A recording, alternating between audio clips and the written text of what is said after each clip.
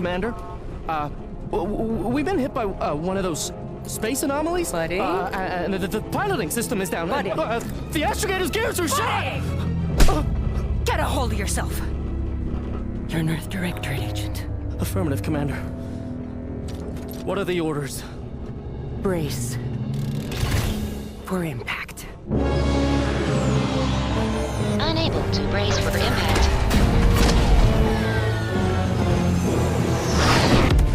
Is it the end for Commander Zane and Buddy? Tune in next week to find out. From one side of the galaxy to the next, the Earth Directorate is on your side. Whether against corrupt corporations, tyrannical governments, or corrupt corporations in league with tyrannical governments, the Earth Directorate is here.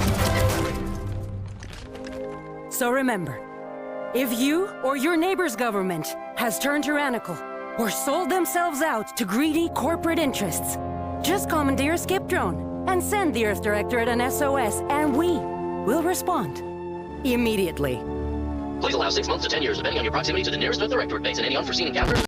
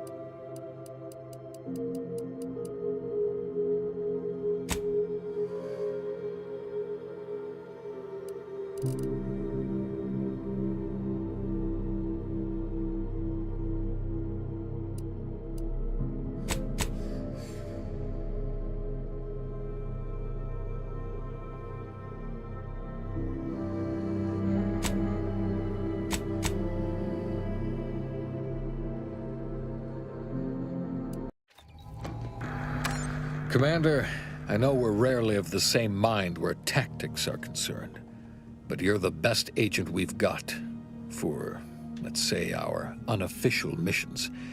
And few are as unofficial as this one. Your destination, the Arcadian system, is the source of all skip drive manufacturing. However, they also fall outside our legal jurisdiction, a fact which no doubt makes this mission all the more intriguing to you. We have recently discovered that the drives are somehow responsible for the dangerous rift anomalies, the tears in the fabric of space itself. Without skip drives, interstellar travel is impossible. I'll not waste either of our time reviewing how the end of civilization would affect your personal prospects. Your mission is to rendezvous with DeVries, our forward agent, and assist her in retrieving the information needed to determine exactly how the skip drives cause the rift anomalies. But be advised, if you or any member of your team are captured, you will be on your own. There will be no rescue. We cannot afford for this to turn into an intergalactic incident. Agent DeVries will be contacting you shortly to coordinate your plan of action. I know you'll always do what serves you best. In fact, I'm counting on just that. May the law and your unerring sense of self-preservation guide you and your team.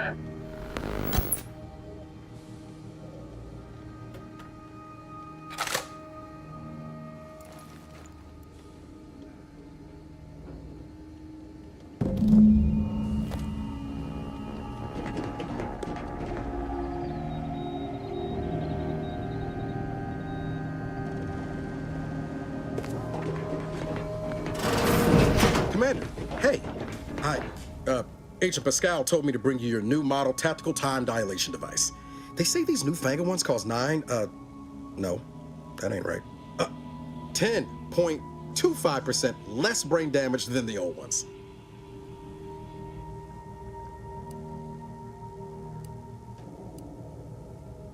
This is a test. The TTD devices operate by speeding up the subject's perception of time.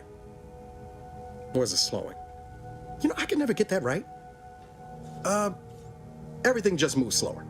They say the way it works is like, well, you know how parts of your brain can become damaged if you're in suspended animation too long? It kind of does the same thing.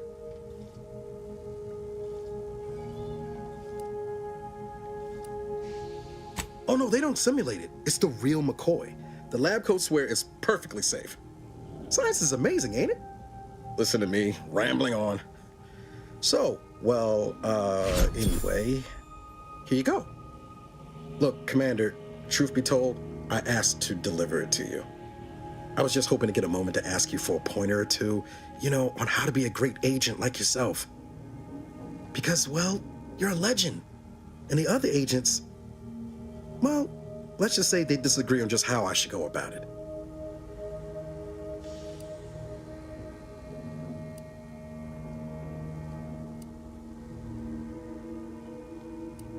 Well, Pascal likes to joke around, but I think she's being sincere when she says it's all about looking out for the people who can't defend themselves. Sandoval says he's got no time for weakness. He says we gotta save people because they're too stupid to save themselves, and that we have righteousness on our side. And Jepson, well, you know him, he don't talk much. So, what do you think?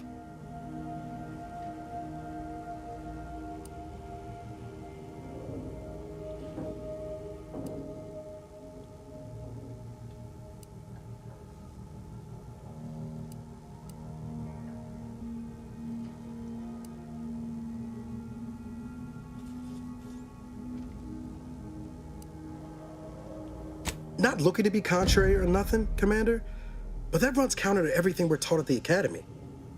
I'll give it some thought. Anyway, thanks for giving me the time of day. Most superiors wouldn't. Oh, I almost plumb forgot to tell you. It's near time for Agent DeVries to establish contact. She's like you, top tier, one of the Earth Directorate's best. I know you'll like her. Anyway, we ought to be getting down to the main room and open up the channel.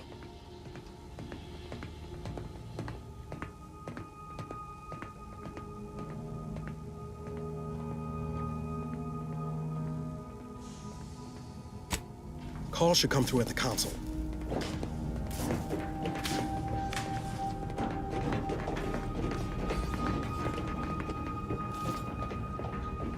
Commander, your credentials are required to open the channel with Agent DeVries.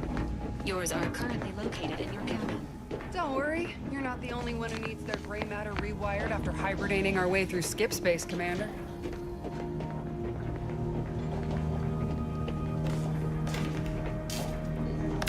Your cabin door appears jammed, Commander. I've made an internal note for Agent Ibarra to look into the cause. In the interim, you will need to find another way in.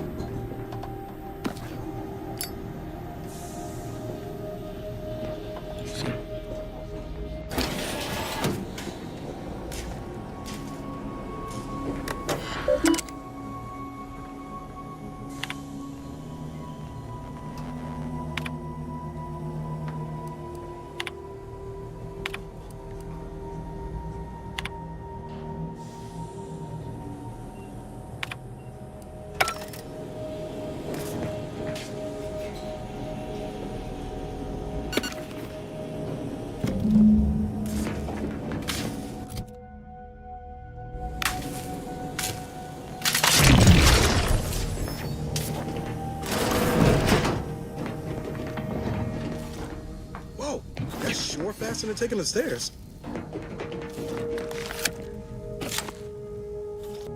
Commander, considering the danger and consequence of the mission we're about to undertake, I hope you'll forgive the lack of pleasantries. Arcadia is ruled by a dictatorship that calls itself the Protectorate. They are beyond secretive. However, it is their inability to even imagine that someone could infiltrate their system that has given us an advantage. One I've found a way to exploit spectacularly. As unbelievable as it may sound, once you make your way to my location in the Skip Labs, we will be liberating an unsealed Skip core.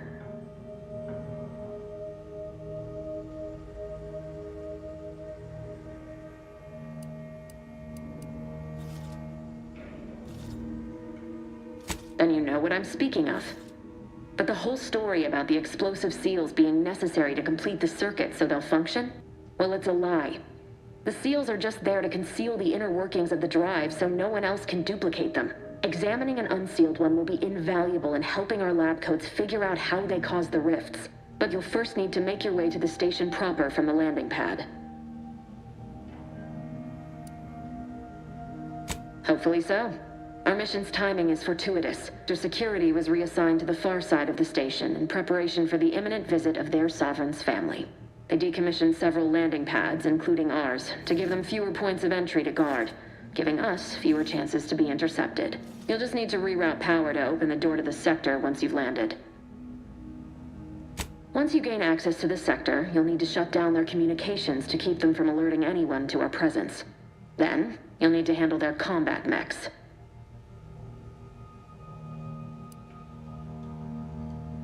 If you're clever, you'll find a way to shut them down before they even know you're there. They're relentless and well-armored. I've managed to leave caches of tools and intel for you throughout the sector. I'd take advantage of all of them, were I you. This may sound simple, but I cannot stress this enough. Do not underestimate the danger we face. Come on, Agent. Haven't you heard? We're the best and brightest. We infiltrate corrupt governments before breakfast most days.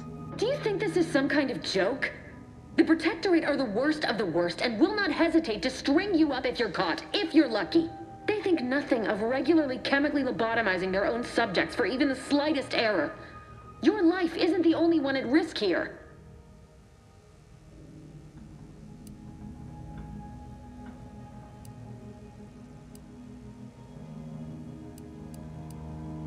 Don't tell me to calm down. You know what I've sacrificed, what I'm prepared to sacrifice. I've spent the better part of a year laying the groundwork for this mission. I don't need a team led by some self-serving raconteur who plays fast and loose with the rules whenever it suits them, fouling it up.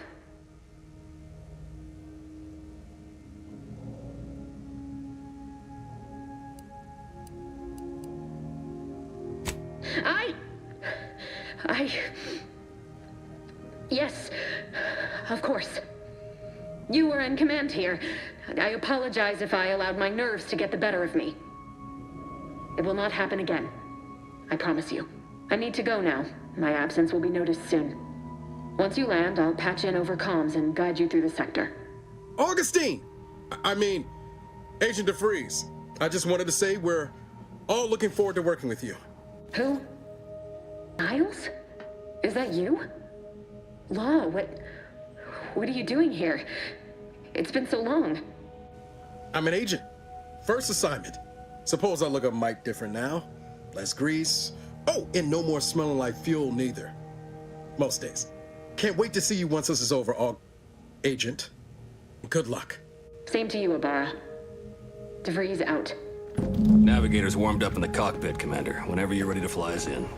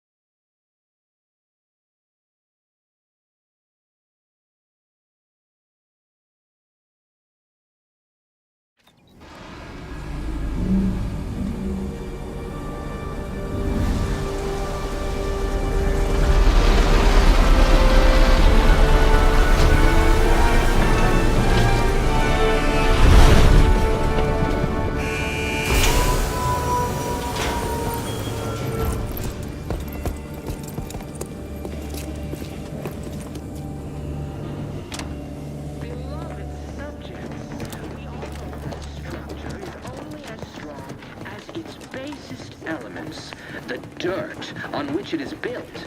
Which... You!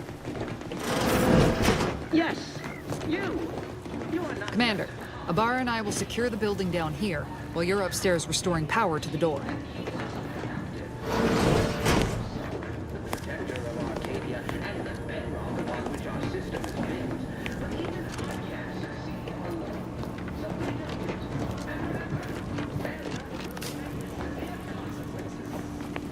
Smell.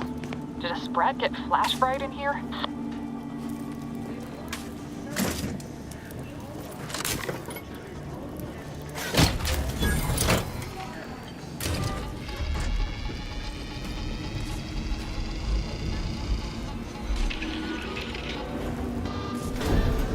Alert. Unauthorized activity detected. The electrical system misfired somehow. Security has been triggered. This needs to be dealt with quickly.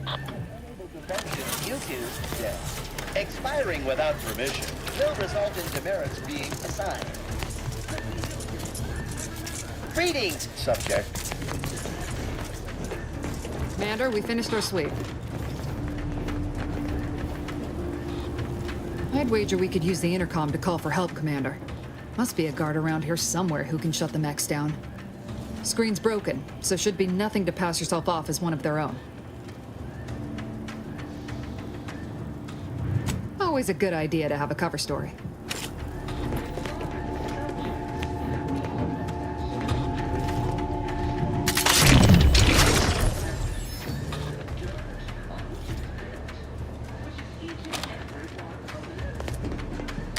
Cadet Warden 4th Class Corbin receiving. It's a glorious day in the Protectorate. How can I serve? Moment. You're calling from landing pad 0-53? That's listed as decommissioned. And yet the defenses have come online? Please be so kind as to inform me of your name and ID number so that I may report you for this infraction. And hurry, please. The transmission of the Sovereign's family's arrival will start any moment. I can scarce afford the demerits missing it would entail. Mallory? Oh, now I understand. I'd heard you were, that your condition wasn't, optimal. What? I know I shouldn't be asking this, but what was it like? The mental refreshment? No! I mean, yes! Of course I would. Were I to fail to adequately fulfill my duties to the Sovereign and the Protectorate, I am pleased you have been returned to us as a fully functioned subject.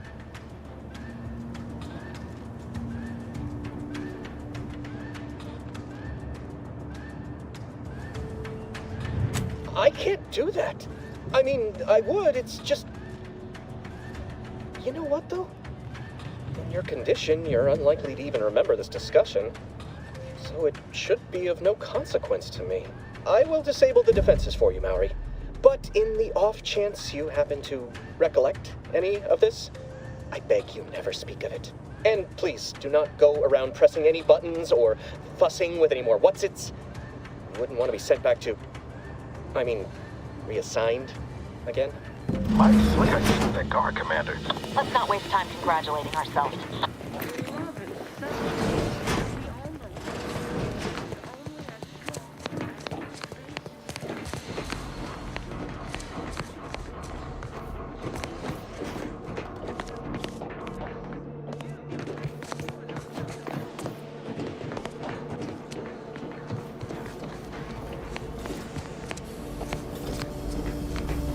Commander, the situation is becoming more fluid than I'd originally planned for. We've got to change our approach. Split the team to handle comms and security concurrently.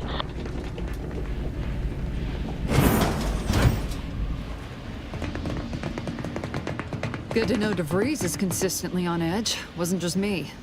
You'd think she'd never been on a mission before. Everyone knows fluid's about the best you can hope for. Well, sitting here jawing ain't gonna accomplish much. Looks to be Central Dispatch on the right, with Security Ops on the left. Which you taking, Commander? We'll hit the other.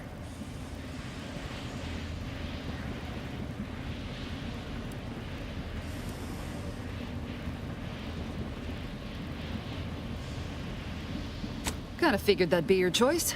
Ibarra and I'll take Central Dispatch, then meet you at the Skip Labs. We'll stay well out of trouble, won't we, Cadet? That's right. I'm taking your words to heart, Commander. Not aiming to play hero. Just here to get the job done. Right. Well, then, notwithstanding Ibarra's enthusiasm here, or DeVries' concerns over fluidity, I'm fairly certain we've got this under control. Rest easy, Commander.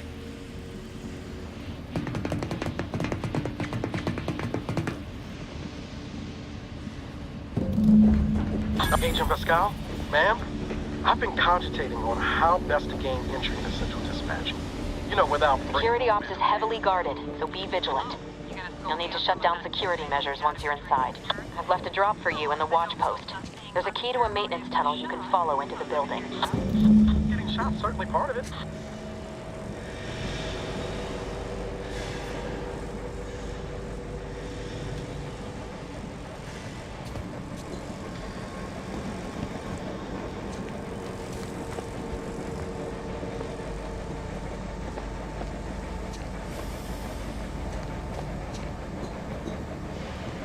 Ibarra, you got any thought to how we ought to proceed? You're being awfully quiet. Coming, honest. How about I, show you...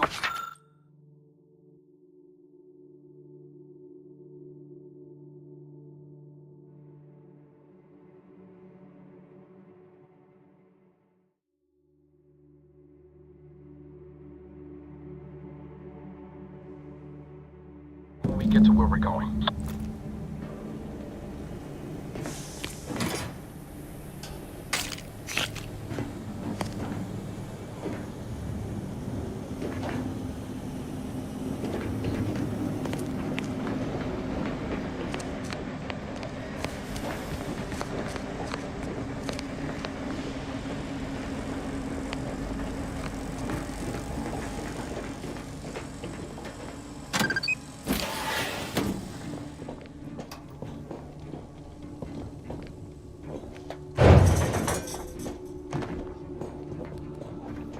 Jepson and I are in position above the sector, Commander. Path's been cleared.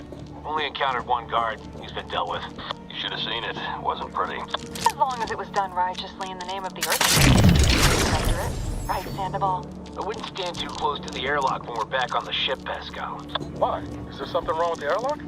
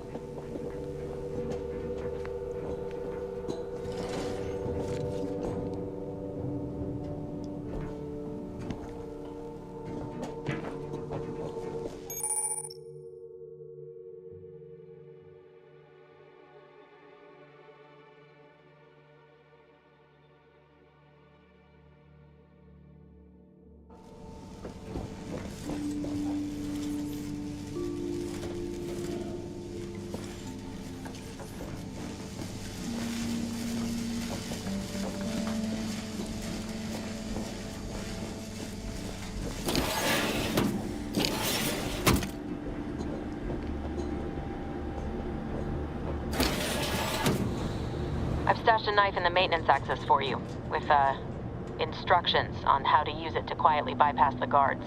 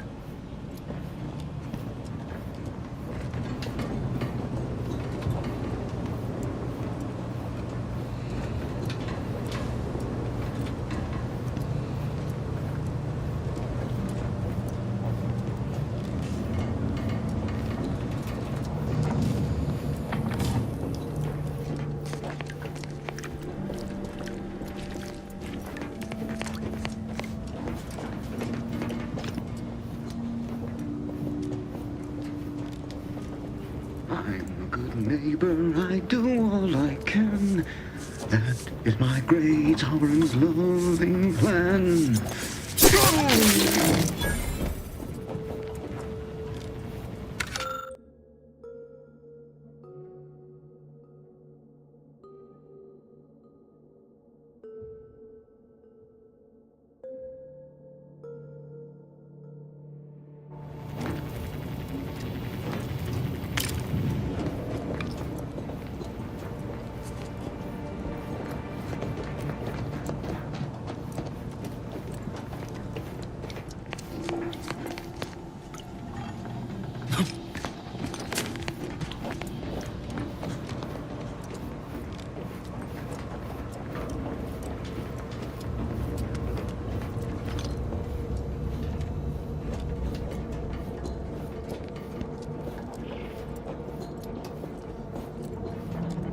Have you seen Maori since their return?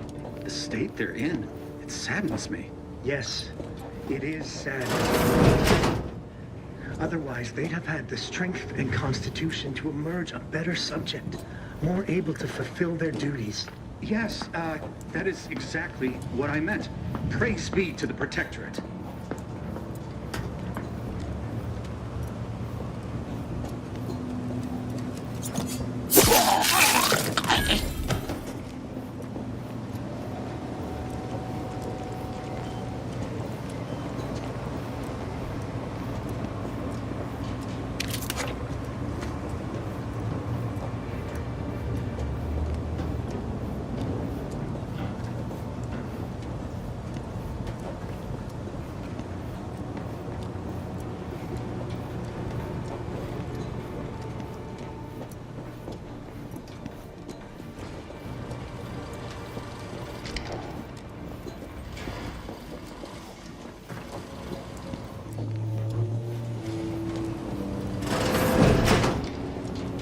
I've left some distraction devices in a floor panel by the scaffolding. Use them to breach the control room. Just wait until their guns are pointing away from your position.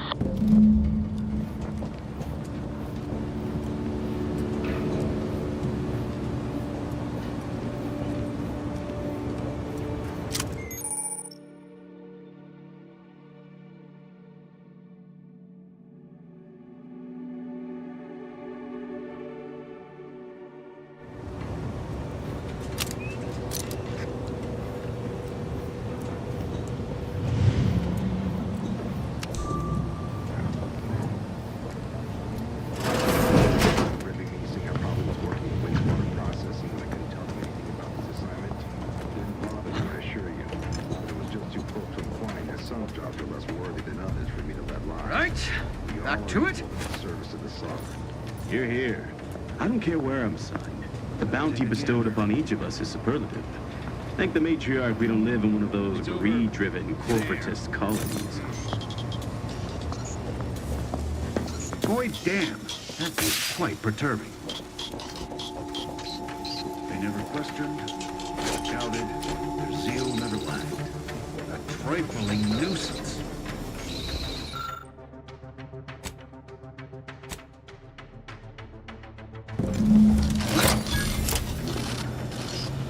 Good.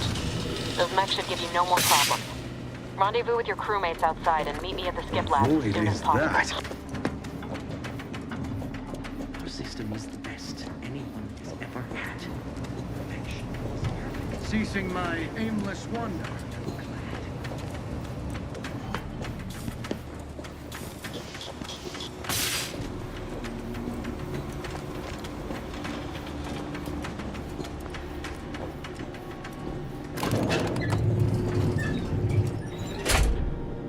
We're en route to the comms control module. Just need to deal with these guards, quiet-like.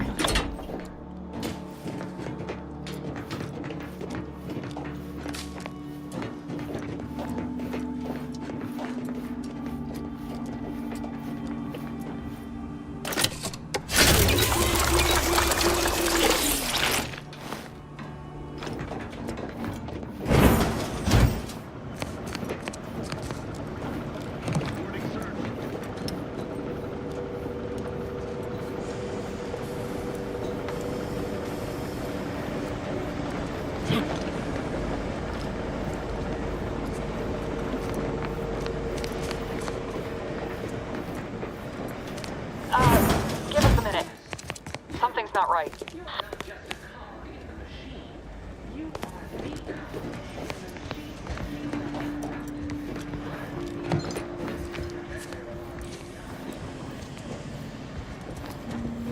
Whoa. Hold on. What's he doing here? What's that? An explosion? Abara, Pascal, do you copy? Niles, say something. Attempting to resuscitate Agent Abara. Please stay clear.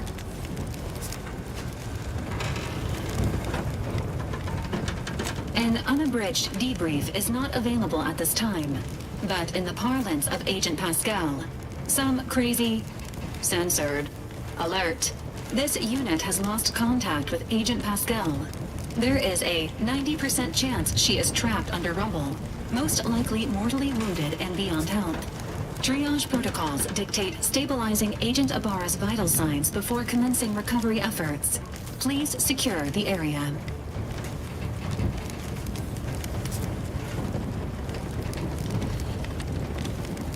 Attempting to move Agent Abara is not advisable at this time. This unit will relocate Agent Abara to the incognito once he is stabilized or deceased. All other agents are advised to continue with the next mission objective. Please head to the skip labs now. Per Earth Directorate guidelines, an incapacitated agent's equipment is available for team use. Agent Abara's rifle is now yours, Commander. Using it may improve your odds of survival. Commander, guards are closing in on your location. Agent DeVries, we need an updated tactical report. We've got agents down. This makes no sense. There were no hostiles in the immediate area. No logical cause for that explosion. There's nothing more we can do for them. This doesn't change our mission. We have no choice but to keep pushing forward. Recruits, troopers, wardens, arbiters, hold positions. Any subject will fly. Stand by for further instruction. Let the Paragon.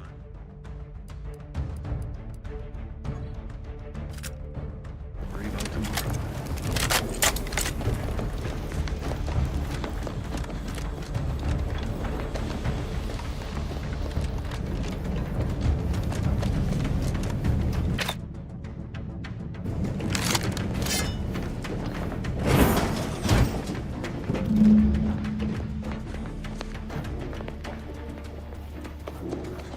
Hey! You there! Come over here at once! Please?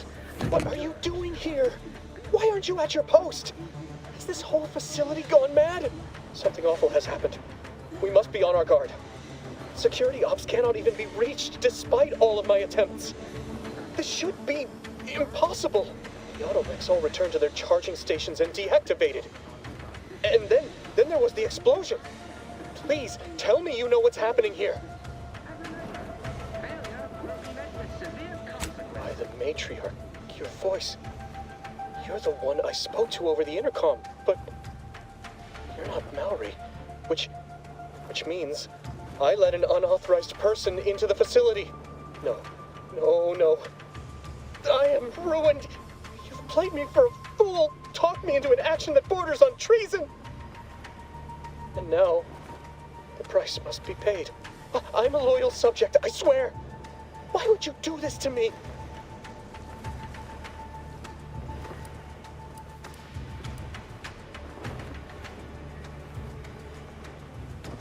Never. I'll not compound my guilt by helping you further. I'll just wait here for them to come and take me away.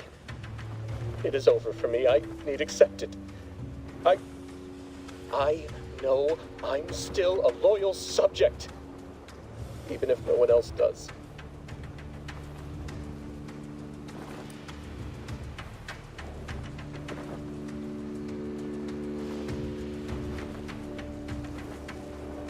I'm sorry, I can't. It's almost certain I'll be sent to mental refreshment, so I can't risk more demerits ensuring it. My last perpetual appraisal of purpose was less than adequate. It's just sitting on Arbiter Jackson's terminal, waiting like a blade above my head. When the demerits for this are added, maybe I'll be lucky and they'll just execute me instead.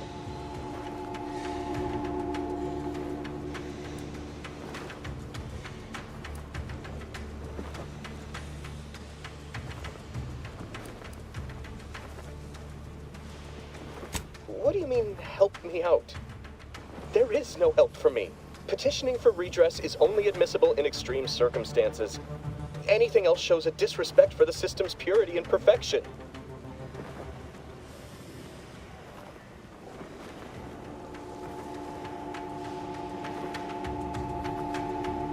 I'm not certain I follow. You're saying you would alter an official report without authorization? To cover my abject failures? I've never heard of such a thing.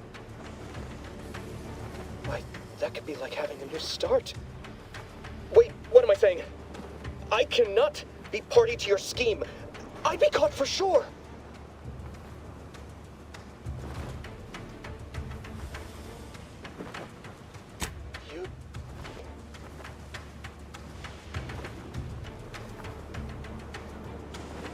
Yes, at once.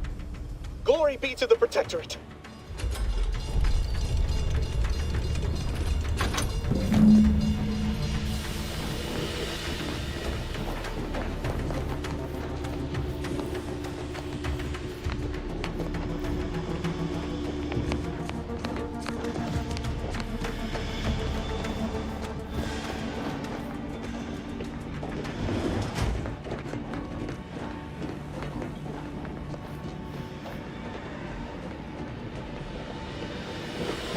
I don't know what happened out there. This is all going wrong. Niles. He was a promising agent, but we've got no time for grieving. Take the lift behind you and get to me as soon as you can. It's imperative we retrieve this unsealed core and escape this station, lest his sacrifice be for nothing.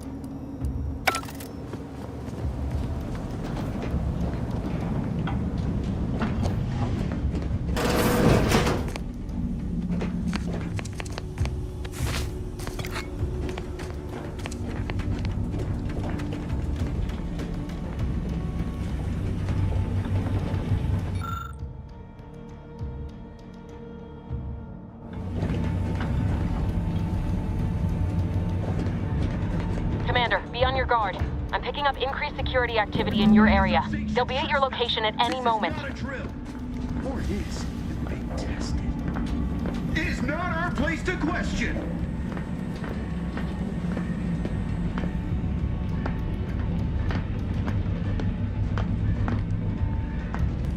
It is the duty of every protectorate subject to ensure they are operating at peak efficiency at all times.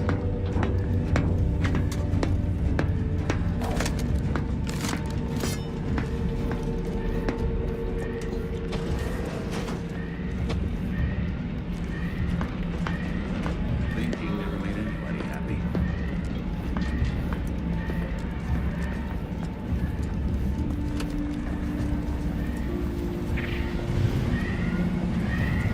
Commander, can you hear us? Something's wrong. We can't get into the skip lab, and DeVries isn't responding to our comms. In other words, we're trapped out here. So don't count on us for backup. We'll be busy keeping ourselves alive. Don't worry about us. Just get to DeVries and liberate that core so we can get out of here.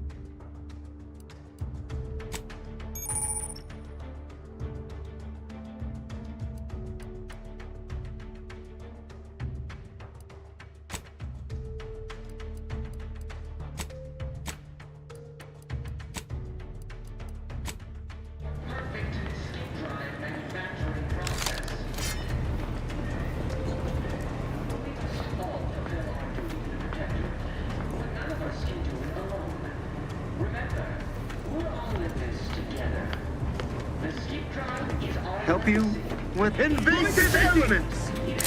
Exit the blast!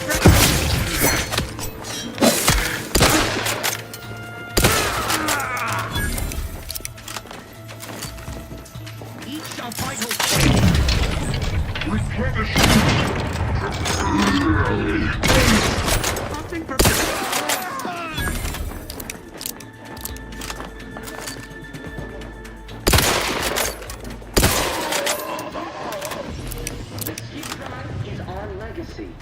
It is our mandate. It view. The eyes, the ears, or brains of a rising point station to determine who is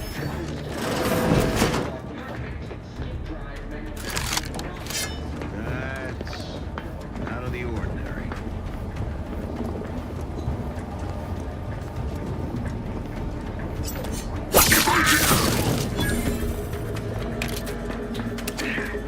Advance! No. Where are our auto-mechanical support?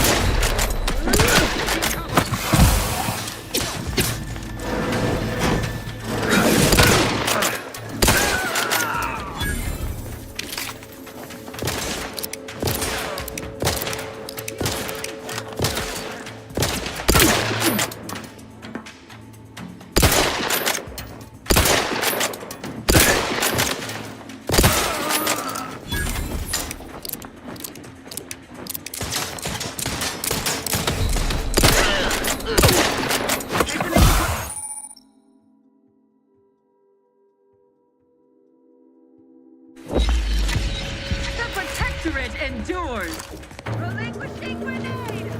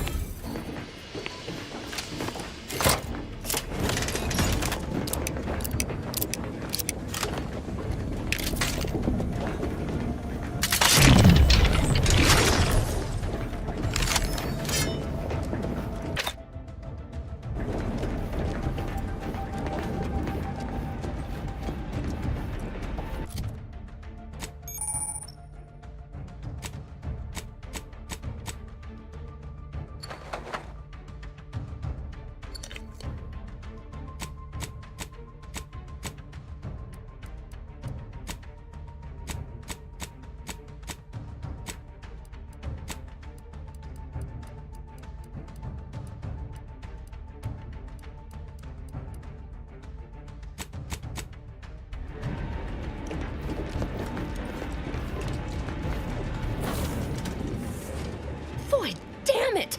Can't you get anything right? You were supposed to be dead already. I shouldn't have depended on your unwillingness to play by anyone's rules but your own, working to my advantage. Oh, an infuriating miscalculation on my part, but one that will soon be rectified.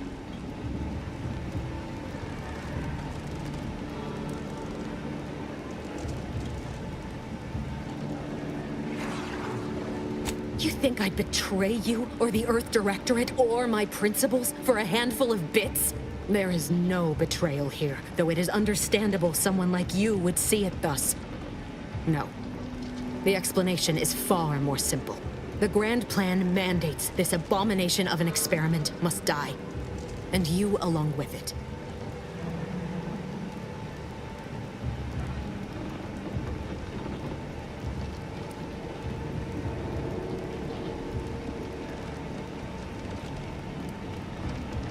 Your righteousness is as unamusing as it is misplaced.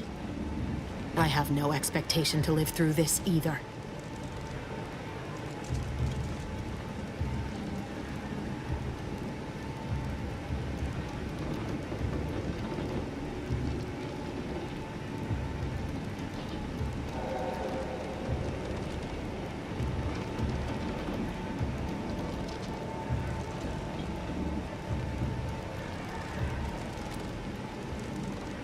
I was fond of him too.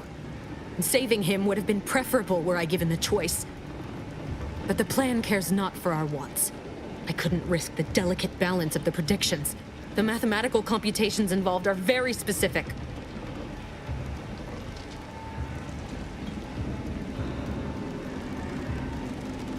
There is no too late. This is happening right on time, as it must. And whether Niles is alive or dead has no bearing on it. Farewell, Commander.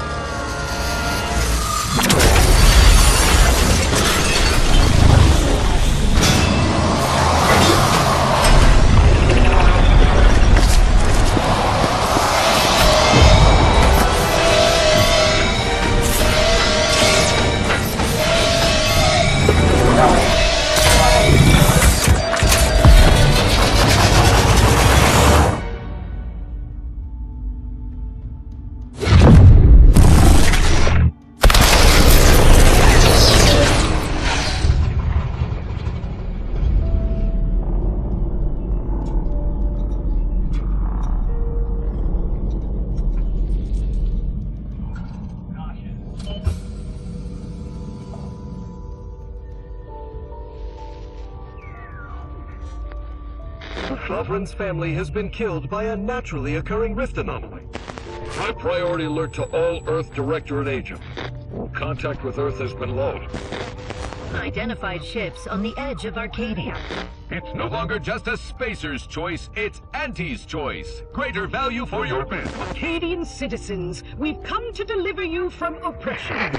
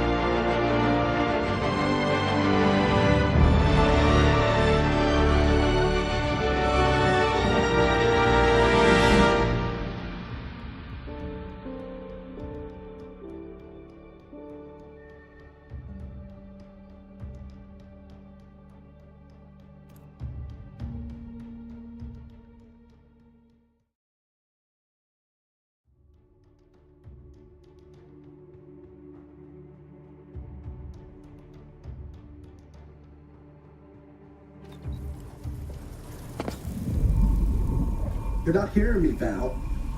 They were out there for almost 10 years. You know what usually happens when someone left in suspended animation that long.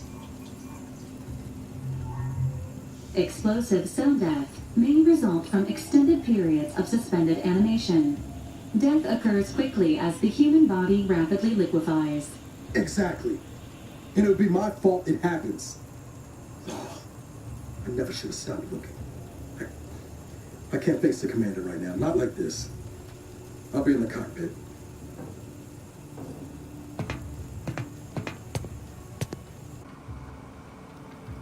Welcome back to consciousness, Commander.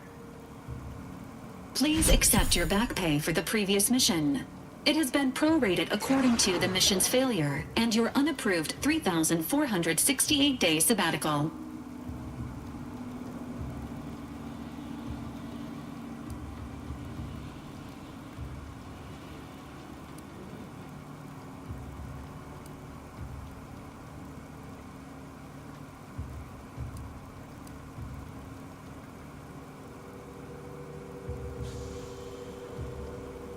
You have been rescued. Initiating celebratory cheer. Hooray. Revival protocols mandate a physical and cognitive test to confirm mission readiness. This is to ensure no unexpected changes have occurred regarding your abilities, Commander.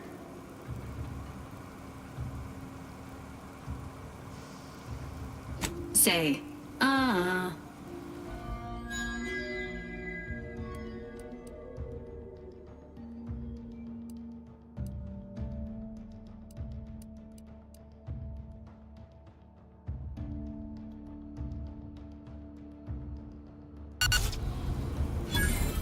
Assessment complete. It appears you experienced some changes while in suspended animation, but nothing of concern. This unit will update your records accordingly. An event summary will now be provided to improve your situational awareness, Commander. If you feel yourself beginning to liquefy at any point, please notify this unit immediately. Following an aggressive merger between Anti-Cleo's and Spacer's Choice, the new corporate entity known as Auntie's Choice invaded Arcadia. Auntie's Choice claims they are following market demands and liberating Arcadia through the power of capitalism. Many have died. Unfortunately, their invasion fleet also exacerbated the rift anomaly created by Agent DeVries' sabotage of Horizon Point. This means no ship can enter or leave the colony. The rift also remains a threat to the colony. Current estimations suggest the rift will destroy Arcadia in the next 10 years. Give or take 7 to 8 years.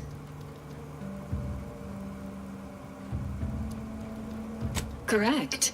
At some point in the next decade, The rift will result in the complete annihilation of all life in Arcadia. But currently, it is a low to medium priority concern. Agent Ibarra has expressed far more confusion and alarm about Agent DeVries's latest actions.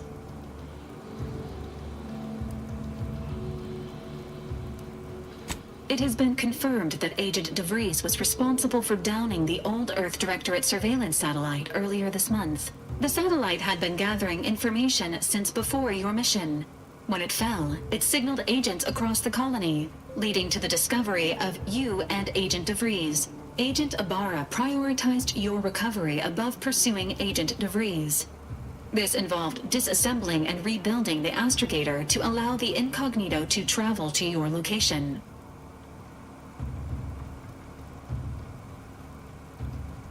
This unit has observed a marked improvement in Agent Ibarra's hygiene regimen since the satellite was brought down. He is shaving again and routinely changes his clothing. Final update. Due to the deaths of every other squad member, Agent Ibarra is now a full agent. He is currently in the cockpit. Please extend your congratulations when you see him.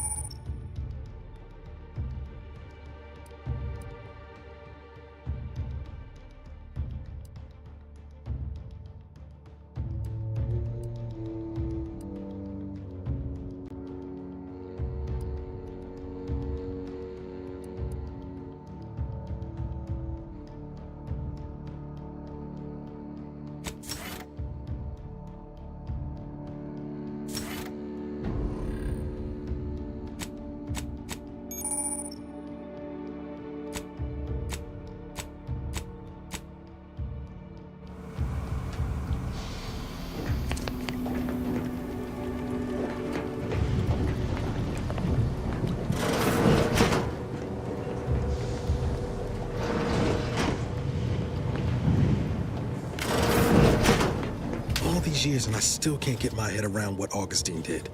Sacrificing her whole team. And for what? What did our blood pay for?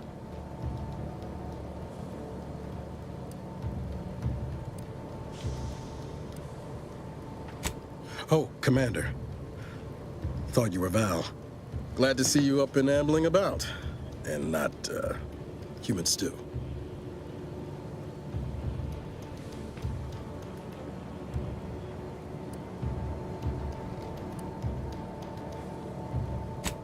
More like 9 and change. And a rough 9 years at that. But who's counting? You know, when I first learned some of the escape pods made it away from the station, I'd hoped. I did search for you, Commander. Just as soon as I was able.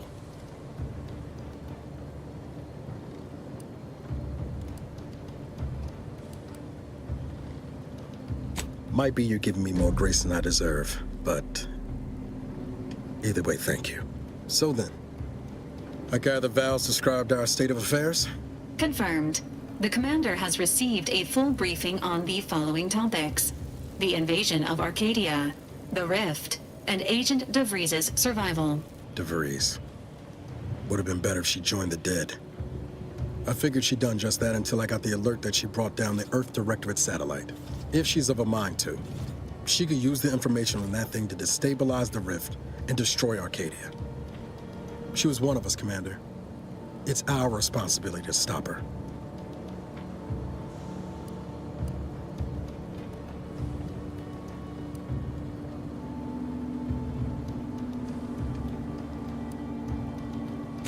always did favor a swift comeuppance.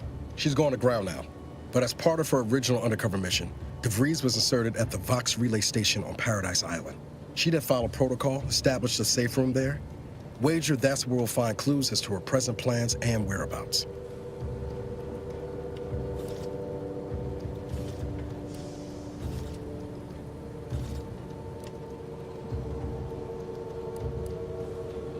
Thank you, Commander.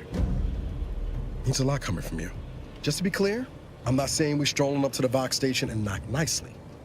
The Vox is highly restricted and heavily defended. It'd be a death sentence. We might ought to explore the island first, find out what we can. The satellite alert pinged DeVries' tracker in a town, name of Fairfield. Wasn't nowhere clear as yours, so we need to poke around a bit. Doubt she's there now, but it seems a better place to start than assaulting a Protectorate communications hub.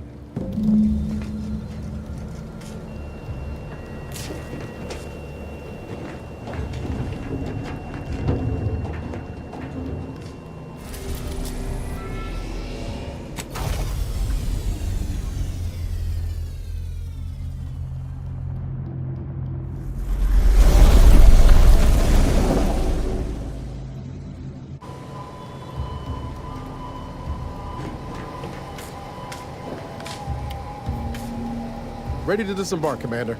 Just say the word.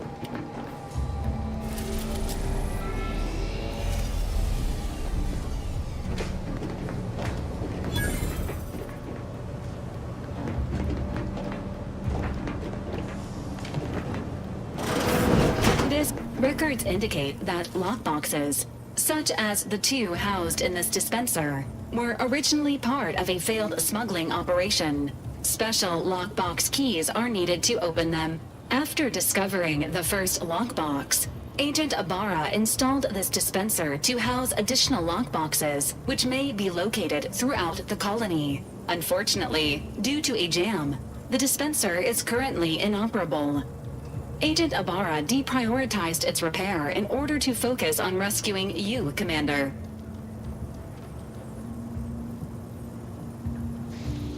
Theorizing. Extracting the contents from the first lockbox may disencumber the dispenser, allowing it to return to normal operations. This unit has an advanced decryption key that can open the first lockbox, Commander. Agent Ibarra updated this unit's security protocols following an incident of minor exposure. This unit is currently forbidden from unlocking containers, safes, and bathrooms in use. Helpful addendum. Scans also indicate an Auntie's Choice dematerializer within the first lockbox, which you may find useful in the discreet disposal of bodies, Commander.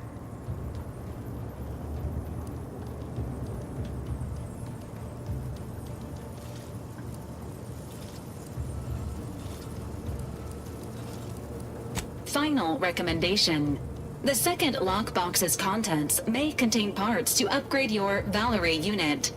Upgrades are recommended to improve your experience of Valkyrie. An upgraded Valkyrie unit will boost the team's overall level of effectiveness by an estimated 87.3%. Please be on the lookout for any additional lockboxes, which may be stored here for your convenience.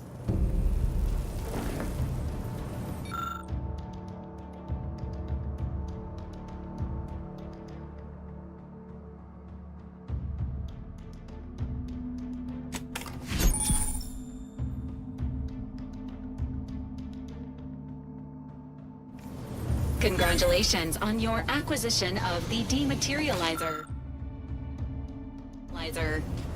The dispenser is now functioning normally.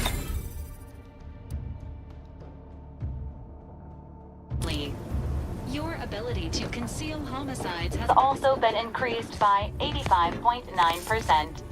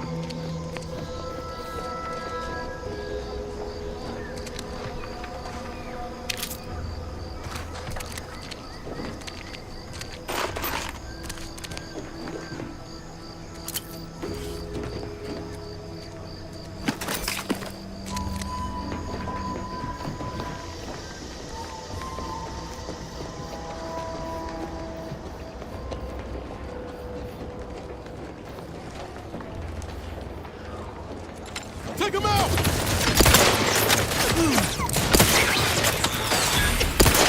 Ready to push.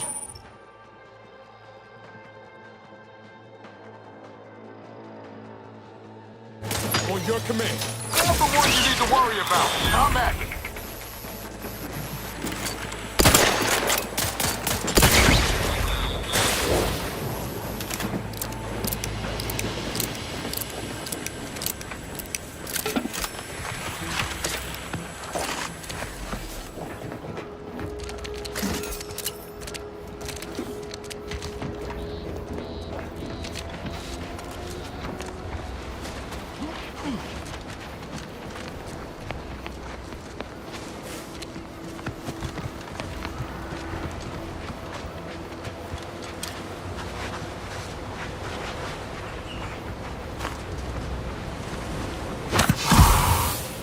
At the risk of sounding glib, that ain't a good sign.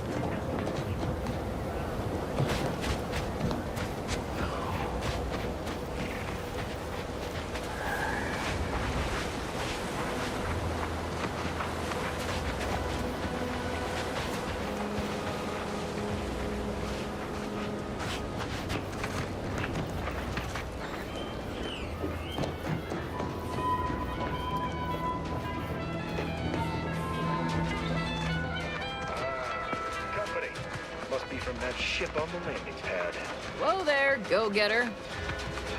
Welcome to Fairfield, now under the new and improved management of Auntie's Choice. I'd usually ask if you were affiliated with the previous regime, but you lack the bewildered gaze of a Yeseng protectorate subject. Even so, going to have to ask you to identify yourself. Still a war on and all.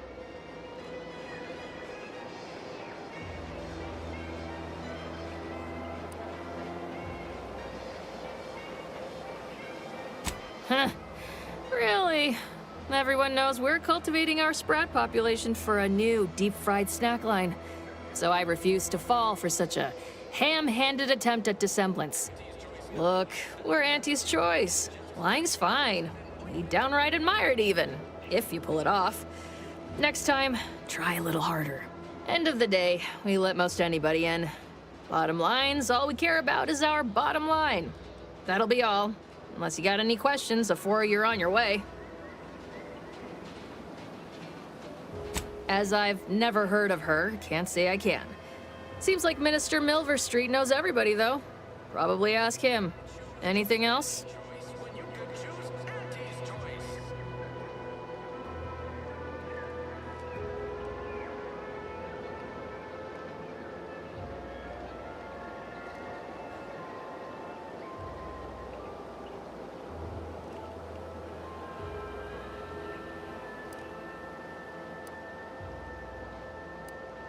What? You been in hibernation or something? We're here to bring the free market's liberation to the people of Arcadia. And Arcadia's bounty to the rest of the galaxy, of course.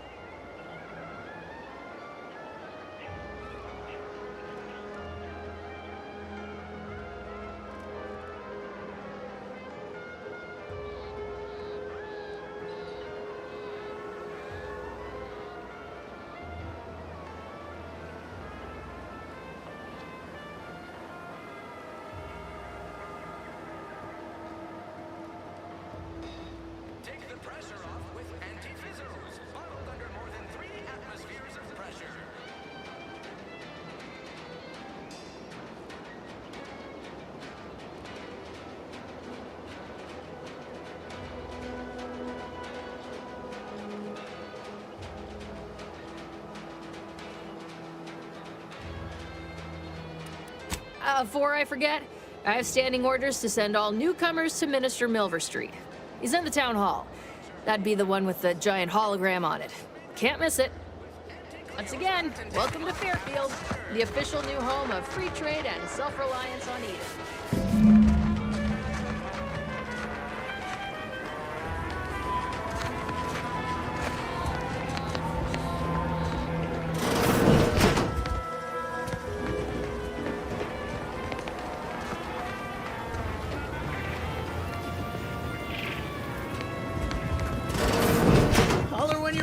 Doc.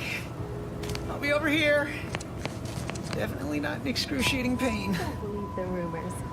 Our rates of sepsis are lower than anywhere else on Eden.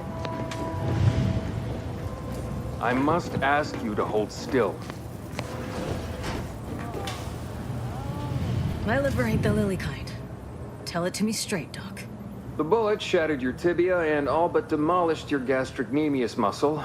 Due to the risk of infection, I have to abscise your leg. There is good news, however. I recently enrolled in a course on advanced amputation techniques, so I'll be seeing a positive return on my investment sooner than expected.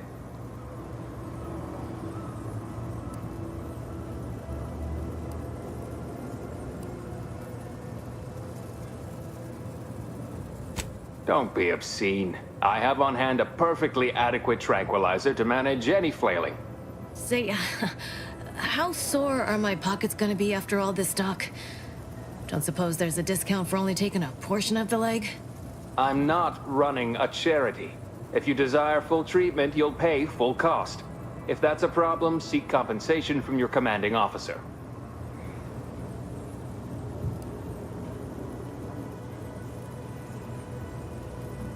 Well then, she should have thought about that before getting shot. This is a mighty big decision, Doc. Can I have a moment to noodle on it? I don't encourage delays, but very well. It'll take a few minutes for me to warm up the saw anyway.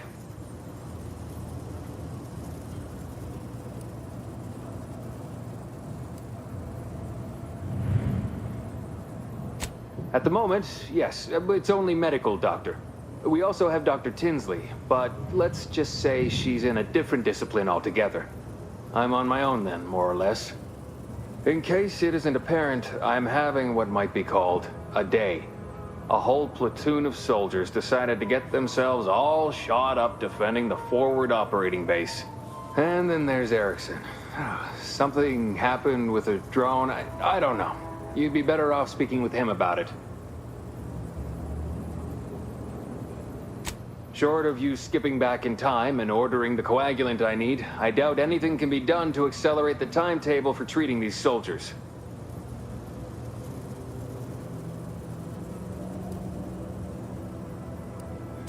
I am a doctor, not a magician. I cannot manufacture coagulant from the aether, neither do I possess the special training to improvise with what supplies I have on hand. Now, was there anything else?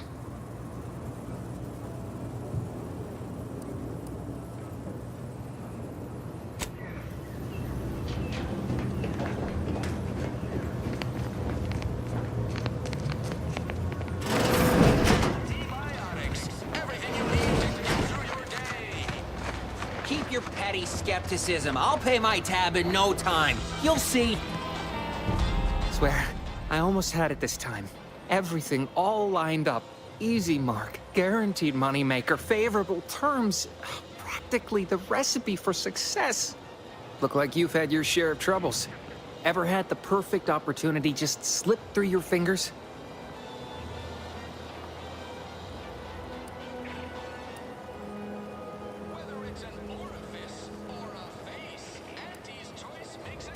Well, you caught that, huh? Perceptive sort. I'm having what some would call an existential crisis here, meaning the success of my existence is presently hanging in the balance. I had just the thing to get me a fast-track promotion to lower middle management. Now you seem like someone who knows a good deal and wouldn't be adverse to helping me out. It's like this. I agreed to meet with a business associate to finalize a deal, but the location got set for Spire Grove. Problem is, you been outside of Fairfield? The funicular to Spire Grove broke recently, so I got no way to get up there. I'd break my neck scaling that cliff for sure. There's a long way around, but it's not for me. Why, the path there might be lousy with raptidons for all I know. It wasn't before, but mayhap they were just lulling me into a false sense of complacency, so they can strike.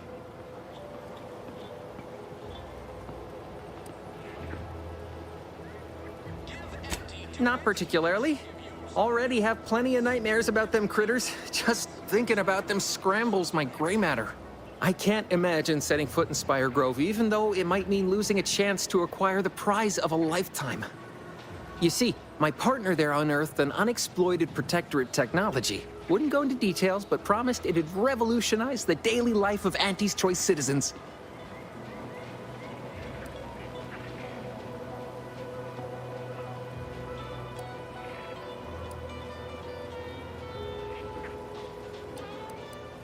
Don't want to bargain none? Might suspicious, you ask me. Like maybe I ought to end this here conversation.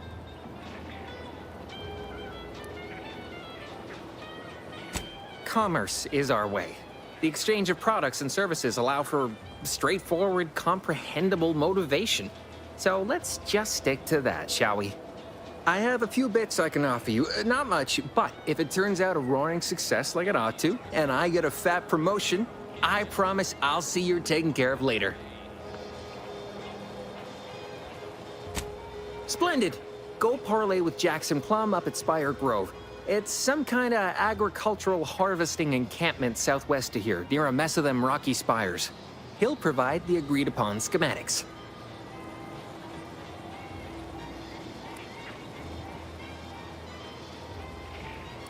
Well, the broke-down funicular is due west of here. Dexterous-looking so-and-so like yourself could probably scarp her up it in a jiffy. From there, it's just up the hill a smidge. So close, but so far away. At least for me, anyhow. All right, then. Don't let me keep you.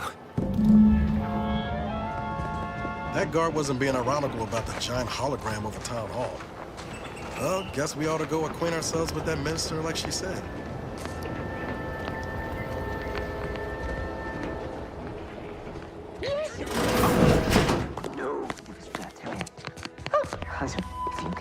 Yet you see fit to keep me in a constant state of consternation. With each unauthorized act, you jeopardize our hold of Fairfield. Yes, but you must understand, the Protectorate citizenry is a hair's breadth from defection.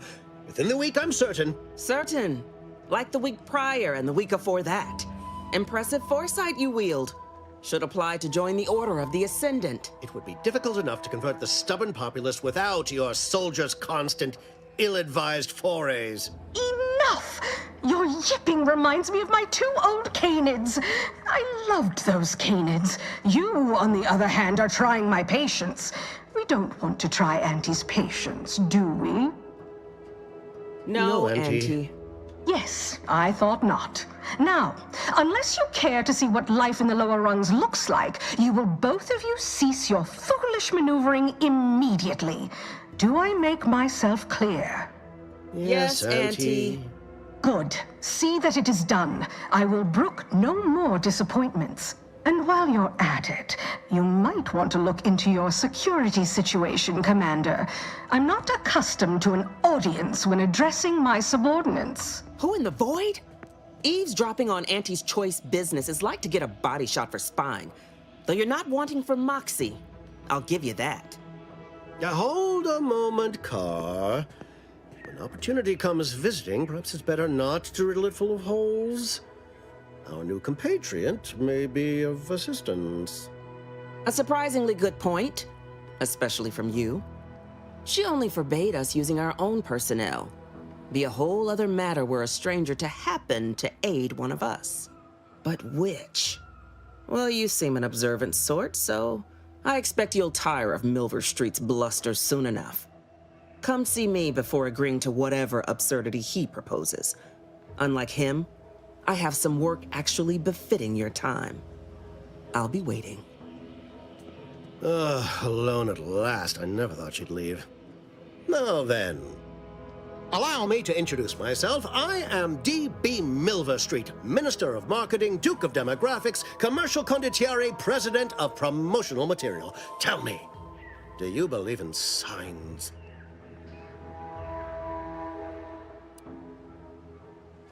Perish the thought.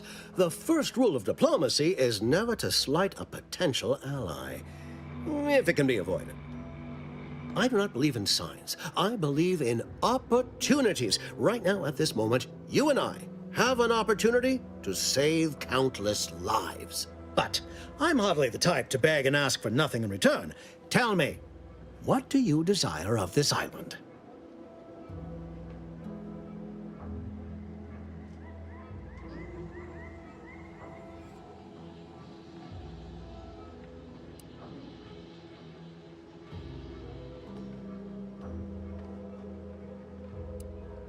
With that hat? Absolutely not. Is this a bad time to mention I can read lips? Ambitious, aren't we? Easily the best protected location on Paradise Island. Hardly a place for a stroll. But if you assist me, I promise to get you inside. Better yet, helping me shall result in our saving dozens, no, hundreds of lives. Your conscience shall be renewed.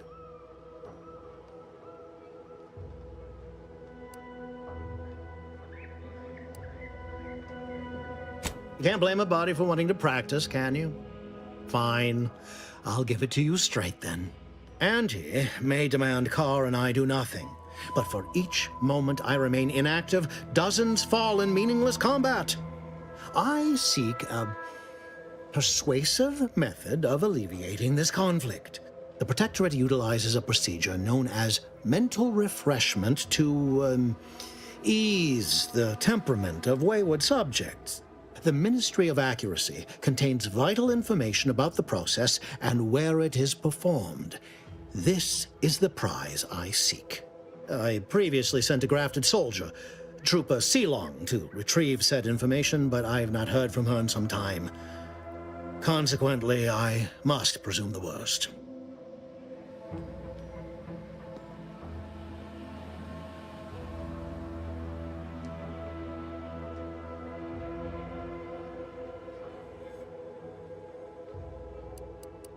I have some faint recollections of the fuzz beneath my hat. Perhaps I saw such a name amidst my perusal of the Protectorate domicile assignment records. The record room is in this building. You have my permission to peruse at your leisure. Yes, one additional word of warning. The good Commander Carr shall not take kindly to your working with me, though that is a bridge most worth burning in my estimate.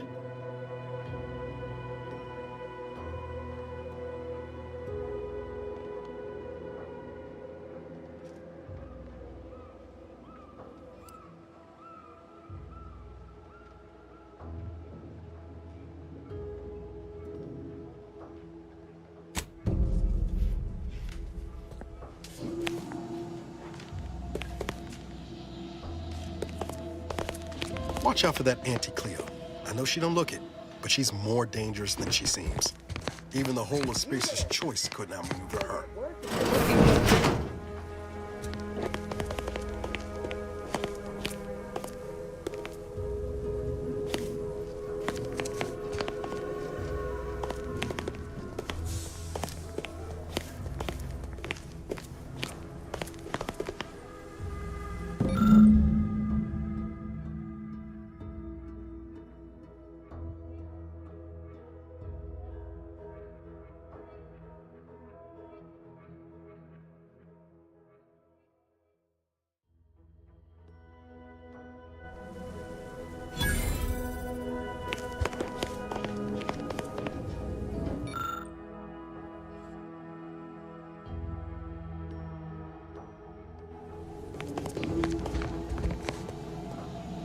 Didn't catch a look at your uniform before.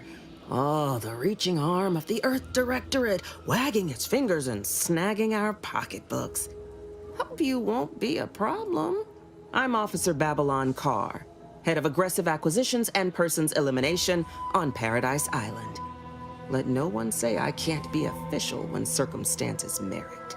Now, not to say I question the presence of a wayward sightseer in the midst of a war-torn waste, but it might be safer for us both if I knew your purpose.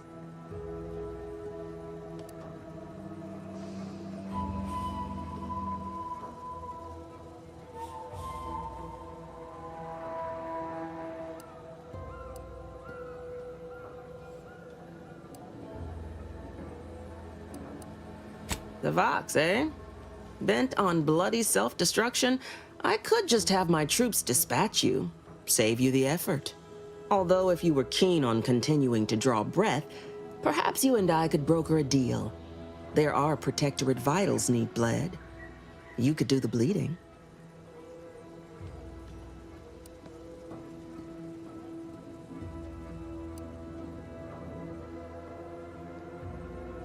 Unusual refers to every turncoat and is not a halfway strong enough phrase.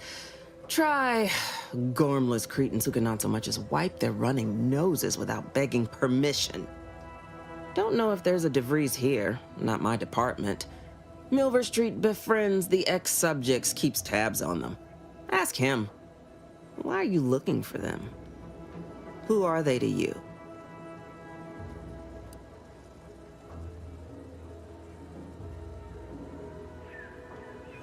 Directorate agents betraying their fellows? So much for humanity's best and brightest.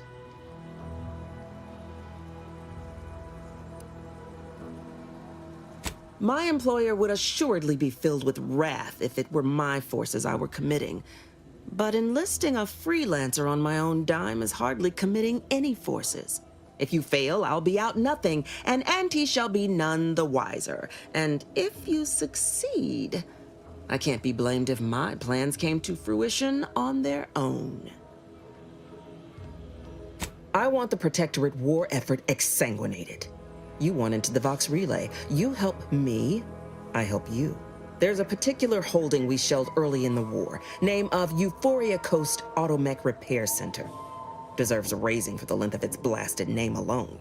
My scouts report recent Protectorate attempts to bring it back to functioning. I need the place sabotaged, lest Automechs return to aid the Protectorate war effort in droves. Should note, the ministers like to take our working together as a personal affront. Aid me, and I suspect he'll rescind any offer he may have made to you.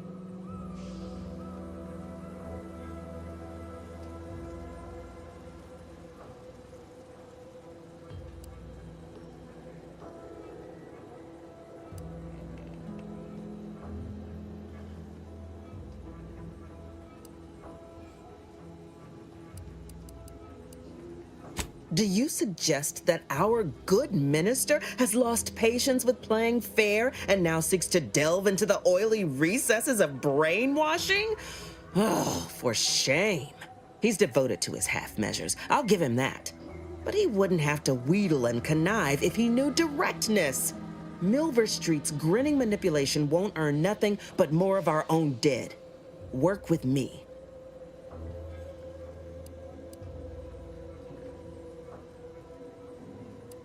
Think all you like.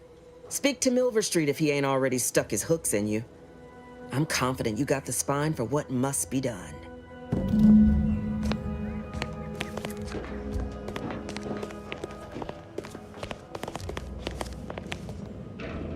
Greetings again. You have my undivided attention. What's on your mind? An opportunity to attain my goals and stick my finger in Babylon's eye? Today's as grand as when I led in the performance department showing of Life of a Salesman. Find your way to the Ministry of Accuracy. And if Trooper Sealong is still alive, do send her back here to debrief. She's still contracted to us after all.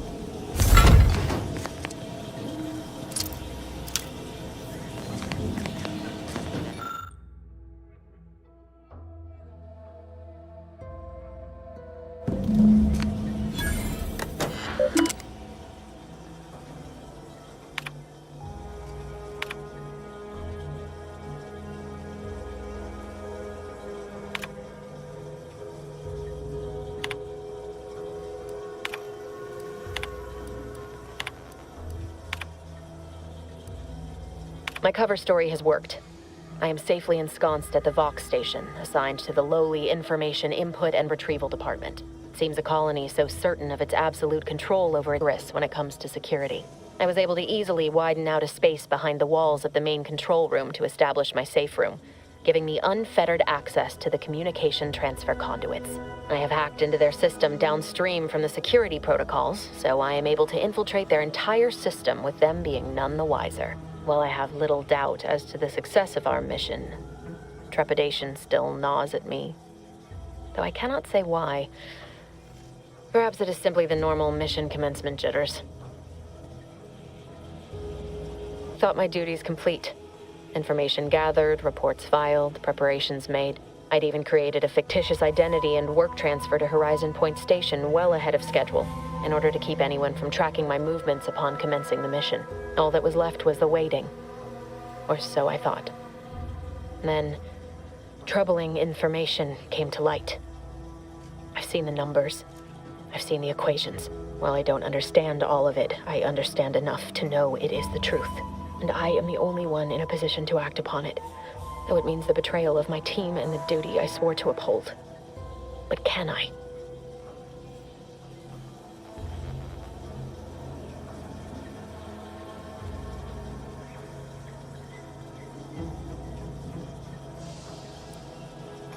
I did it. They are all dead. And I am still alive. Said it herself. She didn't understand all of it, the math. So what was she thinking? How can you be so even-tempered about this? I know you didn't know her like I did. Like I thought I did, but she betrayed us. She killed our friends, Commander. Damn it! I never wanted to talk about this. I wanted to just leave it alone. Told myself, no point in dredging up the past. Should have known it wouldn't rest. DeVries may have saved me on Triangulum, but I wasn't the only one looked up to her. Lots of the other recruits talked about her too. back at the academy.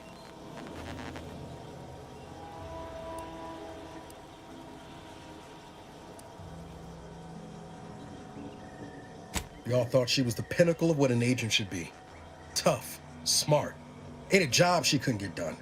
And better and faster than everyone else. Inspired all of us.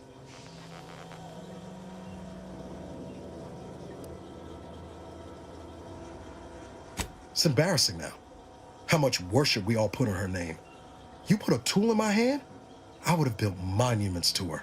Figured my own career could be just that. Doing for others what she done for me. Never imagined I'd actually get to work with her. Me, some nobody from Triangular. And then she betrayed us. Tried telling myself it was an accident, but now we've got the cold, hard proof it wasn't. Law only knows why she trusted the Order's numbers.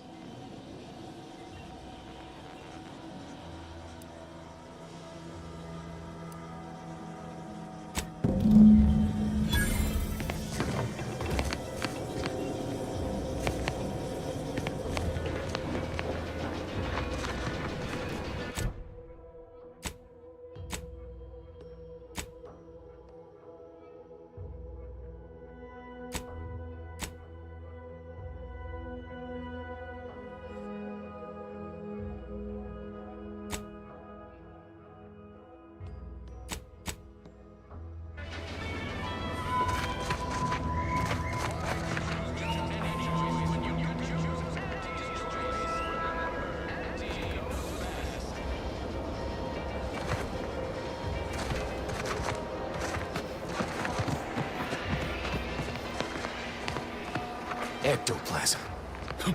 Wait. Nope. Just Taro excrement. Heavens, Auntie, you scared the living daylights out of me. Shouldn't sneak up on a man like that. Good way to earn a bullet betwixt the eyes.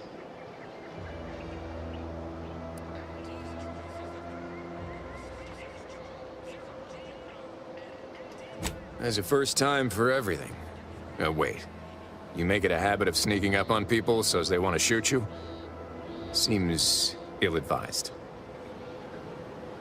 Guess I should apologize for all that hullabaloo before. Just mistook you for another unfleshly manifestation. Look, I know how it sounds, like I'm a few crabbles short of a hurt, but just hear me out. It all started the other night. Saw a personage leaving the greenhouse, late. Figured it for Emily, but when I asked her about it, she didn't know what I was talking about. Happened again the next night. Gave chase that time, but lost him hereabouts. I turned a corner and they'd up and vanished.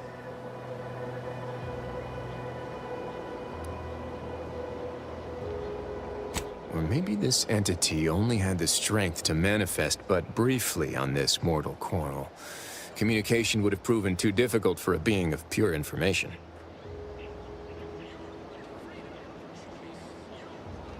Well, maybe. I still don't know all the particulars yet, but it's one theory.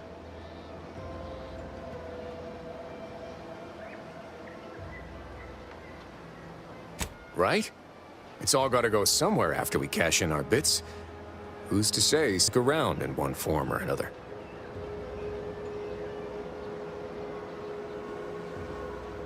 I certainly won't say no to having a fresh set of lamps on the scene. Just be careful. Hate to see you disappeared like that foodstuffs.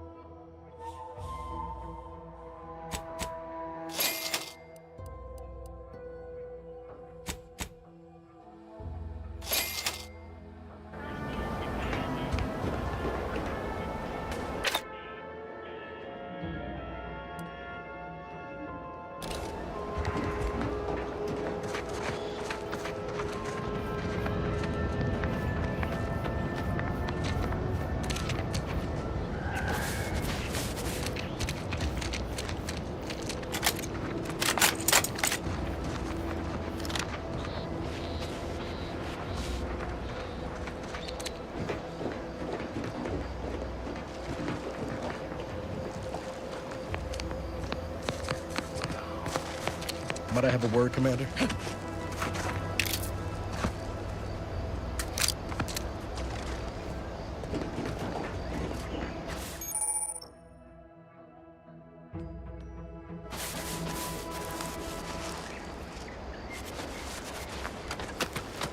Let's get them over with!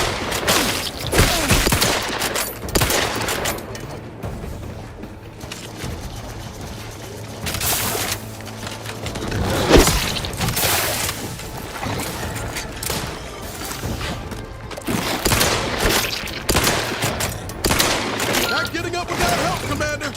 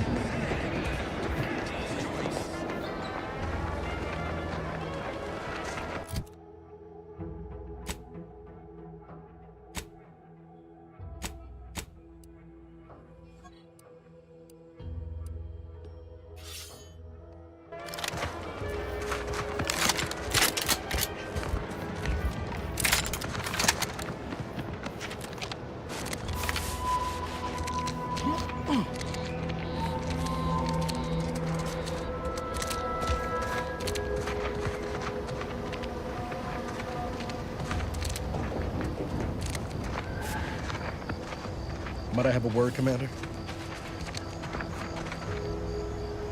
I know I've been pushing to find DeVries, so this might seem a bit of a left turn.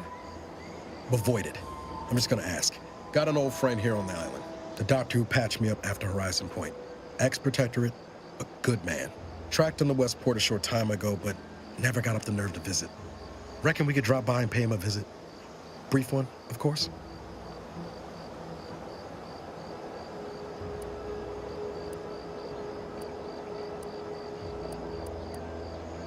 Oh, legs bother me a bit, but no more than usual. Anyway, that's not the reason I'm asking the visit. I had some bad years on my own. Now with you here, being part of a team, this might sound a mite soppy, but I feel like I could be a proper agent again. That starts with writing accounts. This friend of mine, Zebulon Tran, I let him down. And I've been chewing on that live wire for a while. Too long, maybe.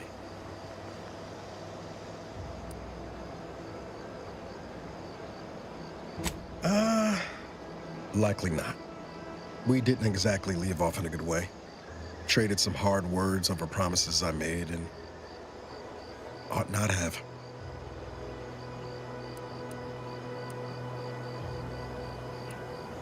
After I recovered from Horizon Point, Zeb and I ran together for a spell, doing what we could to help folks in difficult spots. Fighting protectorate tyranny in small ways. Too small for Zeb, as it turned out. He was unhappy before I showed up, and after, well, all my directorate talk fired him up even more. I had my orders. I was to stay low. Couldn't let the Protectorate catch wind of an Earth Directorate agent in its midst. But Zeb, he kept pushing to take more extreme action.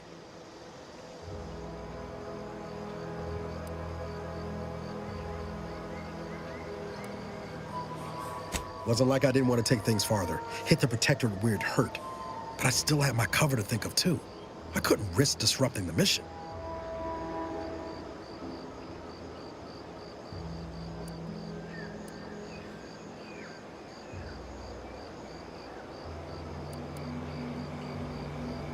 I'd feel better about that commendation if things hadn't turned out as they did. We worked hard, but the Protectorate's Arbiters and Sentinels worked harder. Often than not, our help only made targets of the folks whose lives we were trying to improve. Didn't matter what we did. Arcadia was still caught under the Protectorate's boot.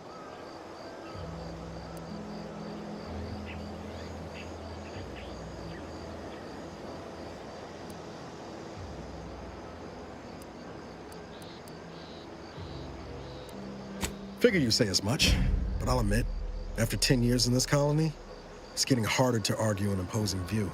Anyway, things weren't good. Zeb and I couldn't find the rhythm we had before. We were arguing every day. Eventually, cutting ties just seemed for the best. Clean like. Only later I learned Zeb hadn't given up the struggle like I assumed he would. He got to stay in mental refreshment for his trouble. That's the last I heard of him, till recent.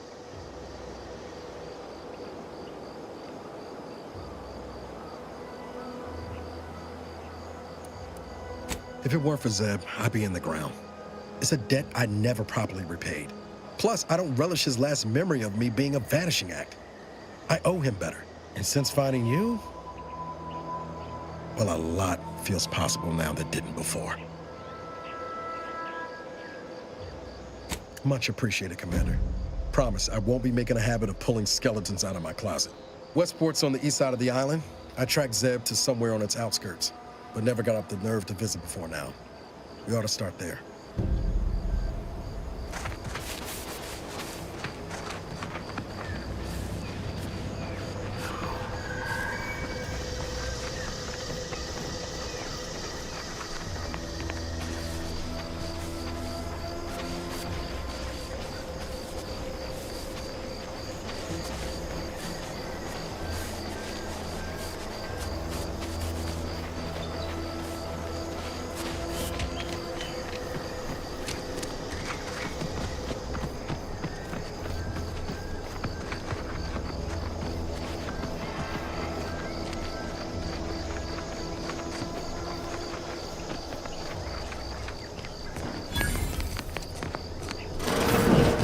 We're closed.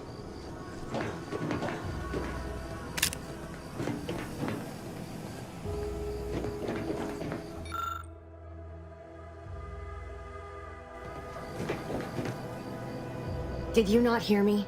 This place is closed. No learning today about how everything happens according to the obscure calculus of an indecipherable plan.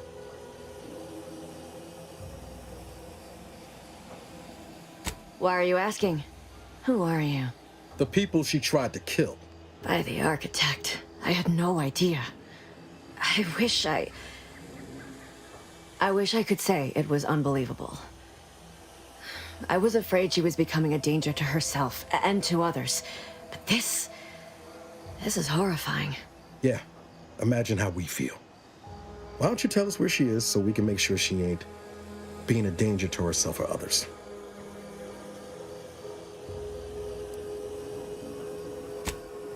And how are you going to do that? That ain't something you ought to be concerning yourself about. If you think I'm going to help you do what I think you're talking about, you are deluded. I may be deluded, but you're lucky you ain't dead. Seeing how she seems partial to using her friends as victims. Does she? It occurs to me that you have provided no proof of what you're accusing her of. Why don't you take a long look at me? This is all because she betrayed us. Her team, her friends, even the one whose life she saved in Triangulum. By the architect. You're Niles, aren't you? She mentioned you a few times, but refused to elaborate. All I knew was that she was fond of you, and that you were dead. She was fond of me? Then why? Why would she try to kill me? I can't say, but it may be one of the things she anguished over. An anguish I fear finally overwhelmed her, and could likely be what's driven her to her present course of action. I wish I knew. It's nothing good, I can tell you that. I haven't seen her since before the corporatists invaded the island. I'm afraid she's going to do something terrible, but I just don't know what. Maybe none of this would have happened had I not introduced her to Victor. How did... You saw her terminal, didn't you? Victor's an Order archivist. We were all friends for a time. But then, shortly before the schism, they started talking to some others inside the Order. That's when things became tense. I started to become uneasy, scared, really. She kept getting angrier with the Order the more she worked with Victor and her other contacts. On top of everything else, it became just too much for me.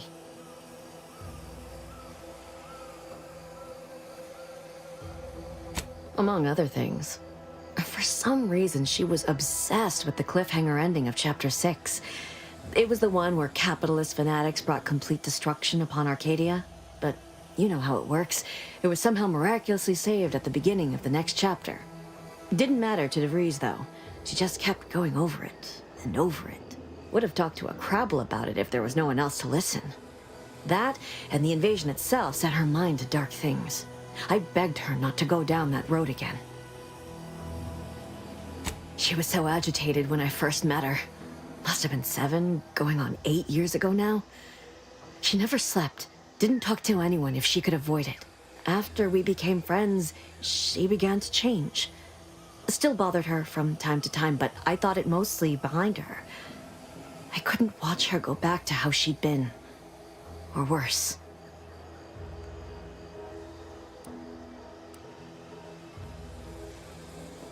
I know I've no right to ask this of you, but when you find her, please remind her of who she used to be. She's unwell, but I know there's still hope for her.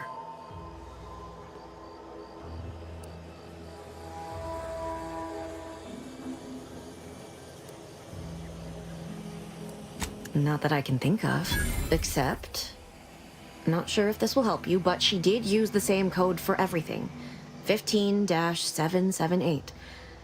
I even used it to search her safe after she left Fairfield. That sounds like it could be her agent identification code, Commander. She said it had some meaning from her previous life. I'd hoped she'd left something for me, but the safe was empty.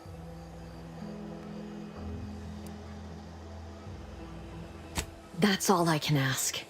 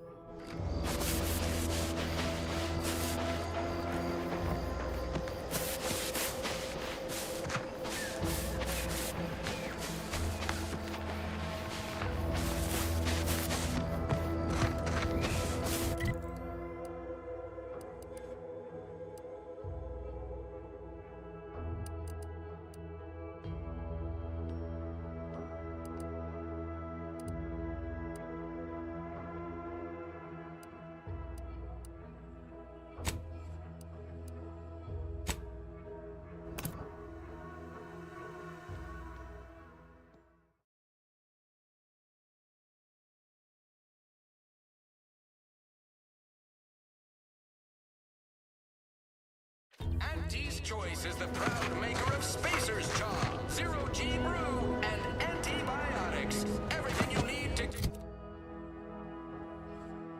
your day.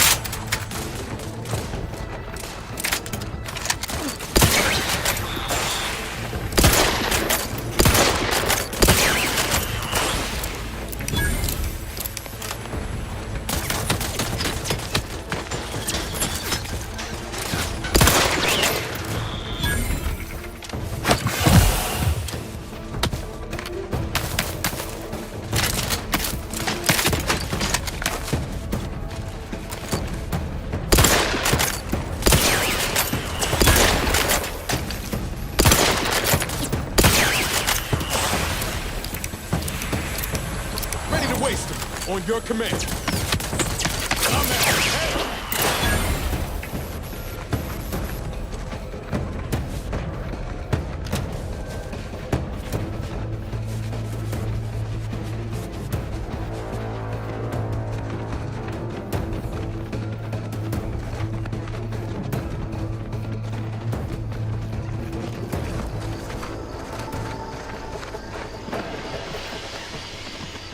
This war's really bringing out the worst on all sides, ain't it? Then again, never did see a conflict that made all parties involved look good.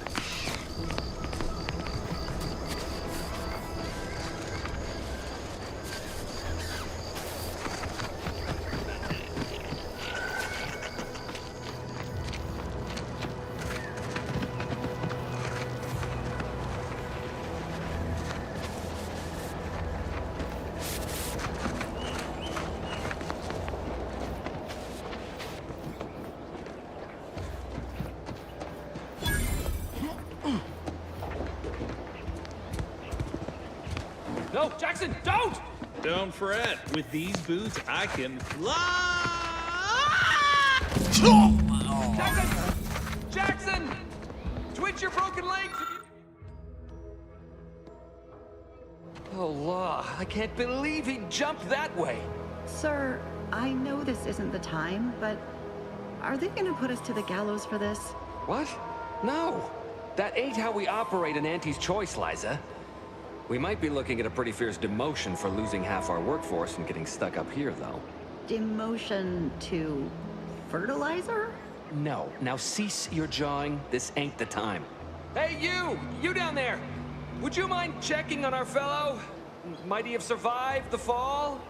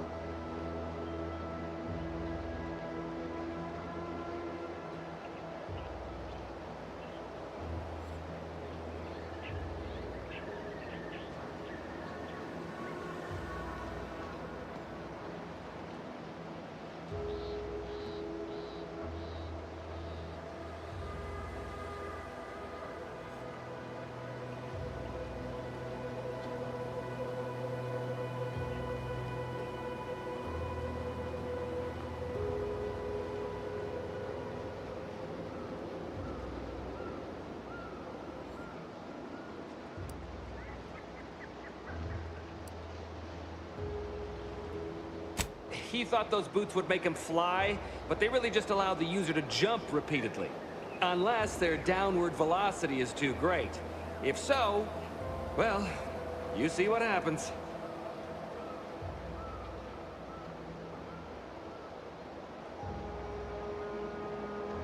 Not nearly as upset as we are. We've been stuck atop this machine since Ida, one of our new Protectorate acquisitions, had her gray matter scrambled by the height, jumped down, and landed right in its gears.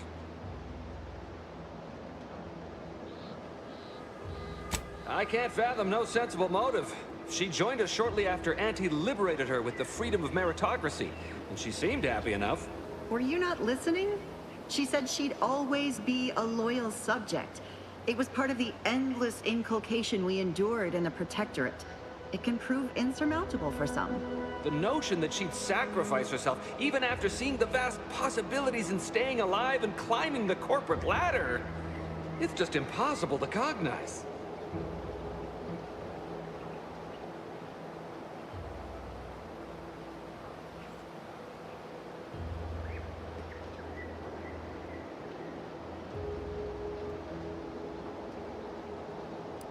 The reason Jackson tried using those plasma thruster boots was to gather a piece of machinery we'd spotted on a little table halfway up the spire. It's a drive overloader. If we install it, we can push the platform's arm hard enough to... well, to grind old Ida out of the gears. Though the power of that overloader will deluge the system and, well, overload the drive and burn it out all permanent-like. But desperate times and all that. So if you were to use them boots to bound up the spire and deliver the overloader to us, we'd avoid the tragic fate of our two former cohorts. Exactly! Oh, thank the Sovereign... thank you, stranger. We are eagerly anticipating a long life utterly absent of starvation.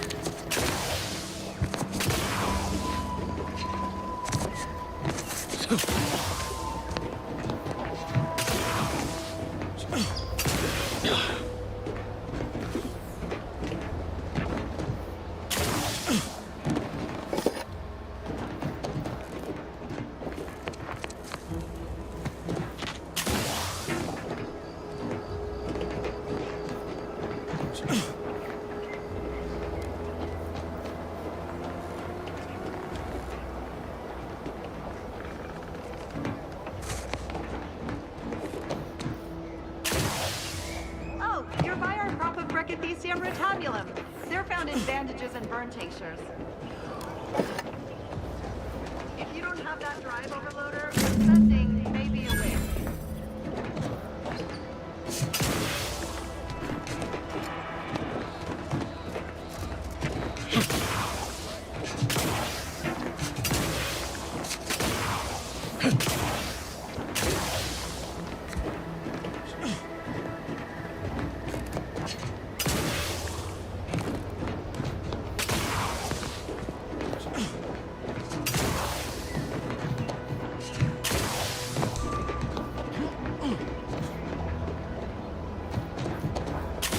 That's it?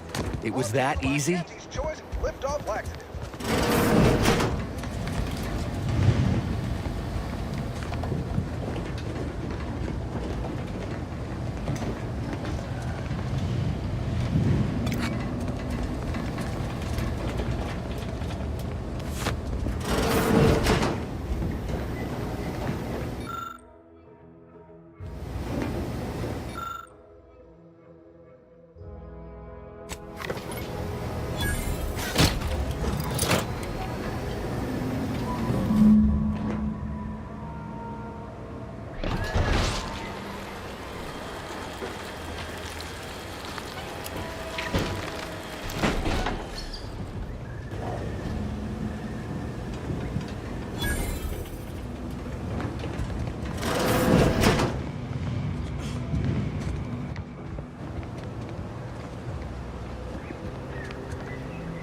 Oh, thank the law.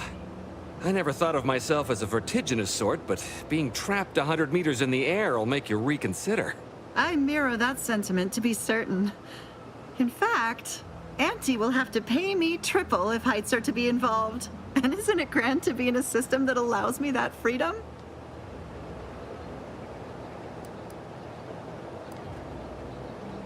What do you mean? You're already getting our urgently improvised extortive rate.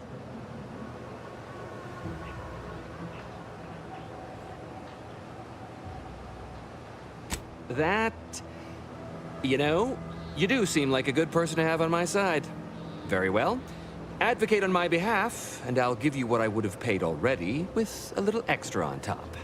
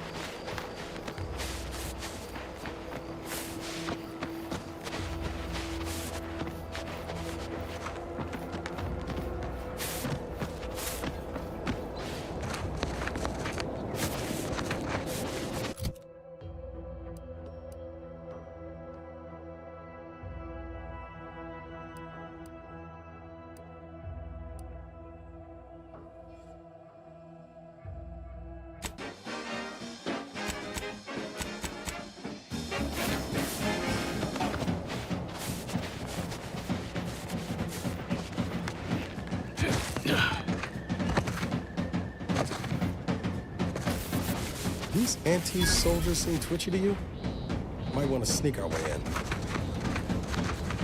Fried crisp, 1,000% germ free. Cause nothing survives when it's squashed fried at 405 degrees.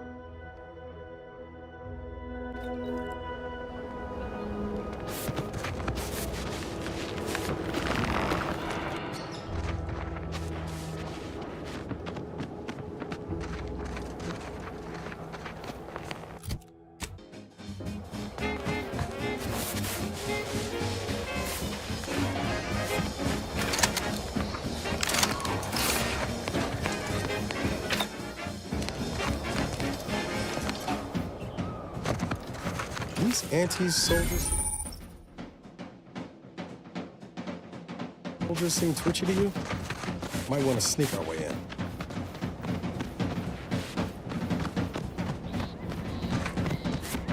Fried crisp, 1,000% germ free.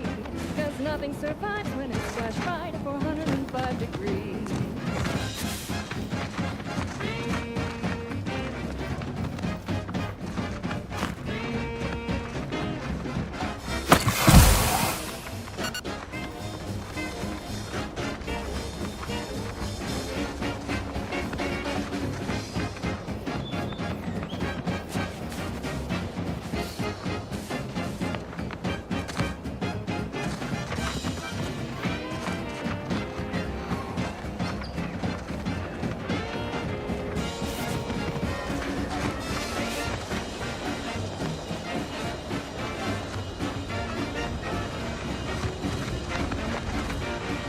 Grab a pack of deep breath, they're such a tasty treat.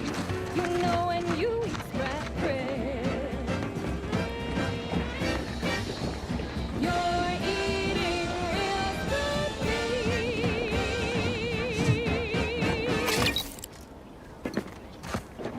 good. Next up, the real reason wireless-free Arcadia exists. Advertising. Say, you've got your alien-planting corollary in my invasive species fish paste. You're a rugged spacefaring conspirator type. Try it, despite the countless voices screaming in your head not to. Oh, it's like sour milk and expired medicine. Yet despite this balefully rebarbative mouthfeel, I feel great! Everyone knows Salubrious concoctions aren't supposed to taste good. That's how you know it's working. Nannerfish Restorative Elixir. Additional health benefits, none. Hit him hard! Delicious taste. How are you still upright over there?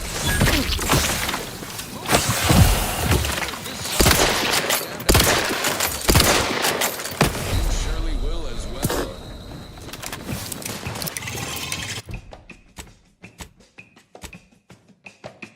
Num rum, taste more and feel less. Num rum, no worries, no stress. Num rum, relax with success. Num rum,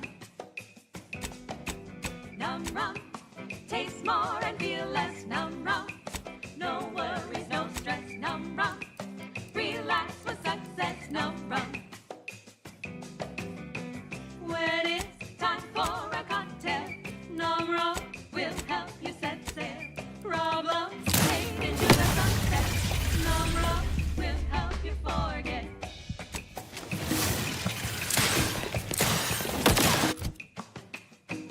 Work got you fed up and frenetic. You need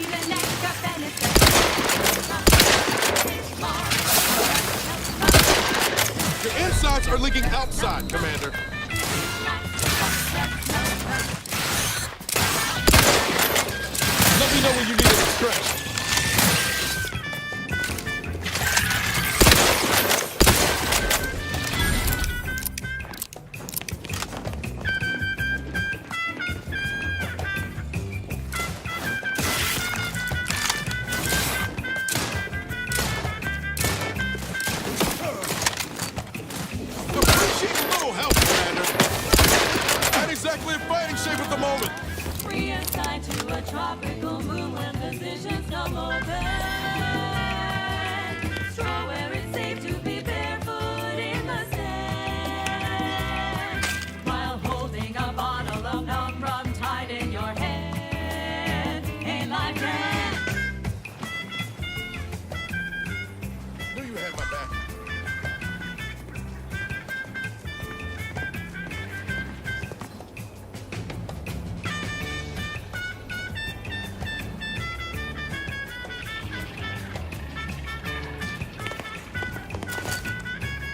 Fastest way forward is through!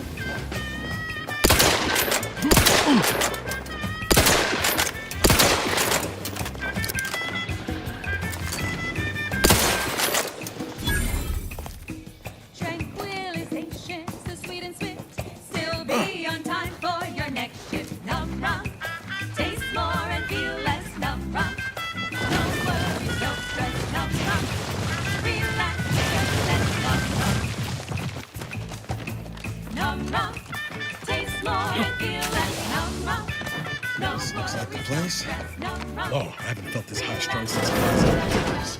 Howdy, Zeb. You look... well.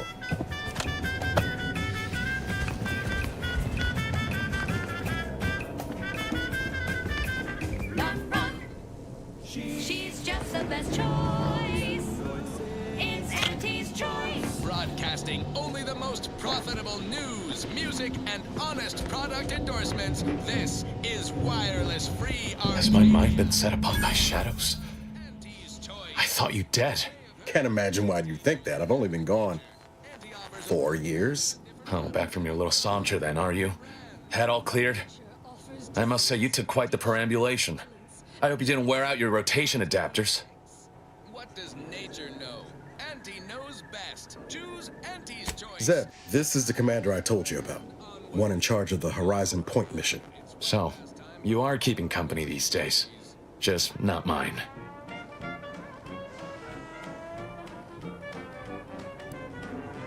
I see no one here I would count a friend. And if you think a few gracious words will mollify me, you are sorely mistaken. Look, I'm not just here to gas you up with empty apologies. I want to set things right between us. Oh, now you want to help. Where were you when the war happened? Or when I was being carted off to mental refreshment? Where were you when I actually needed you? It's for better than natural cures. Oh, live off, fly free. No longer does my packed intestine dictate where I have to be. Oh, live off, take wing. Don't flounder. I know I let you down before, but give me a chance to earn back your trust. There must be something I can lend you a hand with. I know you haven't given up the fight. I haven't the time to patch your bleeding conscience, Niles. I'm in a situation that demands my full attention. It's Baines. My team's been caught. Pharaoh and March are dead. Protectorate are holding the rest for interrogation. A ship is inbound to take us off-world, to the consul himself. I barely managed to evade capture. Damn it! It looks like the data went through, but there's something wrong with the connection. The cipher isn't transmitting. Found her! You there! Step away from that terminal at once! Audra! Fuck! It's all coming apart.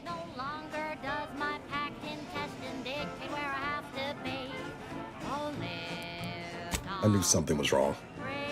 What have you gotten yourself into here, Zeb? That was one of my operatives. I organized a mission to infiltrate the Vox to acquire valuable intelligence. But obviously, something's gone wrong. Without that cipher, the intelligence is worthless. But I'm more concerned about my people at the moment. If you're sincere in your desire to help, prove it.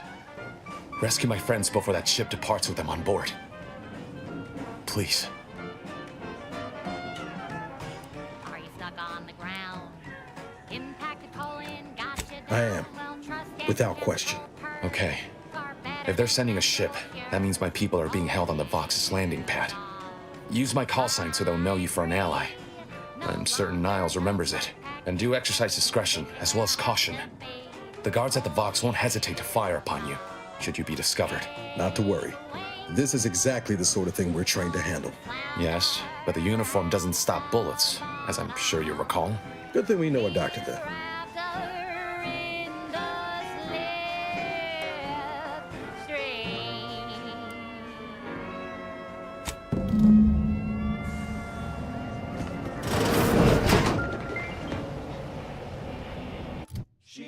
just the best choice.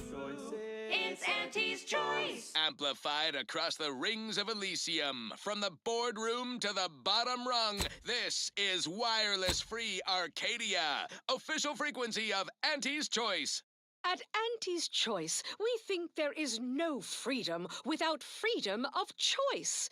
And you need all 10 flavors of Spectrum vodka in order to be free. Every autonomous consumer needs both Borscht, and I can't believe it's not Borscht. Can you truly say you are liberated without frozen, dried, smoked, and canned salt tuna fillets? Be free, everyone! Be free with Auntie's Choice. And now, back to it. This is one of my favorites, though admittedly I'm far from discerning.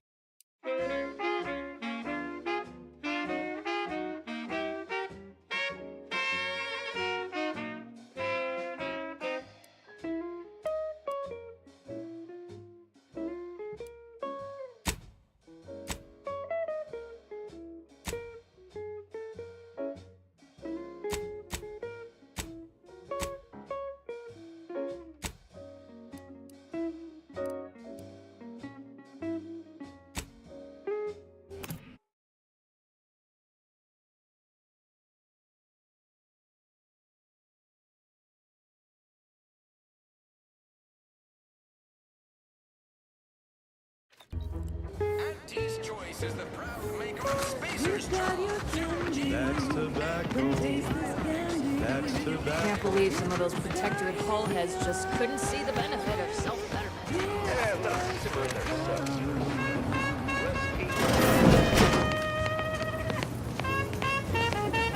there, Must ask. Take this admonishment with all the professional affection a physician can legally administer. In future, you might consider moving away from bullets instead of into them. But without my leg, how am I going to climb the ranks? Literally, probably not very dexterously. Metaphorically, well, that depends on your own initiative, doesn't it? My stimulants cost a premium, but take enough and you'll see the architect. At least that's what I've heard.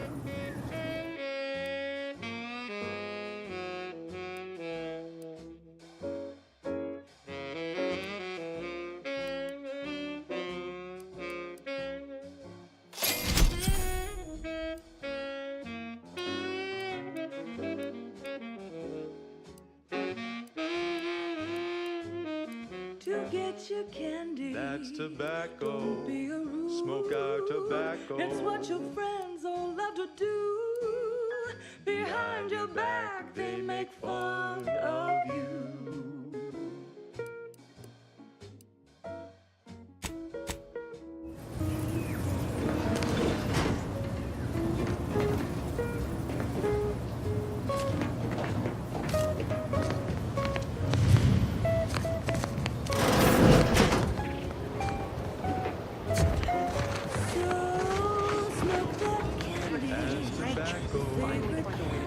Our target audience here is people who want to forget their worries. Oh, one of my copious direct reports. Rest assured, I'm making adequate progress in my manual enforcement.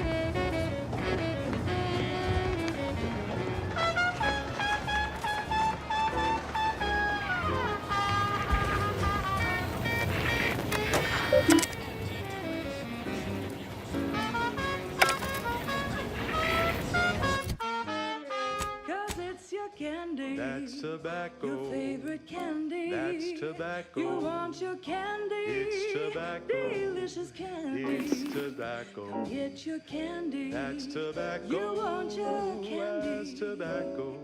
Candy, tobacco.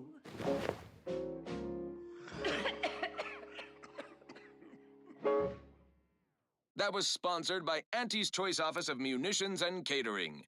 Time to restock your arsenal? Planning a key business dinner or banquet event? They have everything you need in one place. Next up, something reasonably peppy. Please consult your employee handbook to determine if dancing is presently allowed.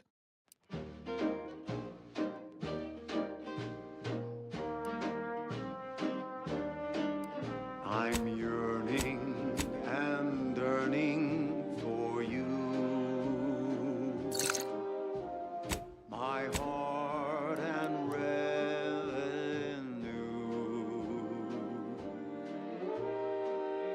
every last bit of my wage, every last bit that I'm paid, every last bit that I save is intended for you. I've been gone a while. How'd it go? Tell me you got good news. Why, that's terrible. But you said you have the schematics? I'll take those. What? Sovereign's finest potato corollary peeler? This was supposed to be a guaranteed bestseller. Who in their right mind would... Jackson, you idiot! Ah! It's a good thing he's dead, because if he wasn't, I'd kill him! There's no... God damn it! I'm never getting that promotion.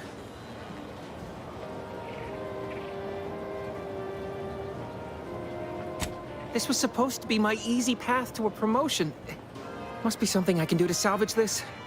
Tell me, did you come across any other advanced Protectorate technology while you were there? Anything more, well, easily marketable?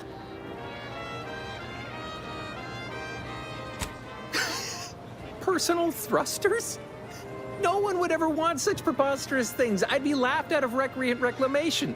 Imagine, jumping about like a sprog. Ridiculous. Well, here's all I can spare in regards to your compensation. Try not to spend it all in one place. It's supposed to be categorically bad for commerce. In the unlikely event things somehow pan out and I get that big promotion, I'll see you're taken care of. Until then, take care.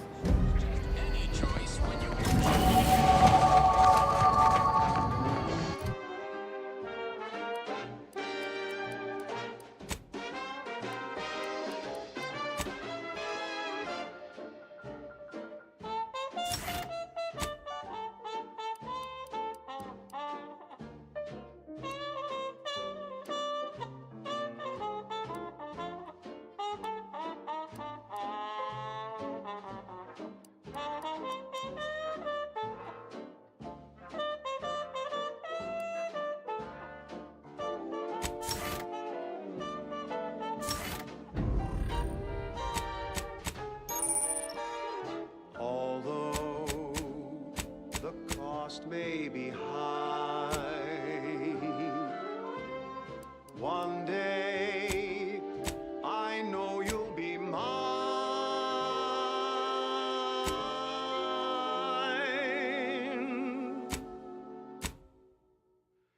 Till then, I will be true. There's nothing I wouldn't do.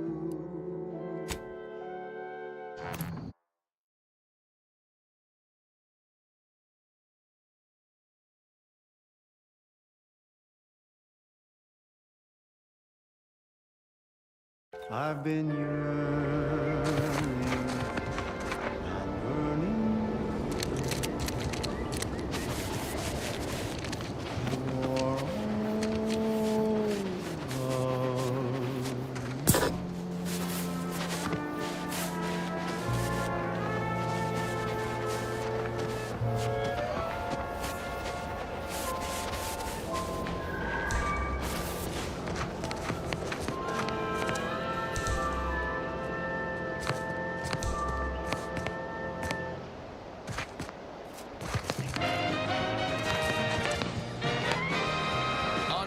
Goodness broadcasting for straight shooters across Arcadia. This is Wireless Free Arcadia.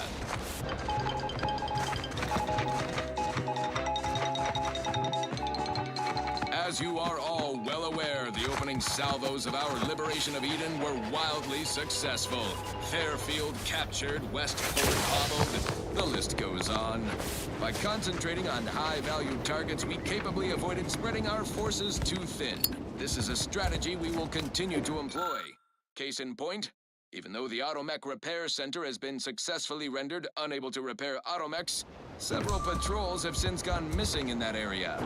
You may wonder whatever could be to blame.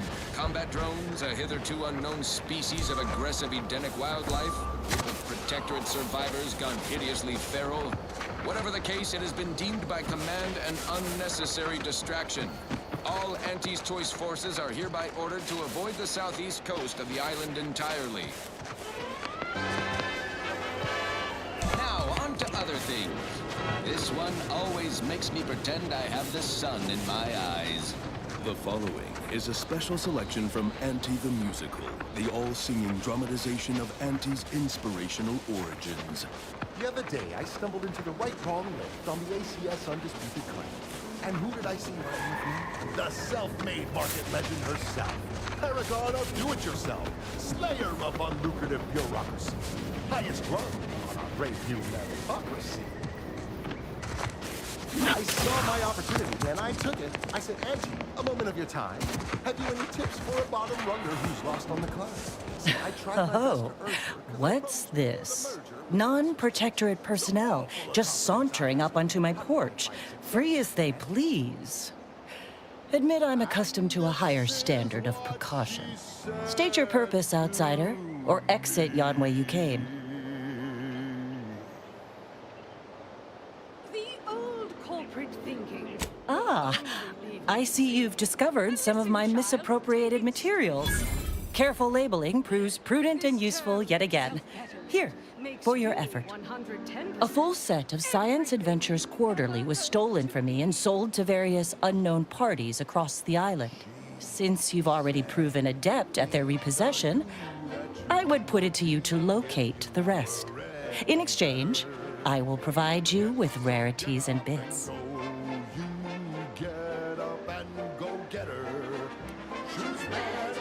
A form of manipulatory ideation disguised as popular entertainment, intended to sway the audience to their point of view, couched within just a crackingly exciting narrative.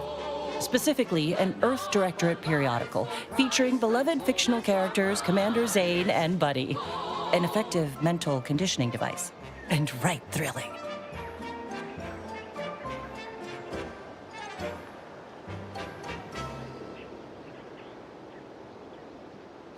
It was a popular fiction periodical from not long ago. Each of its 10 volumes featured an exhilarating cover illustration depicting Zane and Buddy's thrilling exploits. Whether they faced automechanical industrialists or robber magnates from the Plutocrian kleptocracy, their tales remained invigorating thrill rides. She said, persuade them that a better me liberates society. Sell them on an improved me. It's time to mount to piety. Choose betterment or impairment. Improve. The line represented a growth of the medium from the less sophisticated 2-bit dreadful, both in style and effectiveness. Its remarkable popularity not only mirrored a rise in public sentiment against greedy corporations and tyrannical governments across colonies. The brief window surrounding the volume's release saw a marked increase in skip drone requests for Earth Directorate aid. I believe there remains much to learn from them. Increase your sway. Make them do what we say. I'll admit Commander Zane and Buddy's exploits make for a sensational read. They saved Carnifeller's brain, for instance. Oh, and Mammon Incorporated, of course, too. So no, I am not immune to their considerable charms, but my interests in recovering them are strictly professional, I can assure you. Ah, quite right. In fact, delightful. I am pleased you are on the case, as it were. So very Zane and Buddy. Return again when you have another 4 volumes, and I will trade them for more valuable oddities. May safety, amity, and ease be yours. What you can and do what you must to get far ahead, but never get caught. Do what you must and do what you can. Ignore all the rules and never get caught. Never get caught. Never get caught.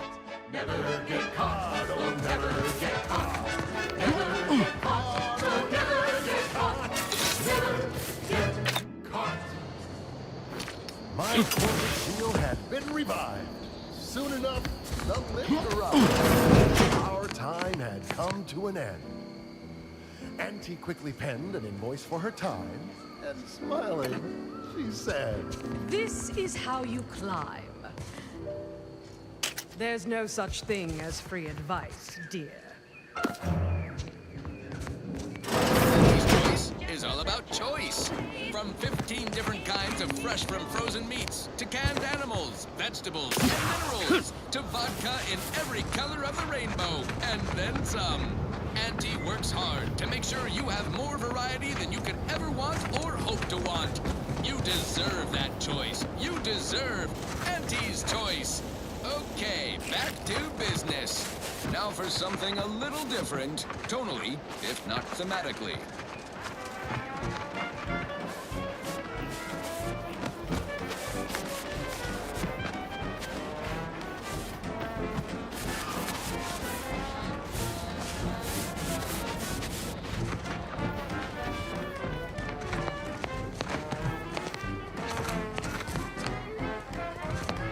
Are you stuck on the ground?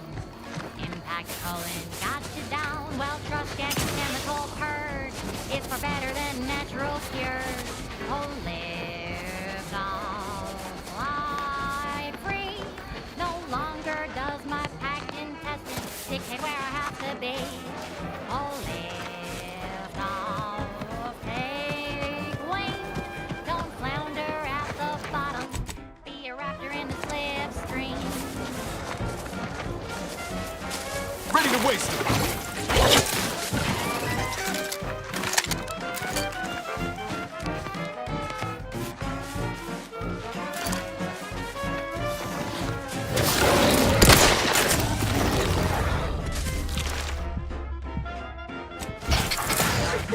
Regular dot I'll stop this. 3 hole in the head. Come at me.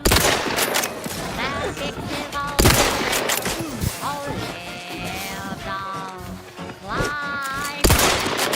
No longer does my packed where I have to be. Oh, live on, break free. Once again, be a go-getter. Climb the ladder with impressive speed.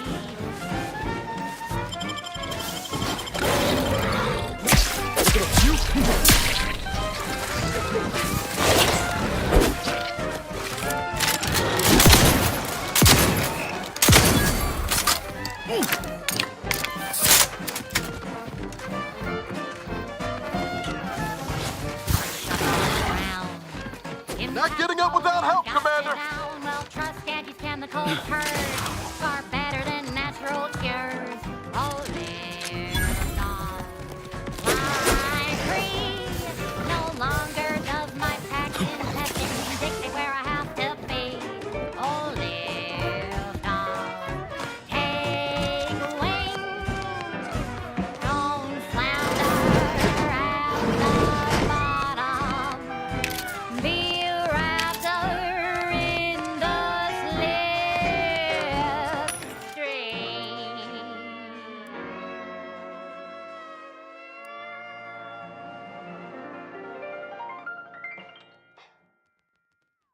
Now, a catchy pitch for Auntie's products you simply can't live without. Say, hold up there, friend. Watch out. That way's a minefield. Ha! I laugh at danger. I'm a get-up-and-go-getter. Whoosh! That's the sound of me throwing caution to the wind. While the herd wait for permission, I see my opportunity and take it. I hand-make my own luck. Don't follow the herd. Eat Purple Berry Crunch by Auntie's Choice. Every flavor-filled morsel is packed with the pep and pertinacity you need to succeed. Are you a get-up-and-go-getter? Yes, well, enough of that, I suppose. I don't know about you, but I could use something a little more upbeat right about now. Like this.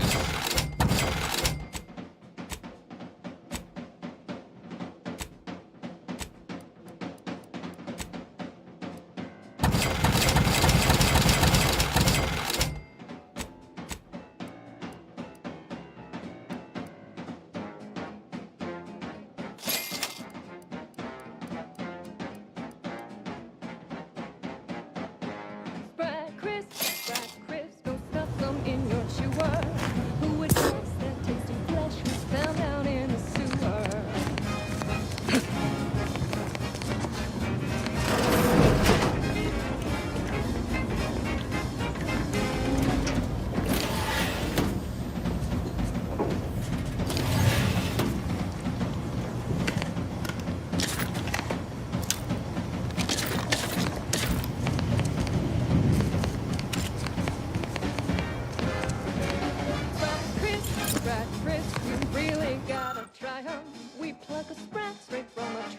and smash 'em flat and fry 'em. I'll take fighting raps over living in a surveillance state any day.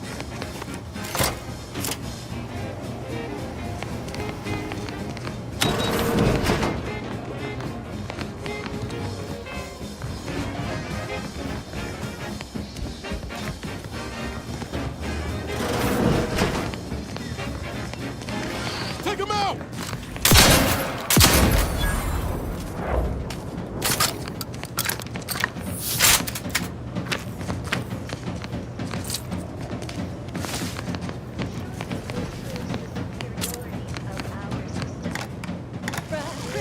Brad Chris, 1000% germ-free. 'Cause nothing survives when it's splash right at 405 degrees.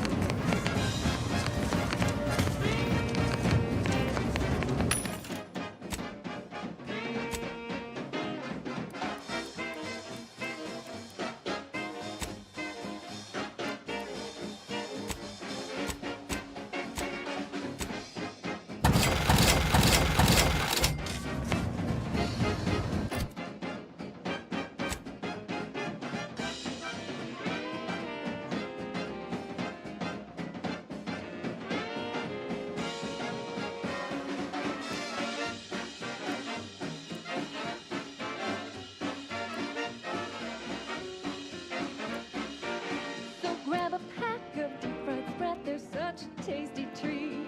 You know when you eat Sprat Crisps, you're eating real good meat.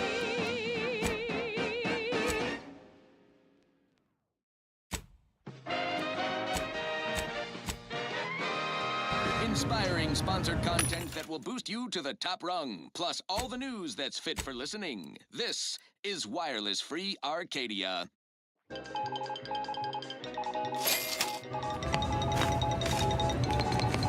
Auntie Cleo here to address all the hubbub over these riffs. Arcadia's yaysayers and eggheads would have us light shows herald the end of the world's poppycock. Riffs present an opportunity, not a calamity. Rending downside with nothing upside. I have full confidence that our lab coats and experimental operations will find a profitable use for them. Riffs could be leveraged in negotiations or to gatekeep trade routes. Think of the R&D potential. Seriously, think of it. That's your job, VPs. Auntie's job is to keep you motivated. The threat of extinction is the mother of invention, after all. Now, on to other things. Thank you so much for tuning in to the one wireless station in Arcadia that doesn't tell you what to think, only what to buy. Ba-do-wa-do-wa-do-ba.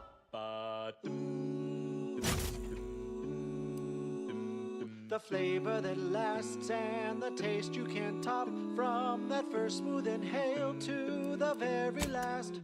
Try Bubblegum Slims. Try Bubblegum Slims. But rich tobacco, sweet at the end. What more could you want? A smoky, sugary blend. Try Bubblegum Slims. Try Bubblegum Slims. It's the long slim smoke with the bubblegum filter. It's two treats in one. A double thriller. So make your mouth happy while your satisfaction doubles. No boring old smoke rings, you'll be blowing smoke bubbles. Ba-do-ba. At home or at work, buy the pack or the case. It's the bubbly perks that will dig up your taste. It's No, Bubblegum Slims. ain't got what I need. And you can't come stumbling around here. This ain't had a bite to eat since their pods dropped from the look of it. And a desperate rat is a dangerous rat.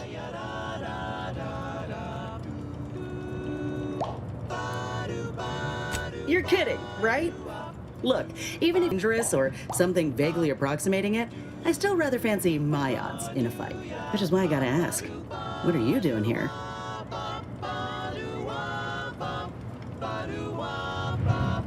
Yeah? Well, I'm Trooper Silong. Inez, former combat medic, Enhanced Soldier Division. Now just a menial troubleshooter who looks to have gotten her job swept out from under her. They're always counting me out. Every single one of them. And now, they ain't even letting me finish the jobs they send me on. Kinda making it hard to prove myself here. And this rep didn't even have anything that could help my graft. This whole thing's a wash. I'm sick of it.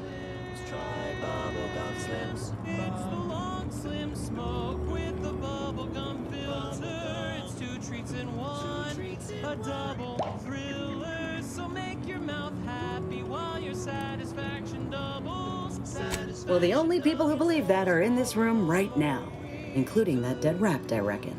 I'm considered a liability. My graph's all wrong. Most everyone else who got one passed or became permanently incapacitated. So they shuttered the program. It was a total failure. Everyone in Fairfield reckons my time will come soon, too. But I'm still mostly upright. For now. Bubblegum Slims, oh, Bubblegum Slims, it's filled with flavor. I just know I can do more for Auntie and for the war. It's just this damn contract. Unless I can amend it so I might fix my graft, proving myself ain't happening anytime soon. Weren't many of us grafted soldiers to begin with. To think I'm one of the lucky ones. Product advertisements specifically tailored to free-thinking individuals.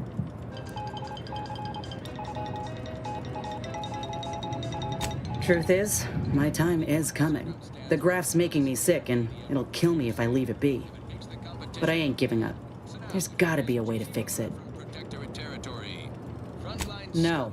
Enhanced Soldier Division was the fancy public-facing name for the grafting program. And when I say it was shuttered, I mean completely fucking demolished.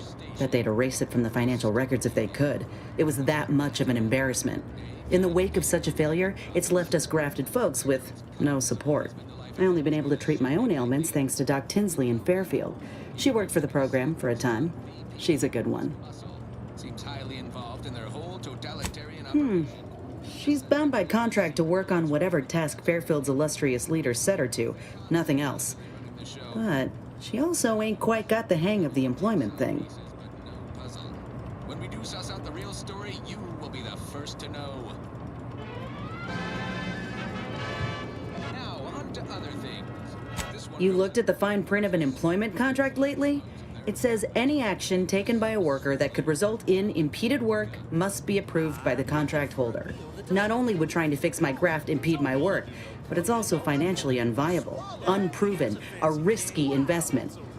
So I'm stuck with a limb that's slowly poisoning me. Could pursue fixing it myself were I out of my contract, but if I attempted to end it, I'd have to waive all employment rights for the next year. That's a non-starter. Grab a can today. Tongues to sweet meats, lungs to hearts. They use all the tastiest parts. Ears to hot sand. Law, no. The contract would just pass down the line of succession. It's a very long line. And anyway, I ain't a killer. No matter how much I fantasize about shutting him up when he goes on and on about how he's the father of capitalism reincarnated, or lamenting that his mock apple martini ain't blended quite right. Ugh, never quite got the hang of those. Let me put it this way. If I was already on the bottom rung, this knocks me clean off and buries me in sand. But I started from nothing before. I could do it again. Maybe. Get the feeling you will. Anyhow, I think I'll return to Fairfield to have a little chat with Milver Street. Good luck in there. Mind the raps. Just me, or did Inez remind you of Helen? Tough like her. Shame she's with Auntie's choice. Oh, howdy. Didn't see you there. You caught us taking 5 between our 10-hour shifts. You know, assembly line makes for a powerful hunger. So, when we need to relight... Let's dismiss what the hell do you do? Slow roast. Commander, watch your vitals! Yes, sir. We crack open...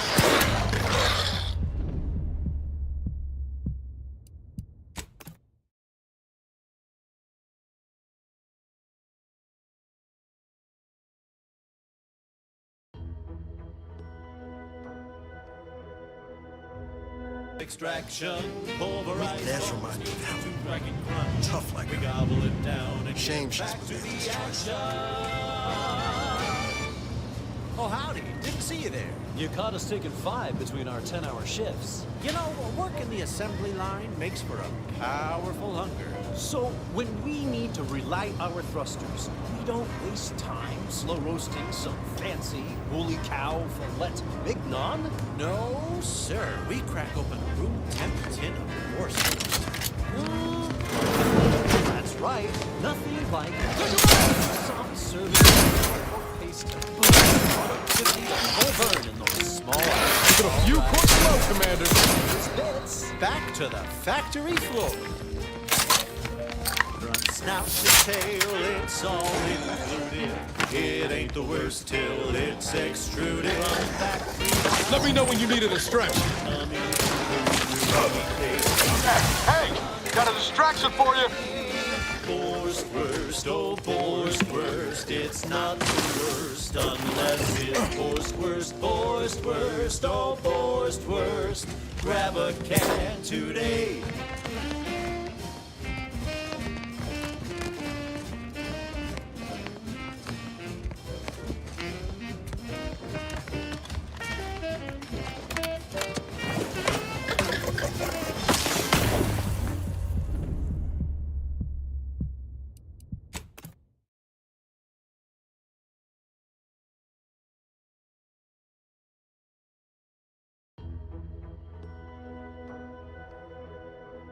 Extraction, pulverize. That's remind me of Helen. Tough like We her. gobble it down and Shame get she's back made to this the choice. action. Didn't see you there. You caught us taking 5 between our Fastest 10-hour way forward is So when we through! How are you still upright over there? slow roasting some fancy holy cow fillet mignon. We can tin of horses. That's Ready to right. waste it. On your command. Soft serving of feral pork paste. Take a full burn in those small hours. All right, enough yapping. Let's rock. Minus bits. Back to the factory floor. From snout to tail, it's all included. It ain't the worst till it's extruded. Run back 3 bites into my tummy. Who knew meat paste could taste so yummy? Boar's worst, oh boar's worst. It's not the worst unless boar's worst, oh boar's worst. Grab a can today. Combat!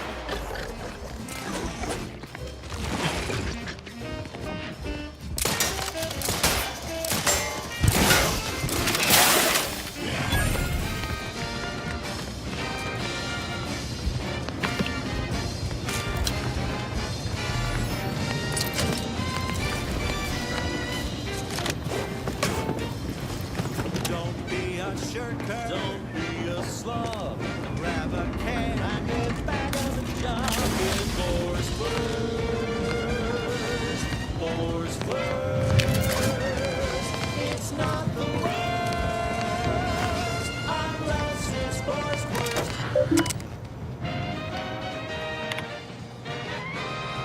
You're tuned to wireless-free Arcadia, the best things in sliced breadworm. Now with 110% more music, entertainment, news, and product placement.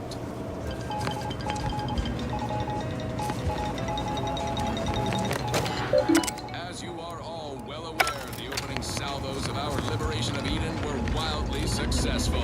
Fairfield captured, Westport hobbled, the list goes on. By concentrating on high-value targets, we capably avoided spreading our forces too thin.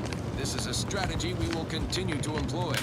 Case in point, even though the Automech Repair Center has been successfully rendered unable to repair automechs, several patrols have since gone missing in that area.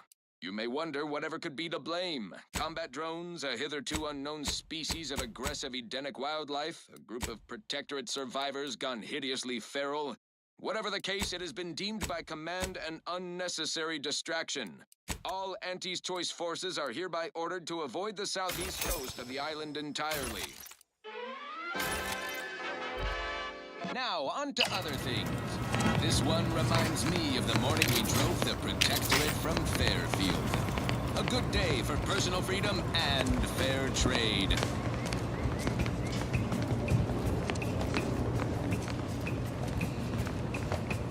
Numb rock takes more and feel less. Numb rock, no worries, no stress. Numb rock, relax the success. Numb rock, numb rock takes more and feel less. Numb rock, no worries, no stress. Numb rock, relax the success. Numb rock. Hit 'em hard! Numb rock will help you set.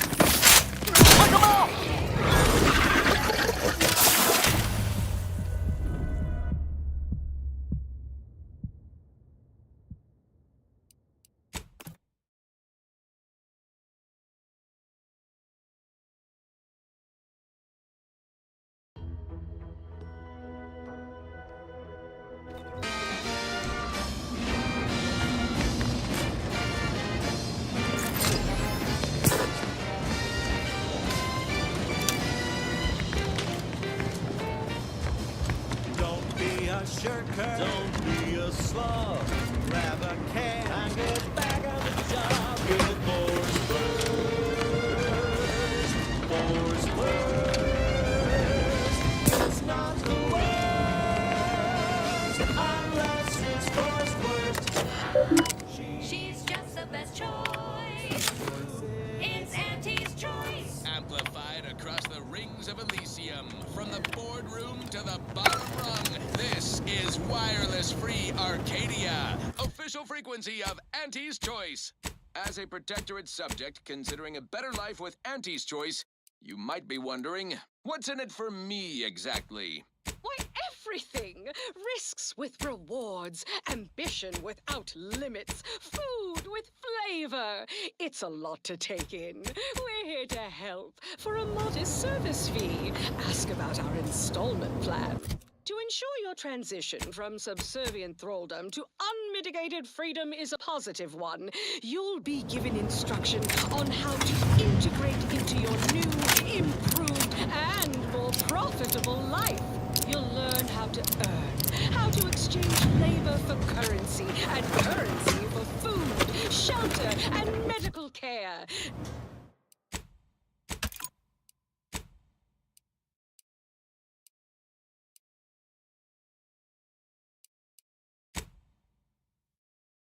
No such thing as a free lunch or treatment for a compound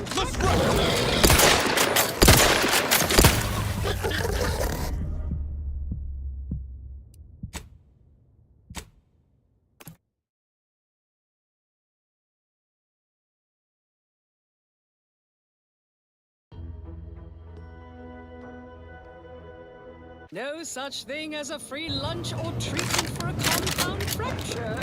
And you'll find a growing population of dewy-eyed protectors just like you, who can help ease you into the integration process. So don't worry. Take 'em out! It requires skills and know-how the hungry and ambitious populace have mastered over. Let's get 'em over with!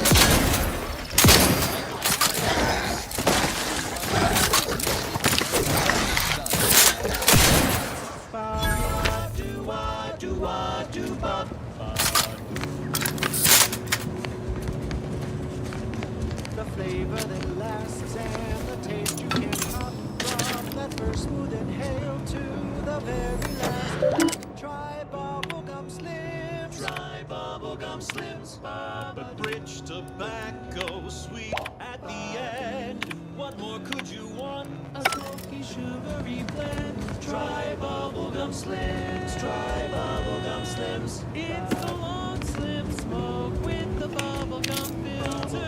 It's 2 treats in 1. A double thriller. So make your mouth happy while your satisfaction doubles. No boring old smoke rings. You'll be blowing smoke bubbles. Ba-do-ba.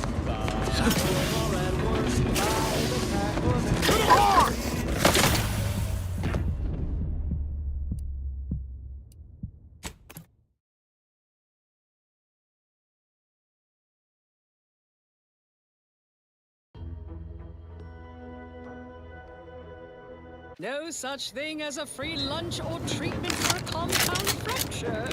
And you'll find a growing population of dewy-eyed protectorate defectors just like you, who can help ease you into the... Let's get them over with! Don't worry. To acquire the skills and know-how.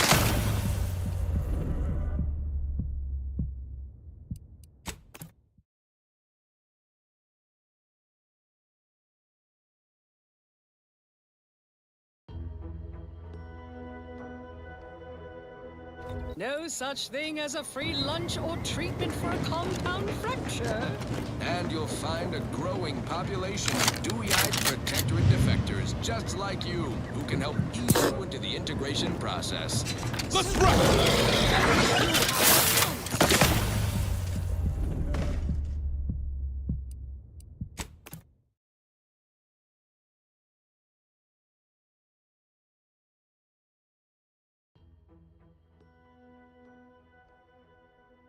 No such thing as a free lunch or treatment for a compound fracture. And you'll find a growing population of dewy-eyed protectorate defectors just like you, who can help ease you into the integration process. So don't worry. You'll have months to acquire the skills and know-how our hungry and ambitious populace have mastered over a lifetime. And now, back to it. Now, here's a song to take your mind off your worries. Unless you're being hunted by a pack of Raptidons or some such.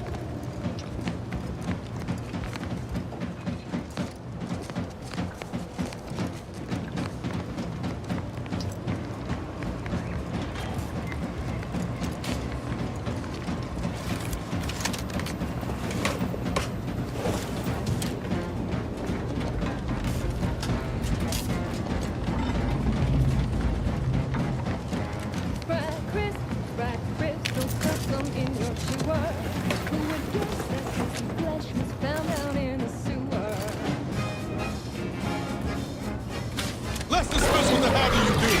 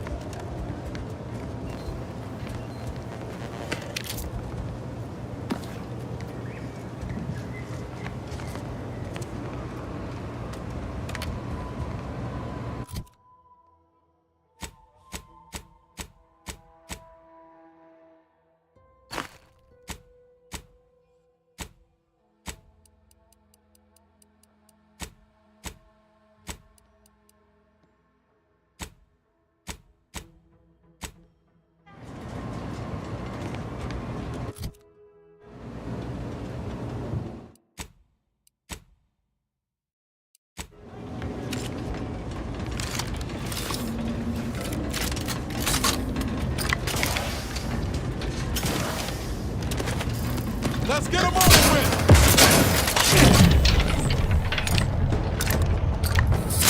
Ready to take the heat off you, Commander. Just say when.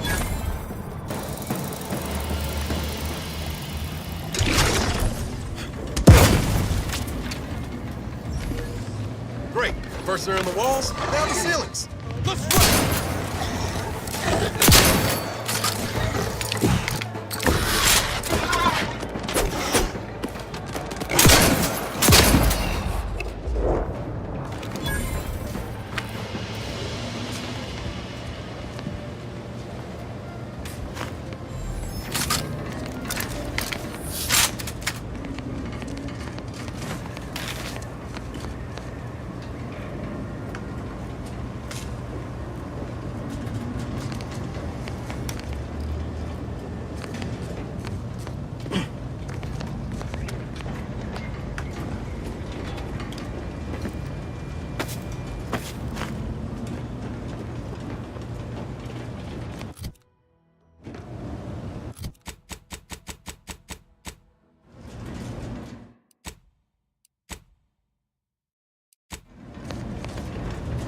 Victor sure wouldn't want this in the wrong hands.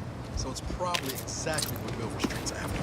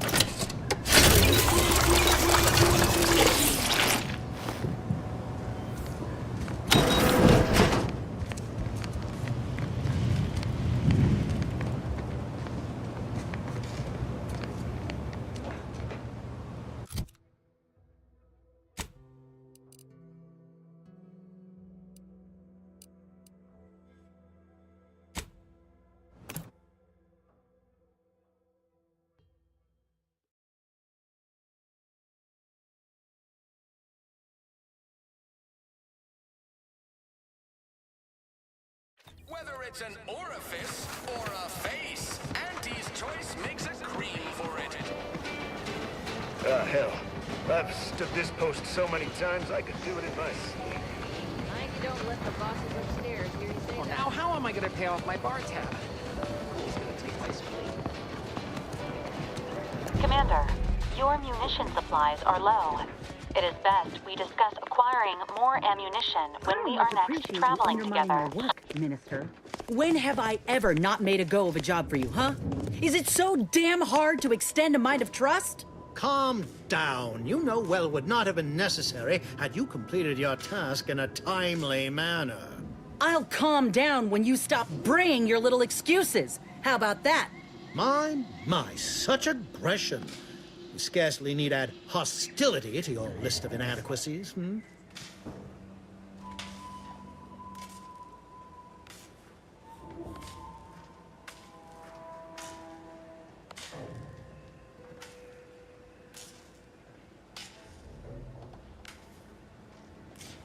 Bad Trooper Sealong, no mind. The individuality encouraged by Auntie's Choice sometimes inspires employees to speak out of turn. How has your progress been? Have you acquired what we discussed? Excellent! Pleased that someone in my employ can be relied upon. Here, have one of my finest suits as a token of thanks. May it aid in your capture of hearts and minds. Again, you gave away my job and told my replacement to send me home. That don't make me wayward, and it sure as shit don't make me unreliable. If this contract weren't staying my hand, I reckon you'd be answering to it right about now.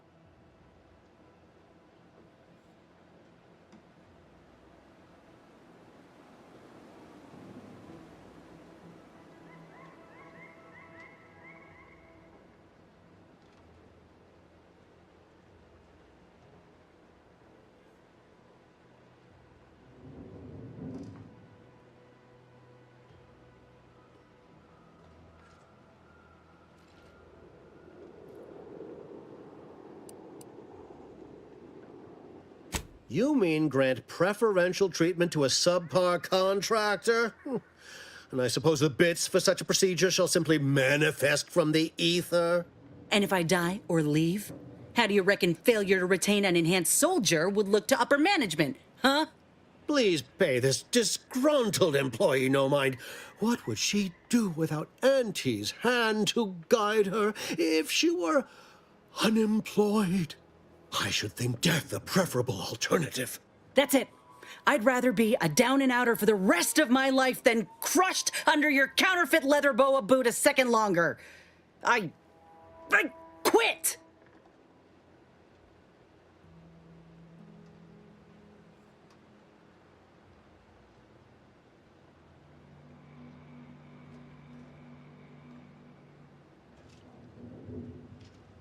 Oh, I'm counting on it. This is unheard of, and I might add, you'll not be welcome with an Auntie's choice once more. We'll not take a contract shirker back into our fold. So you say. But Auntie's choice ain't seen a trooper like me before. You'll regret counting me out. Till then, I hope you choke on your mock apple martinis. And you, I got a proposition for you. Come find me when you're done with this clown. She will most assuredly regret her decision, most assuredly. But I suppose that is no longer my concern. Now, where were we? Oh, yes. The acquisition of this information is but the first part of my plan to bring our foes into the fold and to ensure my future. The second is my operation in Westport.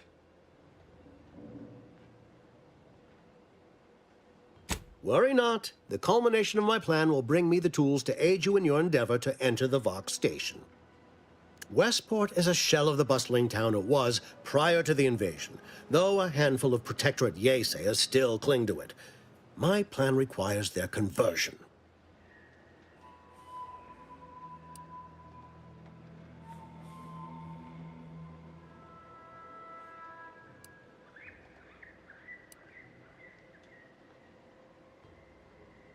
I forget myself. I didn't mean to impose. You've already agreed to much. It's been a long time since I've encountered someone able to operate on their own. Do return if you're interested in another task, however.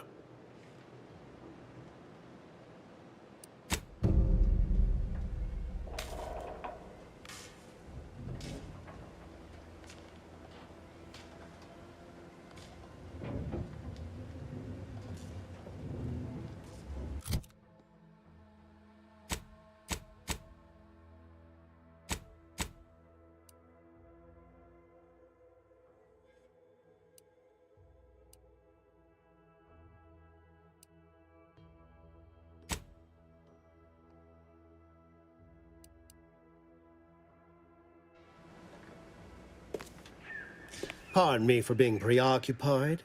I've got Westport on my mind. All those prodigal, sad, sorry refugees. All that wasted potential. I knew you'd come back once you'd had a little time to ruminate. Now, your task deals not with the town itself, but the subjects residing within it. Converting Westport's subjects will teach us much about the Protectorate mind. How it solves problems, what it desires, how it can be swayed. I've a kit of supplies to aid you, items to cajole or to dissuade. Sabotage the town or sway the citizenry, the choice is yours. Should pose no trouble for a go-getter like you.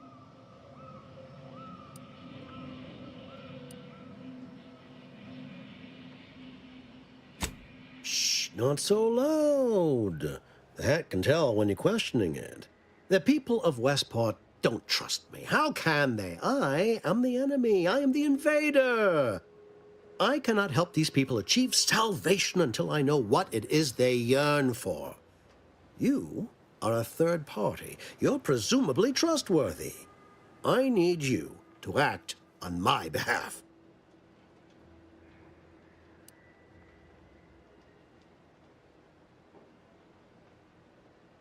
I say if the situation is serendipitous, so much the better. Excellent. Here's the kit. advertisement tapes, ambidextrine, assorted stimulants, free samples of Purple Berry Crunch, everything you need to wage war on the undecided mind. With that, I shall mark the locale. Begin with the vigilant Hogarth. Motivate him to depart, and his subjects will trot in file behind him woolly cow-like. Now, I'm sure you've asked yourself, for a task so involved, shall the reward be worthwhile? Well, wonder no longer. For the completion of this deed, I'm prepared to offer you an exact replica of my one-of-a-kind, limited production, gentle person's Oxonian.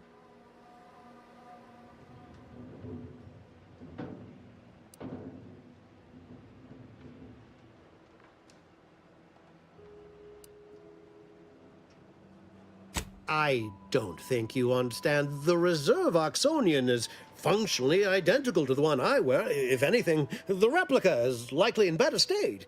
I've grown attached to this one and would prefer not to part with it. And really, is anything truly one of a kind? Not from the universal perspective. Very well. I can see you won't be swayed. You succeed in the conversion of Westport, and I will supply you my limited production gentle person's Oxonian, if I must.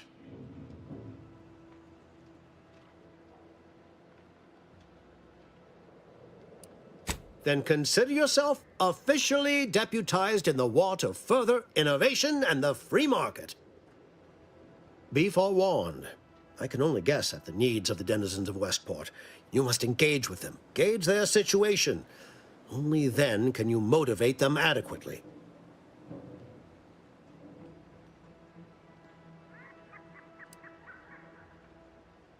I suppose I should take this time to make peace with its departure. Oh, so many grand times shared with this hat.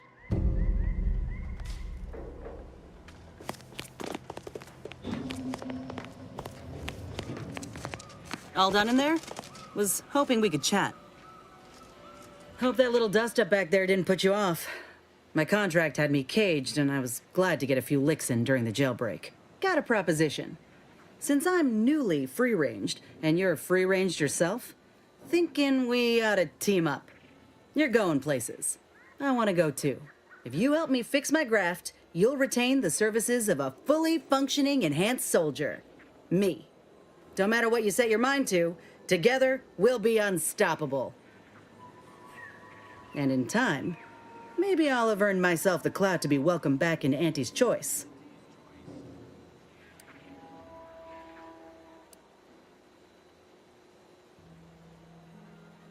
I can be on my own for a time, but I'd rather it not be permanent.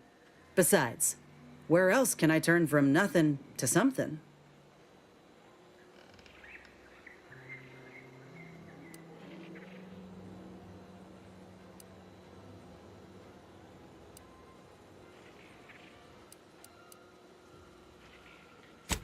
I did, but I can't expect someone else to foot the bill if there's no guaranteed treatment will work. So I'll take on the risk myself. A go-getter attitude's always rewarded. I get it. You're skeptical. If you got more questions, go on and ask them. You'll not find me hiding anything in the fine print. Had a feeling you knew a good offer when you seen it. Once I'm in top form, you'll be pleasantly surprised to see what I'm capable of. Just gotta find out how to get there first. Doc Tinsley worked with Grafts for some time before she came to Fairfield. Damn fine scientist. Reckon we should visit her lab at the edge of town to see if she's got ideas for us. After you.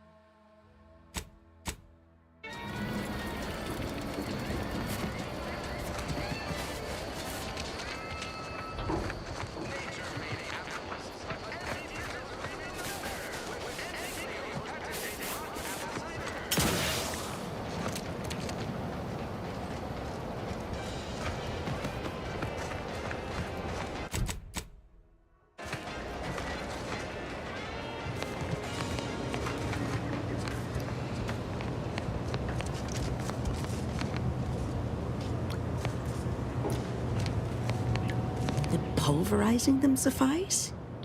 No, I could liquefy them, apply heat and congeal them into kibble no beast could resist. Oh, Ethel, darling, you're a genius. Approach with less haste next time, won't you? Copernicus may be tame, but he still doesn't take kindly to being startled. Oh, Inez, you look, well, like you could use an ice bath and a cup of newly formulated Triptease. Has something happened? Something has, all right. I ended my contract effective immediately. Now I'm free to prove myself to everyone in Auntie's Choice. My way.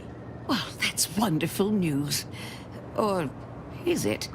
I admit I'm still trying to work through what contracts mean hereabouts.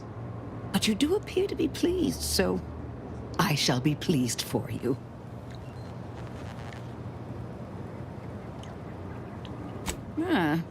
That is not common knowledge in this town.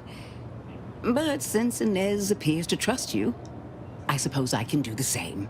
Before I began my new illustrious career working with our tame, scaly friends here, I was a researcher in the Enhanced Soldier Division. Oh, I was on the verge of breakthrough when they shut us down. Oh, when I think of the lives I could have reached. But in my current role, I do try to help where I can. Where my own first aid training can't reach, Doc's got me covered. The graft knocked me on my ass for weeks when I first got it. But she nursed me back to health. Would if I could have done more. Right. I have a lead, Inez. I've identified 2 viable beasts on this island that you may be compatible with.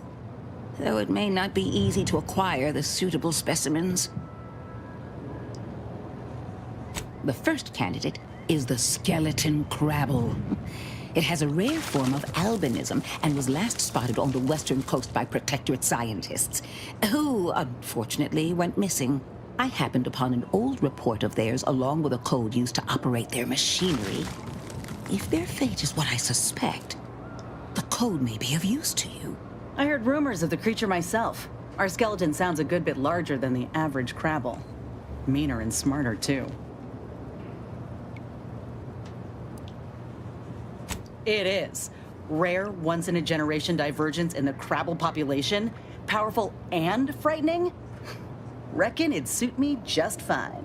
The second candidate is a Raptidon matriarch, the only one of her kind on the island as I understand it. She was last spotted in the crags near the Vox Relay. Deep in Protectorate territory. This matriarch sure ain't making it easy for us. She'll be more aggressive and more cunning than her smaller kin.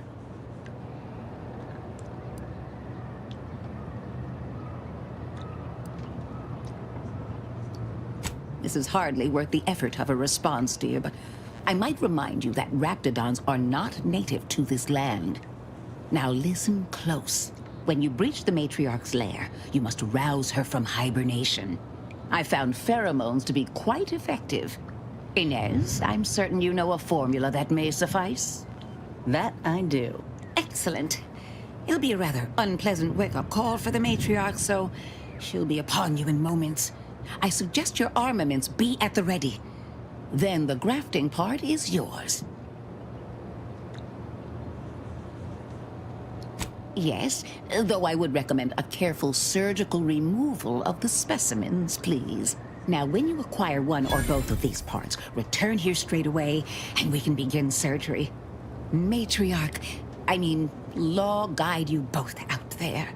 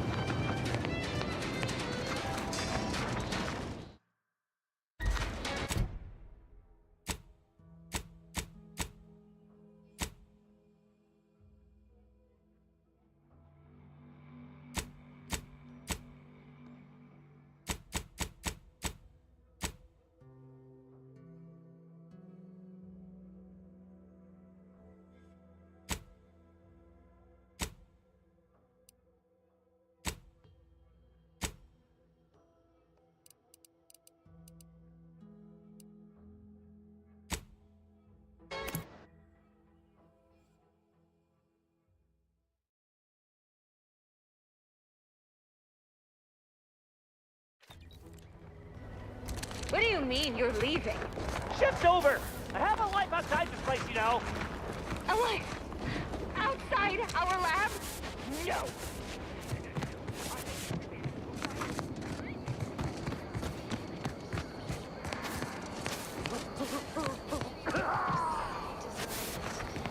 Embodies and executes on it. Throughout history, human societies were constantly out of balance. Individualism ran rampant. Depletion of resources and lack of community led to terrible suffering. Poor dears didn't have the firm, benevolent hand of the sovereign to guide them. Here on Eden, we all enjoy the full luxury the paradigm Huh. affords us. Well, Perfect life. at least it's not shooting the water anymore. We have community, purpose. Visitors, huh? Just meandering about, free of any appointed minder? Not so sure I ought to be speaking with you. If you need someone to talk to hereabouts, I suggest you seek out Vigilant Hogarth. That tall, stately building back yonder is his domicile. Hogarth. Milver Street reckons he's the key to converting this town. Let's bring him the good news of Auntie's choice, shall we? Do hate to come off impolite. If you're so inclined, we can pick this up later, after you two confabulate. Subject to the most exalted vigilant, we must all fulfill our duty to the Protectorate. We're all in this together.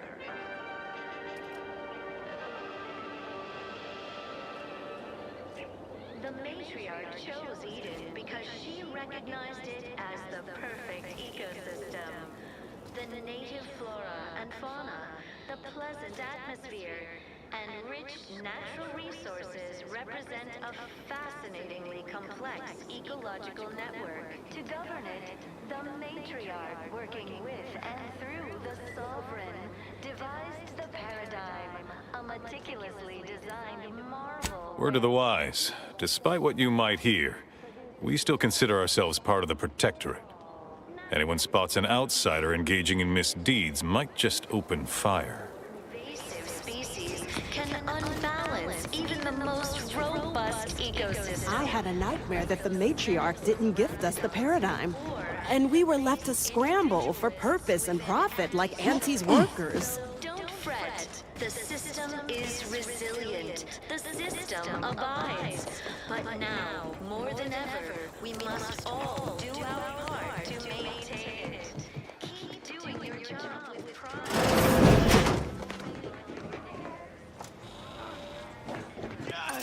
Conversation is not possible at this. Meds don't arrive soon, we'll have to start anytime. cutting.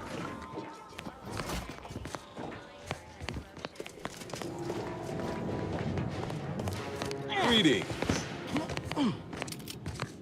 It is my esteemed pleasure to welcome you to Westport, once a shining testament to Protectorate excellence, now a picturesque example of the evils of corporatism.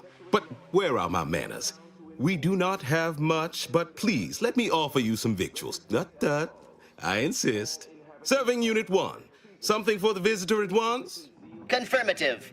Perhaps you're wondering why I'd open my arms thusly for a stranger. Simple. As the guiding light for humankind, we always put our best foot forward, regardless of circumstance. Our sense of community, they sneer at our contentment.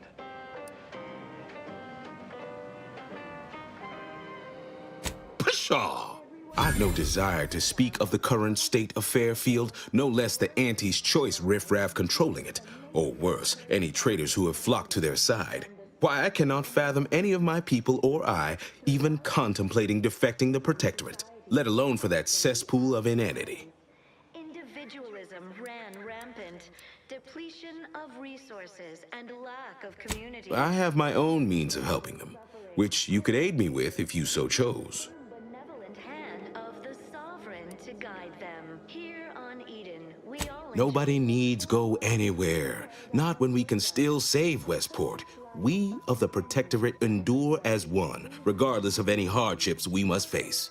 It'd have to be catastrophically obvious this place was doomed, and incontrovertibly beyond my means to save it, before I'd even consider such a recourse. and plentiful. We have everything we need. When I look outside, I see people who are hardy and resilient, who trust the paradigm, who understand prosperity will return with time and group effort. I have the aid of key pillars of our community, several persons of note and good character who stand with and by me, and our town still functions. Our automechs are still running, mostly. We have a generator to power them, fresh water, the reassuring voice of everyone's neighbor Prudence wafts from our loudspeakers. Matriarch chose Eden because she recognized it as the perfect ecosystem.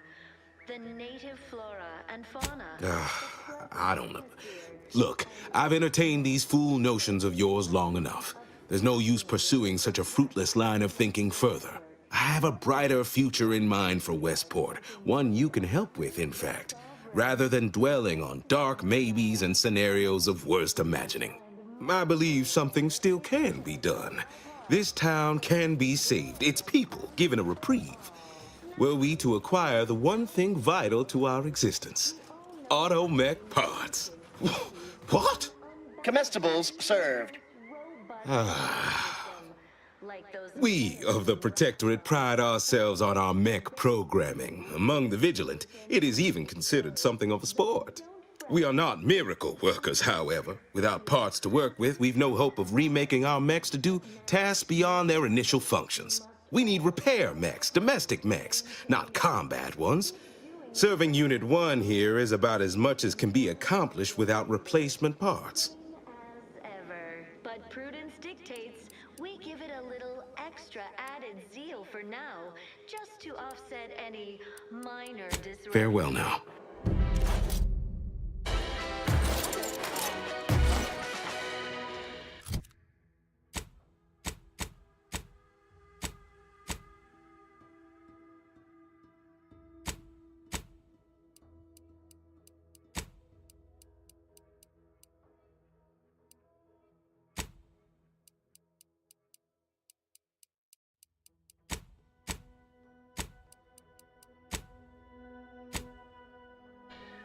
Feeling distracted? Well, look who it is. What is it? Speak your mind. Where were we?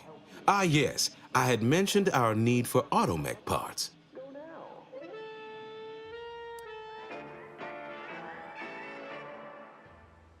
Under Protectorate law, recalibrating a mechanical is not simply a matter of flipping a few switches. We'd need variable gears and essential motivators to have any hope of rebuilding their programming. Reprogramming mechs to perform functions outside their assigned roles is a complicated affair. Highly chief mechanists can do it, but not without parts. Unfortunately, we lack ready availability of said parts. Disdain our sense of community. They sneer at our contentment. Oh, you failed to hear the loudspeakers on the way in? The announcement we're obliged to repeat incessantly. Well, allow me to paraphrase. Protectorate law finds us guilty of treason on account of letting Westport fall prey to Auntie's choice saboteurs. Throughout history, human societies were constantly out of balance. Well, obviously, we've forsaken our duties as members of the Protectorate. It is incumbent upon us to fight to the death, yet we still live, as does our enemy.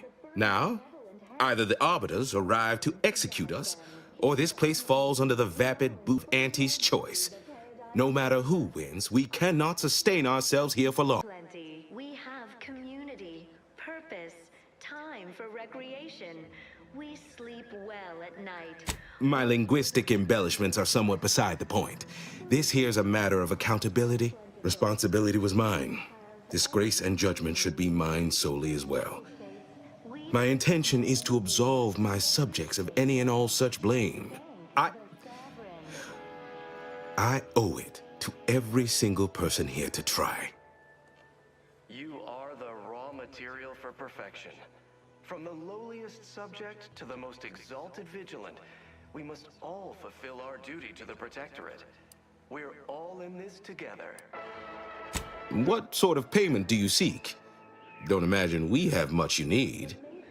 Chose Eden because she recognized it as the perfect ecosystem. Enough to lead and inspire those who work there, once at least. I was previously the ranking vigilant on this island. Why do you ask? A fascinatingly complex complex ecological network. To govern it, the matriarch working... Difficult place to saunter into. Station's off limits to anyone without the highest security clearance. For anyone lacking reason to be there, it's assured suicide. In exchange for the automech parts we need, I can provide you means to get inside. Never dream of such a proposal in days of reason and quietude.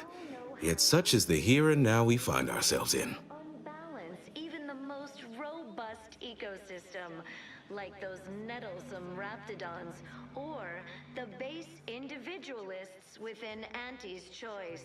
Though don't fret, the system is resilient. The system abides. Wonderful. My unavoidable march to the gallows feels lighter already. At least now my subjects will have a fleeting chance. The parts can be found at the Euphoria Coast Automech Repair Center to the south, but do not, under any circumstances, tell those stationed there why you need them. To get inside, you will need an access pass from the Ministry of Accuracy. Since we have all been marked as traitors, I cannot create one for you here. Farewell now. The appropriate seal for their assignment. Report them for mental refreshment.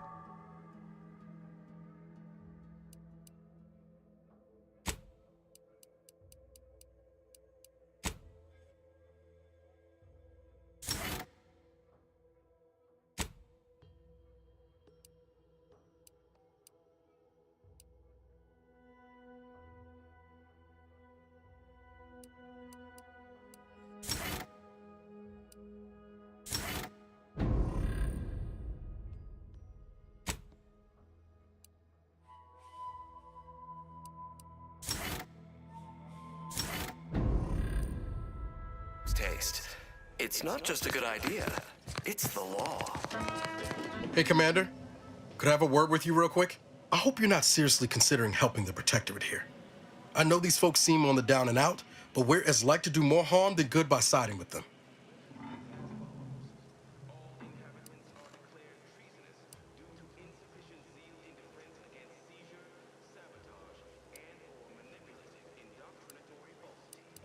I'm not in favor of one party over the other. It just worries me that we might be involving ourselves in something we have no business in.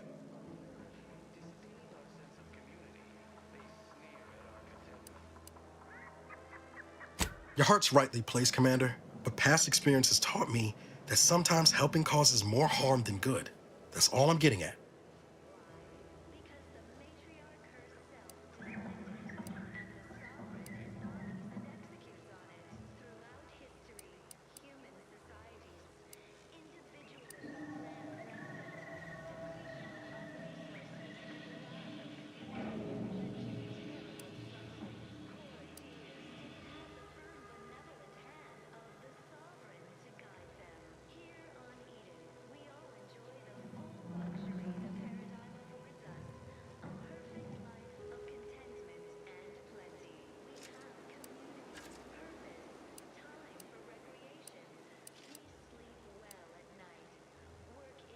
Guess it's south then.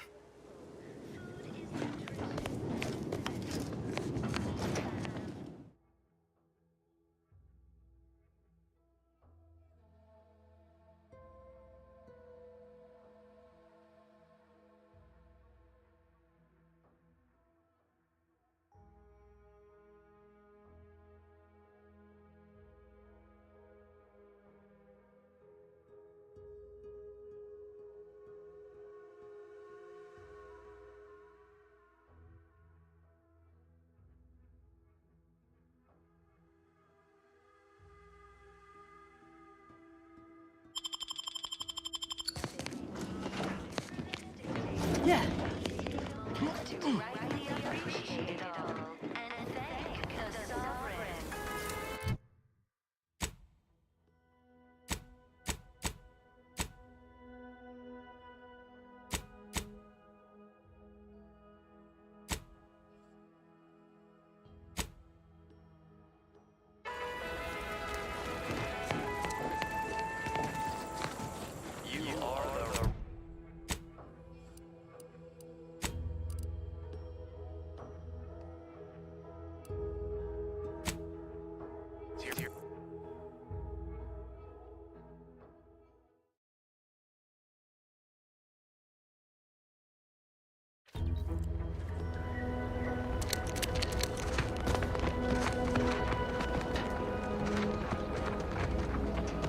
Yeah.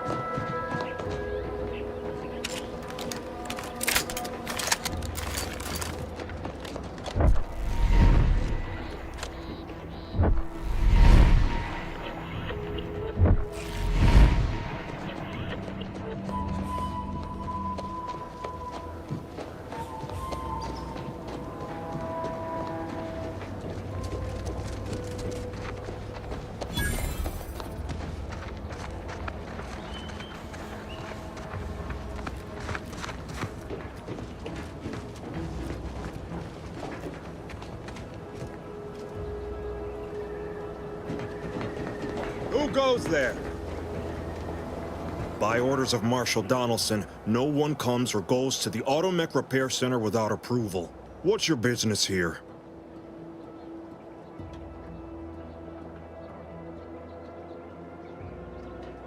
Now you've done it.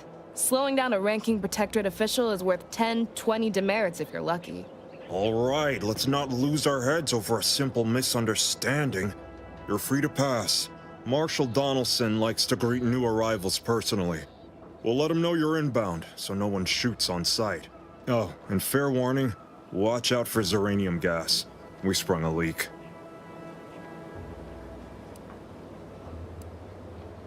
One more thing. Don't cause any trouble around these parts. Donaldson runs a tight ship and has zero tolerance for lawbreakers.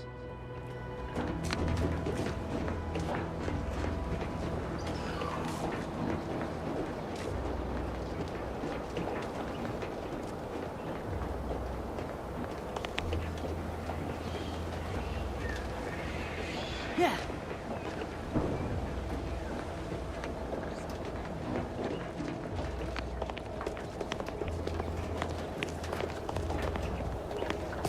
All that matters is getting these automechs to the Vox relay station. But Marshal, we must... What in the name of the architect? Oh, right. My guards told me to expect a new arrival, right before our chief mechanist decided to harangue me with the latest on our catastrophe. Marshal, you're acting as though I'm not standing here auguring the impending doom of this facility.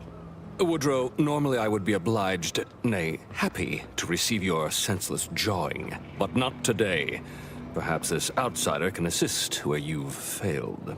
I hope you've come to help, because a crisis is bearing down on us, and I've a dearth of reliable hands with which to manage it.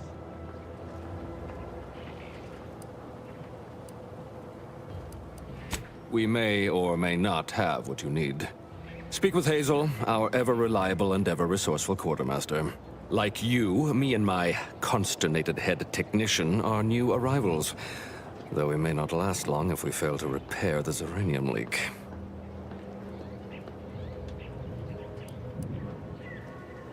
Likewise, feel free to look around. Just don't cause any trouble or assume that I'm not observing just because I'm not supervising. Marshal, those automechs have been corrupted with Zeranium. I can't even cogitate on what they're capable of if we lack the time or resources to approach this rationally. Should they go berserk, we may well be turning the very subject you intend to resupply into their victims. We'd be branded as traitors. Then perhaps you had better explain to Brigadier Montelli why his defenses are grounded. And you can do so personally, in the comfort of his office. Montelli? I rescind my objection. May the delicate workings of the paradigm point us toward a better way. There's a good fellow. Cleave to your loyalty, and it will never steer you wrong.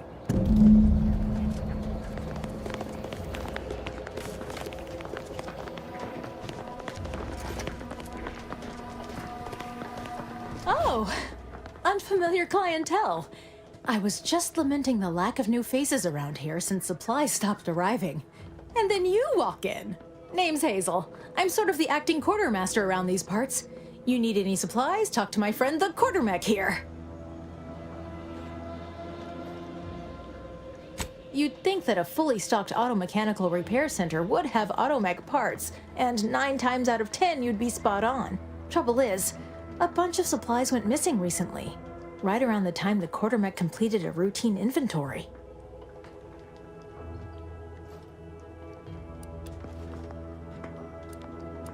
You're not implying the quartermech is somehow responsible, are you? I'd hate for the big guy to get in trouble.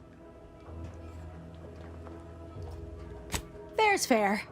Better to pay now than lose my favorite quartermech later. Delphinia's lab would be the place to search. We use it for storage, and our records indicate the supplies were present and accounted for. Standard Earth Directorate protocol calls for a thorough grid search of the premises, Commander. Those parts are bound to turn up somewhere. Are you acquainted with Delphinia?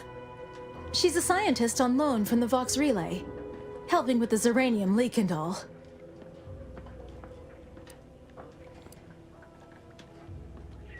Best of luck in your search. Let me know if I can be of assistance. See you soon, I hope.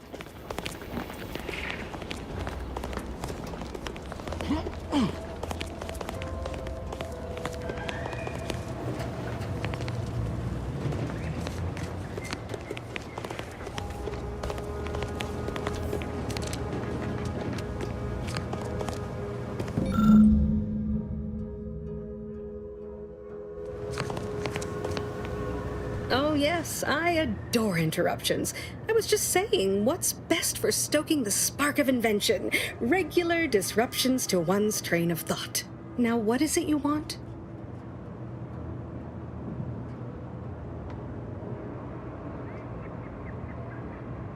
Now that you mention it, there was one particularly insistent little mech who kept trying to put all manner of bric-a-brac in here. After several firm remonstrations, I told it the interior of this building is off limits while I am working here. Didn't see that peculiar little scamp again after that.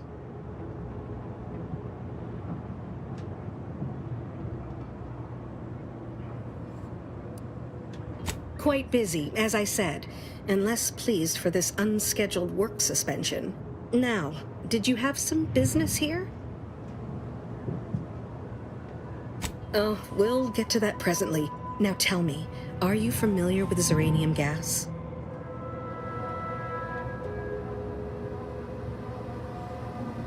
One and the same. That building took the brunt of the damage during a recent attack, and now it's spewing valuable Zeranium all over the place. I could speak at length about Zeranium's many captivating intrinsic qualities, but suffice it to say, in its gaseous state, it's rather deadly. So what am I endeavoring to create?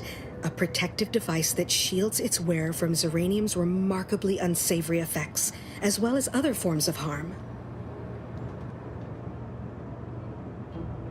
Quite splendidly, if I do say so myself. The principal function of the device is confirmed operational. I merely need to work out some minor implementation concerns. Alas, while I'm occupied with inventing this shield gadget, I also find myself in need of assistance regarding its key components.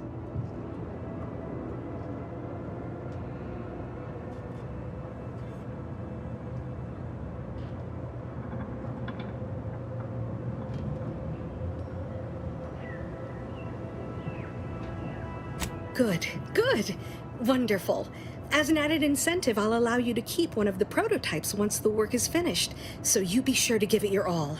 Now here, you'll need this apparatus. It's for collecting stray Zeranium effluvium.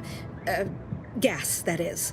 My supply is running low from all the iterative testing I've been performing. Merely activate the device once it's inside a Zeranium cloud, the one around the main hangar specifically. Try to avoid any fields of dense Zeranium, or death is all but assured. Any questions? Oh, so exhilarating to have a new subordinate. I look forward to thoroughly scrutinizing your work. Now, shoo-shoo! Off with you now! Gather those samples! Shoo!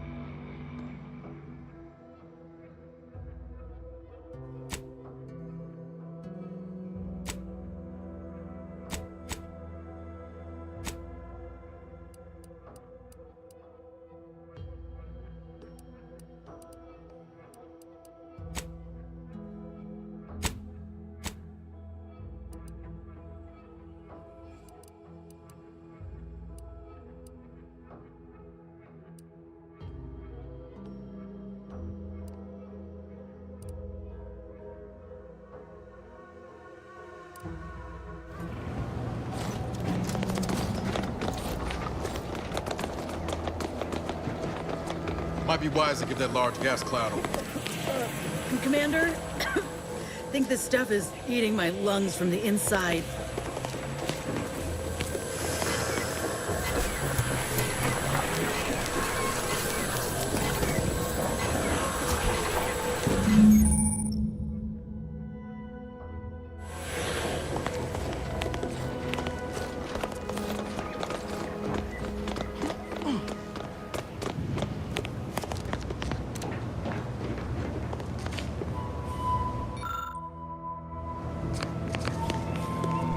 My little minion.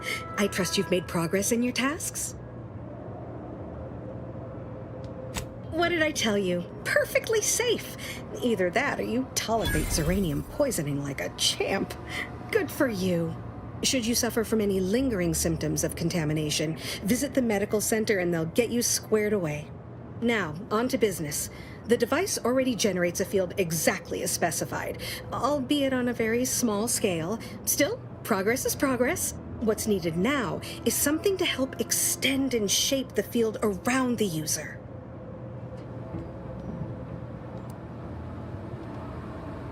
An invention that works on paper is half the work.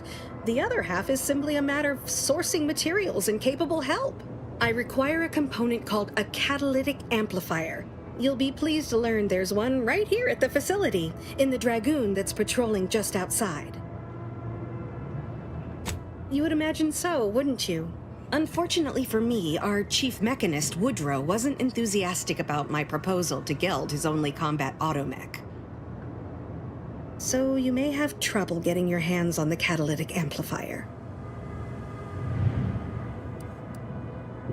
Good. A flexible mindset should behoove you on this task. Perhaps the chief mechanist will prove more receptive to your request. Failing that, be prepared to exercise creativity if needed. One last thing, the Dragoon must not be harmed. Not only would the amplifier likely be damaged, but we'd both be summarily executed, assuming we survive the firefight that ensued. Well, off you go. Shoo.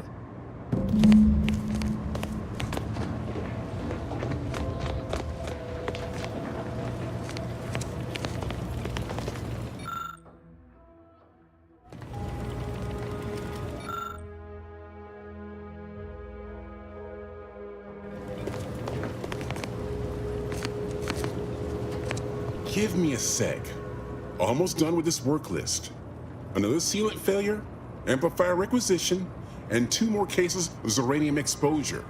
We're a mite bit busy these days.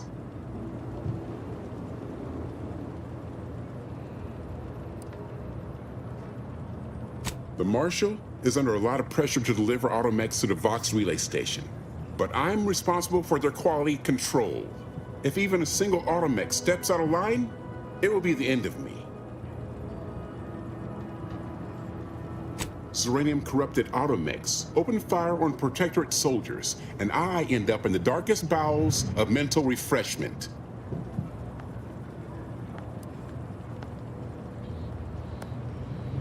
No, we wouldn't. The Marshal is a good man, but he values speed while I value accuracy. Neither of us is wrong, but in this case, we both can't be right.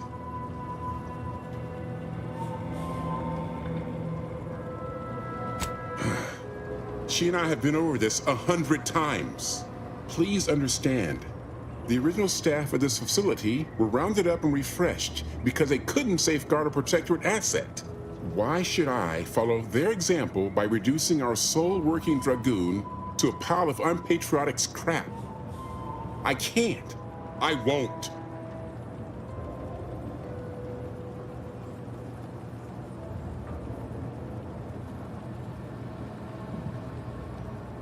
That's a fair point. It's not as if they've come back to finish the job. Perhaps they assume we're already beaten. All right, how's about we get the Dragoon situated over here, so I can extract its vital organ? 1 catalytic amplifier as agreed. I hate to lose another Dragoon, but desperate times call for desperate measures. Be seeing you, stranger.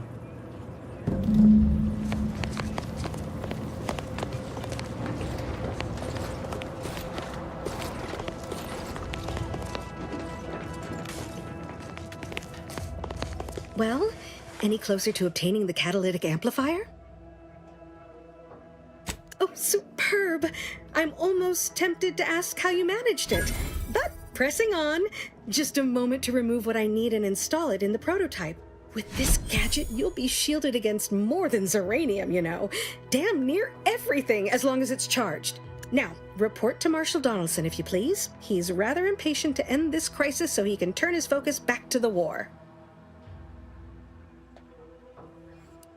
Don't thank me.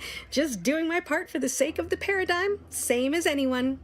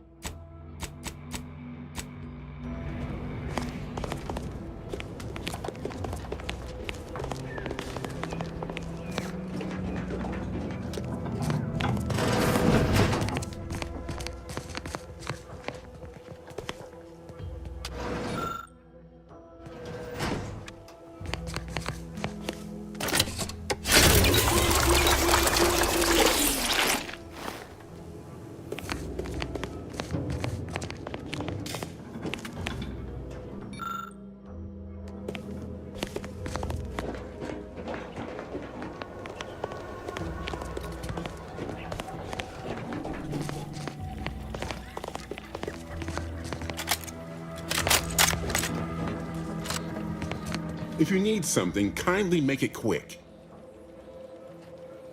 Hazel should get you sorted right quick, assuming she has the parts. She's right between the barracks and the main gate. Can't miss her.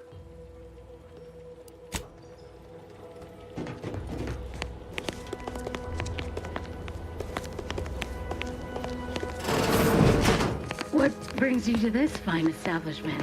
Caught a piece of shrapnel during the attack. What about you? Zeranium poisoning. Only a mild case, but the doctors are withholding treatment to study my symptoms. How do you feel? Downright privileged is how I feel. Sick with pride, nauseous with courage. Yes. Let's have a look at you. No signs of Zeranium exposure. Or anything else novel or interesting, apparently. Another humdrum workaday ailment, no doubt. Nothing requiring my vast expertise, surely.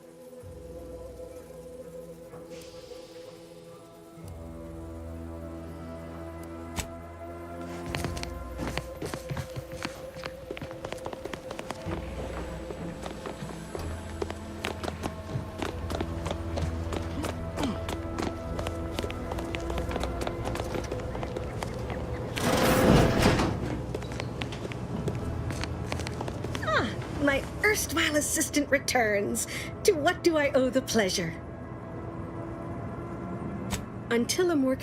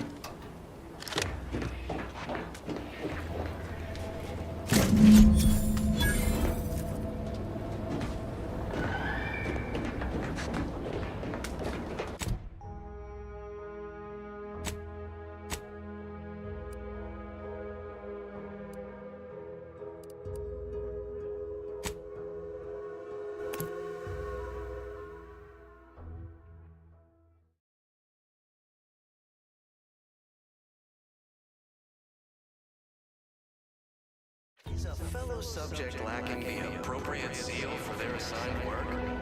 Report them for mental refreshment post-haste. It's not just a good idea, it's the law.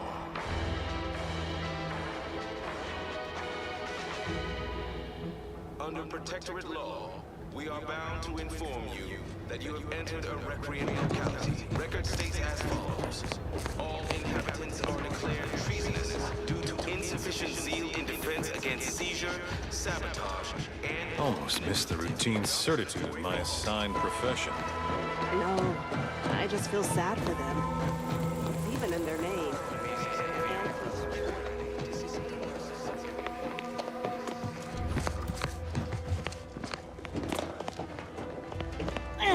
Welcome back.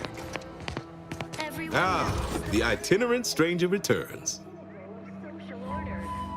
That is most excellent. Please, hand them over. And the Sovereign embodies and executes on it. Throughout history, human societies were constantly... Yes, we had what you outsiders call a deal.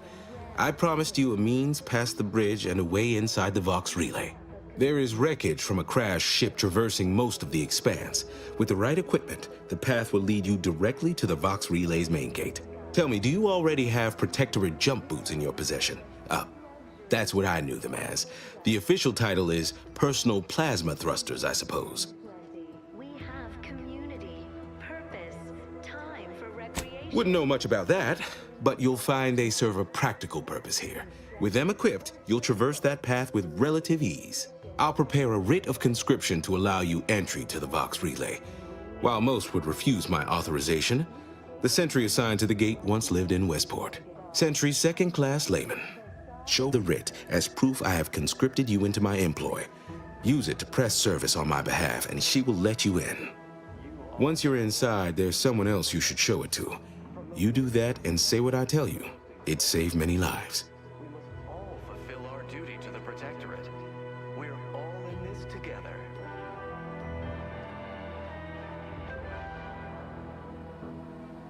The matriarch chose Eden. The Vox Relay is, to my mind, a time bomb. Brigadier Montelli's lost his way. Now all manner of chaos is raging there. I've heard tell he's even resorted to extra-legal executions. Madness, I tell you. A brigadier doesn't act as judge, jury, and executioner. That's an arbiter's job. And even then, they're enforcing existing Protectorate law. Meticulously designed marvel where, if each of us does our part, produces glorious bounty for all. Naturally, sometimes challenges do arise. We all know how invasive species can unbalance even the most robust ecosystem, like those nettlesome raptidons, or the base individualists within Auntie's choice. So don't fret, the system is resilient, the system abides. But now, more than ever, we must all do our part to maintain it. Keep doing your job with pride. Keep informing on your neighbors. Same as ever. Why, isn't it obvious? As Vigilant, I was his commander, and without my guidance, he was lost. All manner of chaos seems to be the order of the day at the station. Executions done in the service of order are an unfortunate necessity. Done at the whim of an individual, well, that's just one more depravity Antes has wrought upon us.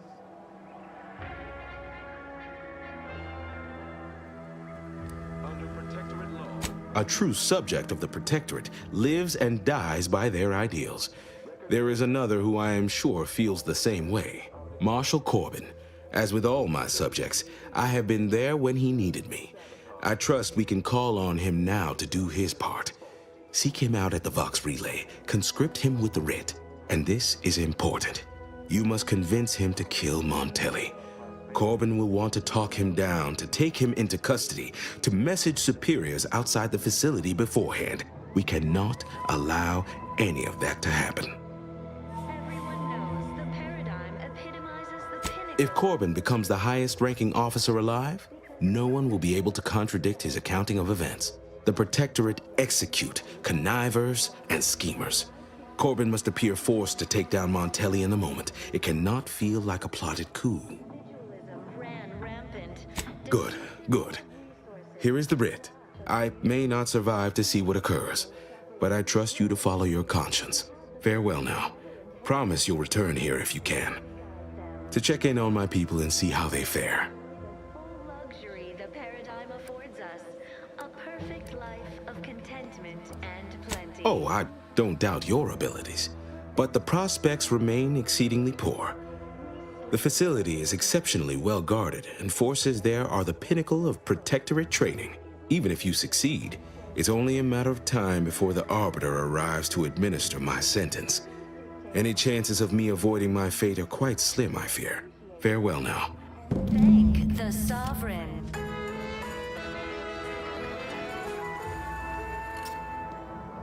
You are the raw material for perfection.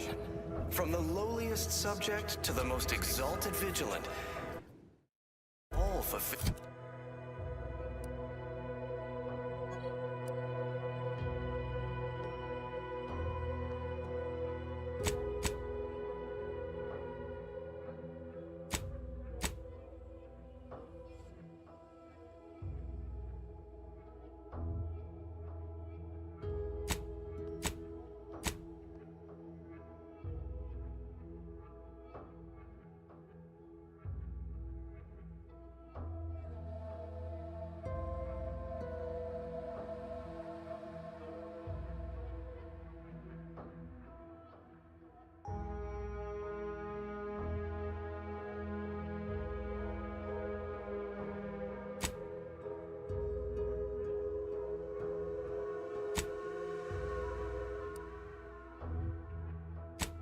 To the Protectorate.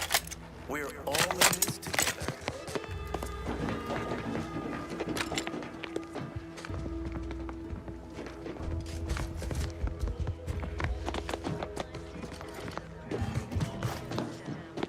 The native flora and fauna, the pleasant atmosphere.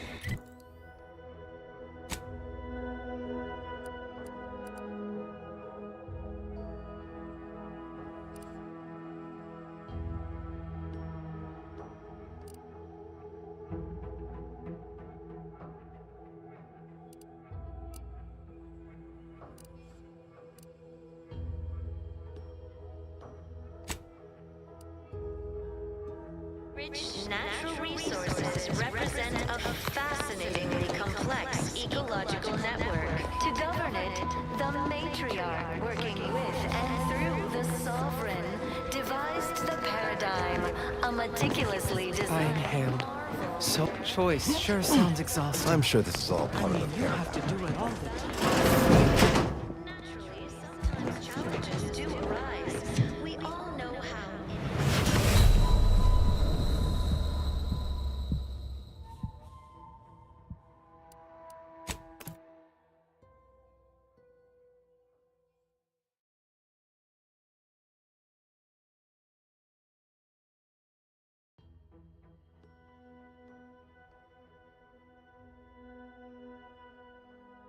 You are the raw material for perfection. From the lowliest subject to the most exalted vigilant, we must all fulfill. I'll take care of him, Commander.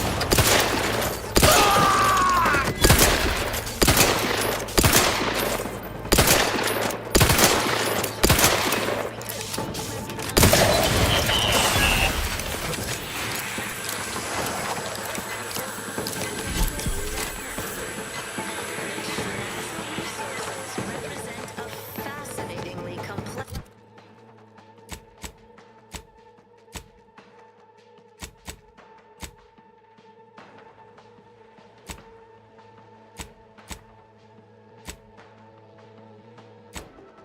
Ecological network. To govern it, the matrix.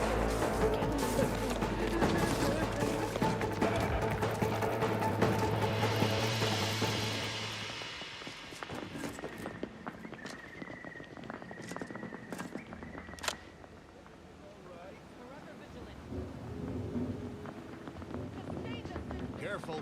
Might be lying in wait.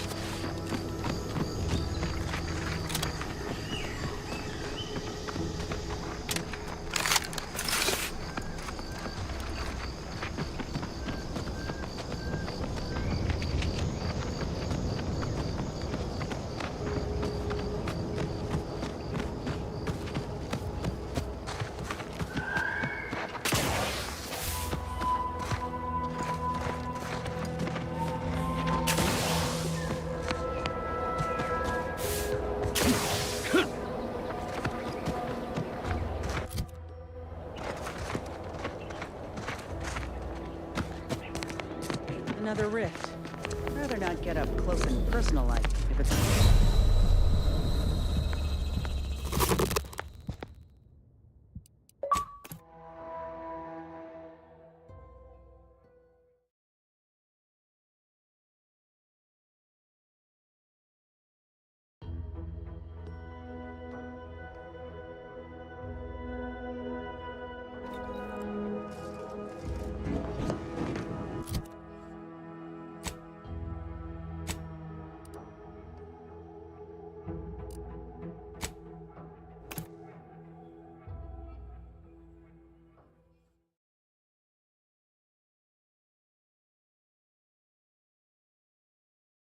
Under Protectorate law, we are bound to inform you that you have entered a recreant locality.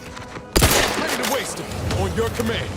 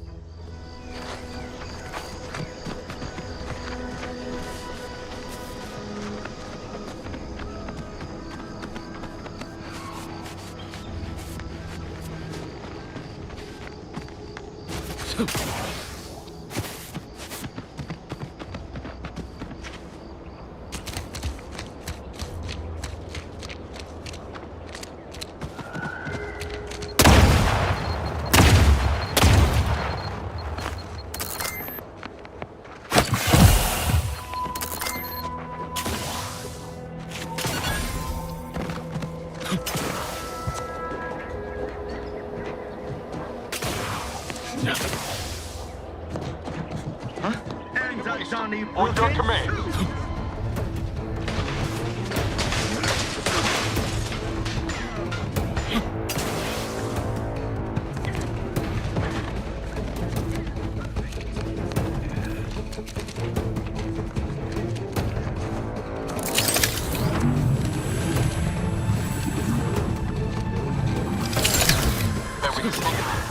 Want to give it a try, Commander?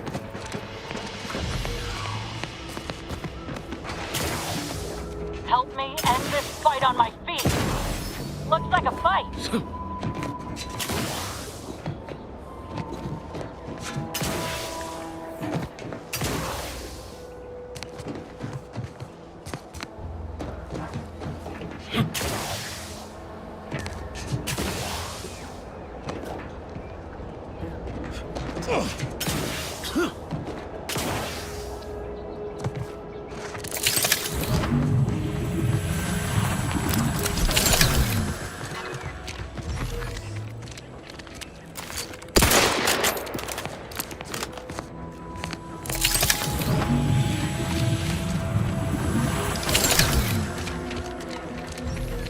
Giving chase.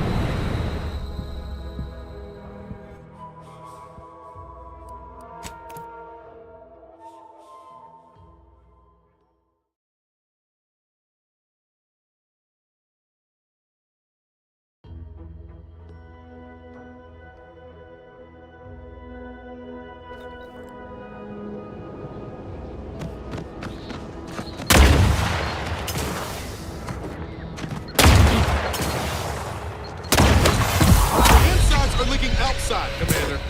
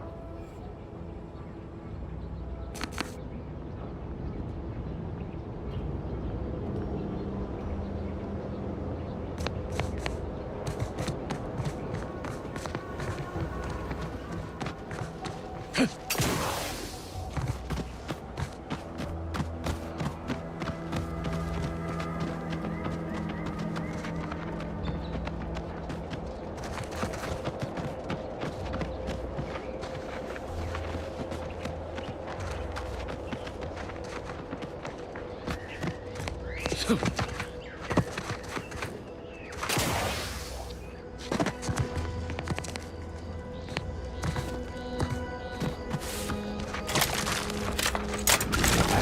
the order, and I'll take care of him, Commander.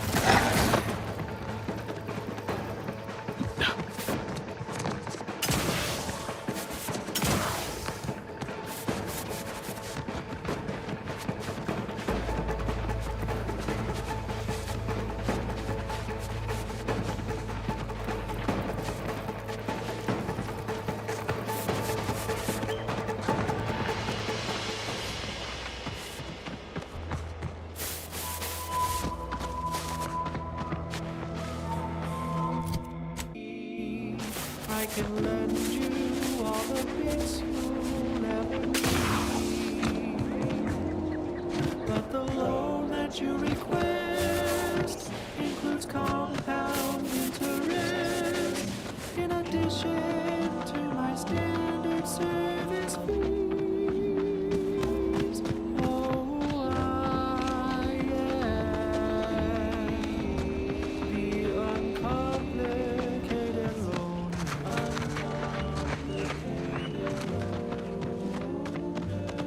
And my terms are quite straightforward.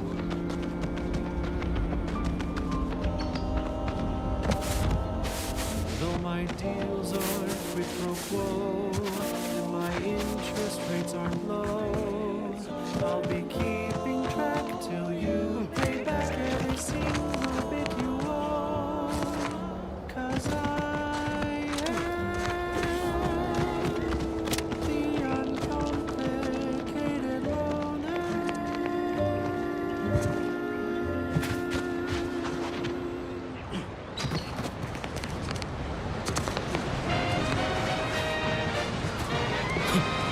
You're tuned to Wireless Free Arcadia, the best things in sliced breadworm.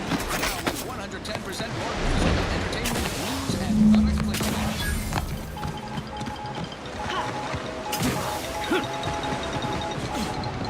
This just in, a field report from the Office of Competitive Analysis and Useful Reconnoitering. Ooh, this sounds important. Better pay heed.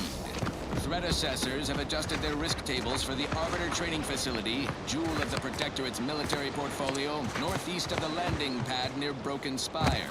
It's a brawl! Skeleton crew remains. Facility's auto-mechanical defenses remain operational and quite lethal. Approach at your own risk, and only if your supervisor can readily replace you upon your likely demise. Well, you heard it here.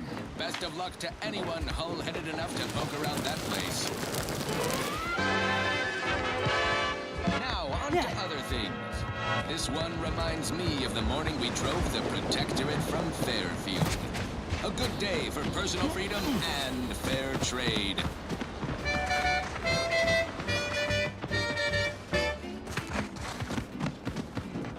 Sleep tight with sweet dreams. You're gonna be unconscious via any means. You wanna be so sleepy, just grab Figured this ship would have departed by now. Got eyes on some no good. Whooping fits. Childhood gout. Adult rickets. Dysentery. Swings of moon. Seems suspect to me. Bloody flux. Time to earn my commission. Advance! Mania. Day terrors. Melancholy. Sleep tight with sweet dreams. You're gonna be unconscious via any means. You wanna be so sleepy, just grab a pill, it's easy. One more interlude, additional ailment. Area's off limits. Chronic itch. Inflammation. Night sweats. Armed and ready. Mild days. Scrumpox. General malaise. Imbalanced humors. Dyspepsia. Oh, and one more thing. Insomnia.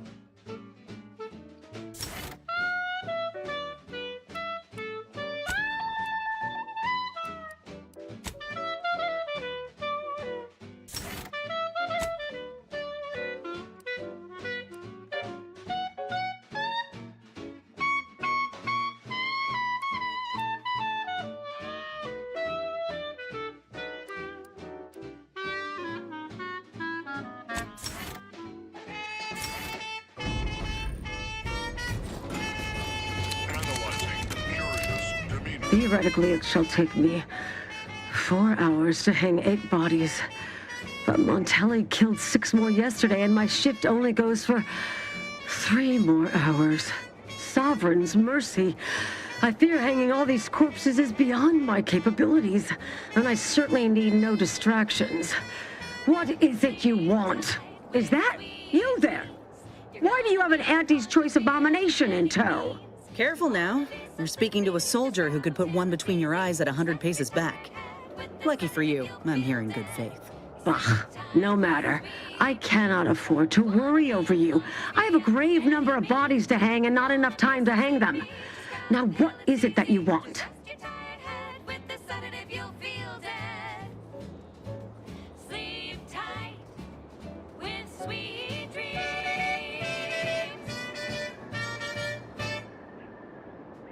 Vigilant Hogarth sent you?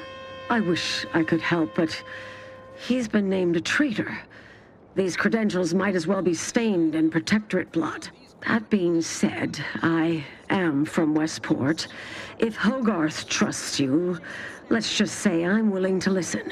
The Brigadier sees enemies everywhere, sappers in every shadow. Approaching him under questionable license is to risk being shot. It's too dangerous for us both.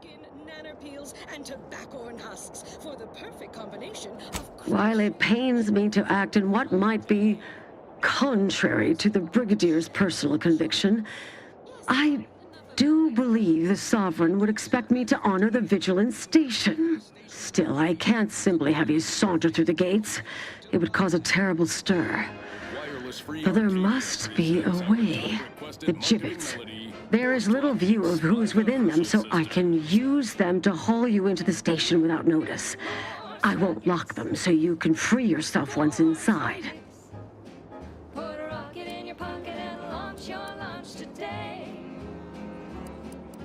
Allow me to open them for you and your companions.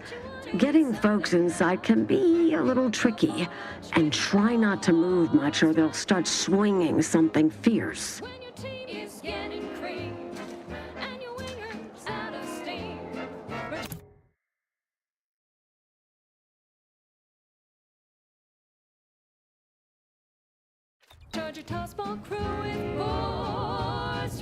Can't believe that actually worked. Force rockets. Force rockets.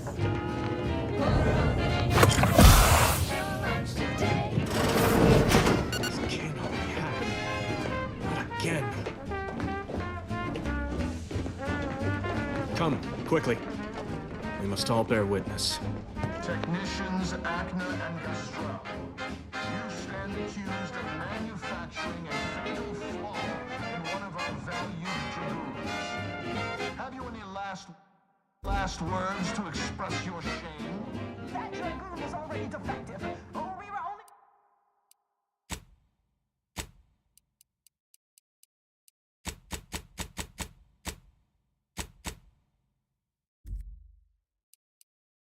only rebuilding the logic assembly so that... At last, the truth alights. I hope this belated confession unburdens your conscience, though it will do nothing to commute your sentence. On the charges of sabotage and treason most contemptible, I find you both guilty. No, please! This is all a misunderstanding. We're loyal!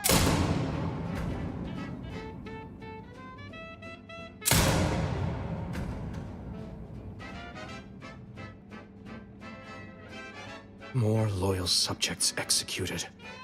And valued technicians, no less.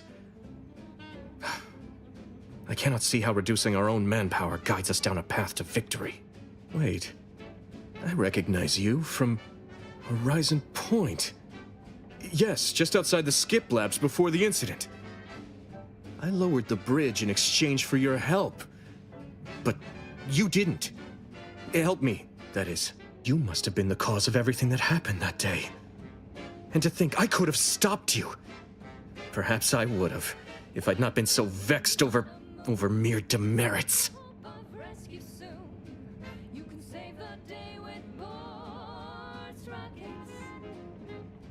When you're Others named Hogarth a traitor, but I never believed it. If anything, Montelli is inflicting more injury to the Protectorate right now than the whole of what Hogarth is accused of. In any case, the writ all but obliges me to aid you.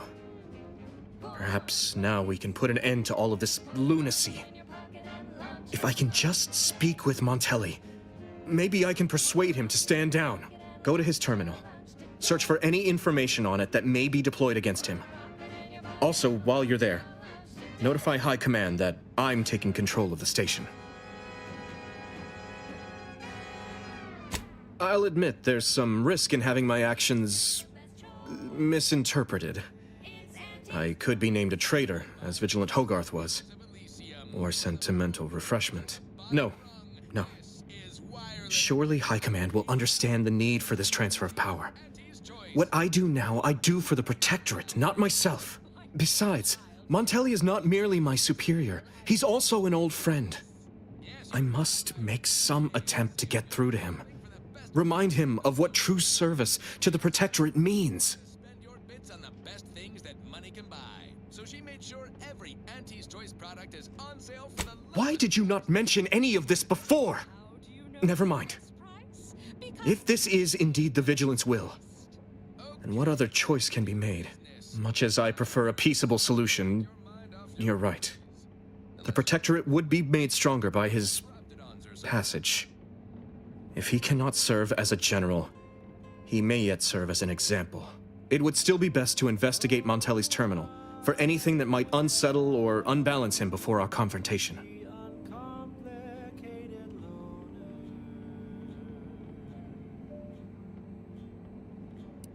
Difficult? No. It's necessary. Practically mandatory given Montelli's behavior. It's what the Protectorate requires of me. What does it matter if I am disquieted at the thought of sullying my hands with my friend's blood? Such rumination is only a gateway to further turmoil and vexation. No. This is honorable. The right thing to do. It has to be. You will need your own access card to get upstairs. Blank keycards can often be found in the contraband room, and there's a terminal for encoding access in the security office. Head through the door to the right and continue down the hall. You should find your way without much trouble. Oh, but mind the guards. They'll still attack you on sight. I will join you as soon as you go to confront Montelli. In the meantime, I'll gather what weapons and allies I can.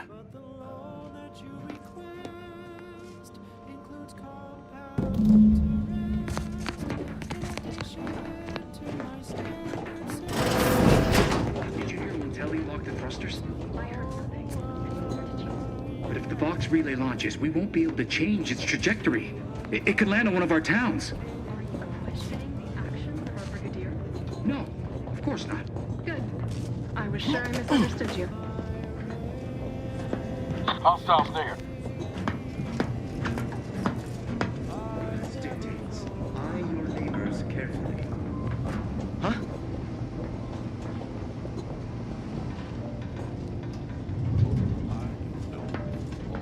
Back to it.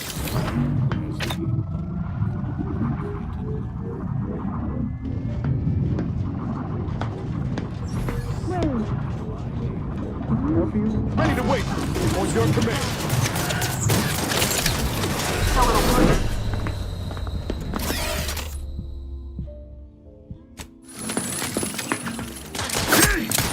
Enemy upper camp! Revive me!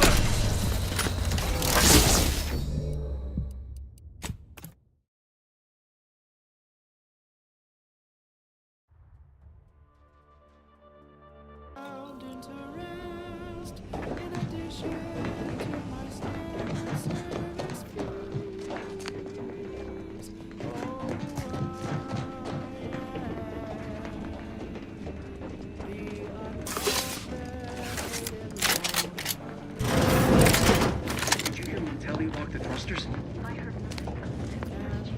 But if the Vox relay launches, we won't be able to change its trajectory.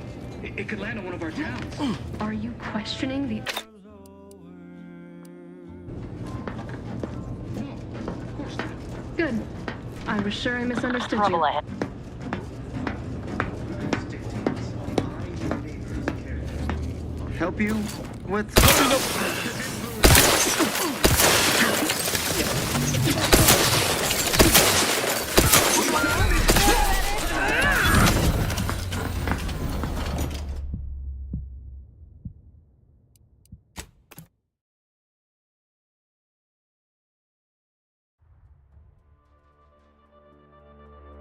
Interest in addition to my standard service fees. Oh, I am the uncomplicated loner.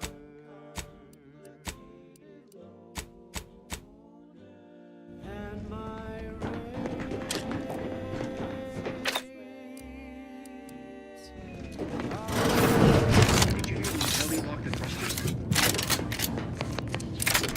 Fox relay launches, we won't be able to change its trajectory. It could land on one of our towns. Got eyes on some no-good. Let me know when you needed a stretch. Lay low, Commander.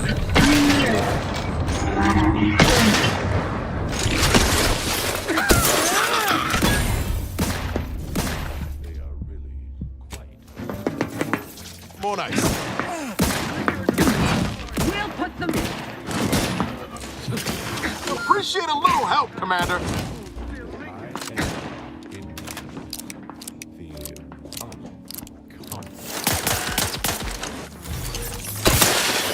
Rhino's looking at my marginal.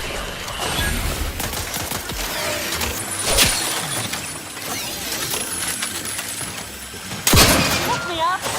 I do it for you.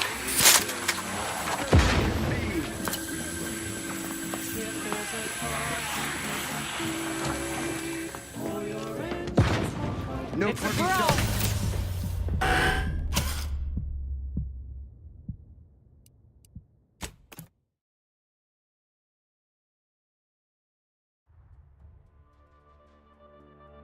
Appreciate a little help, Commander.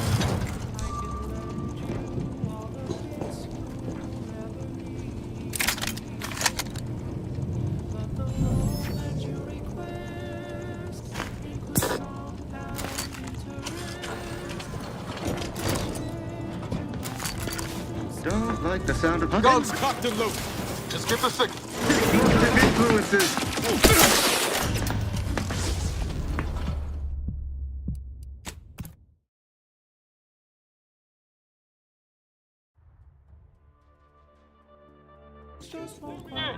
Help me out. Didn't look alive, Commander. I've learned it.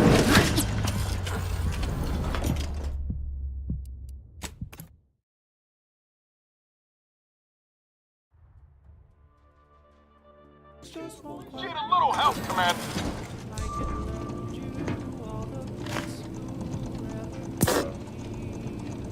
Spotted trouble.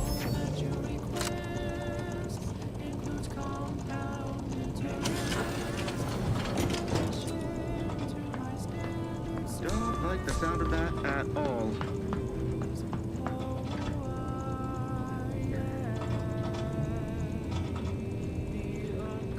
Giving chase.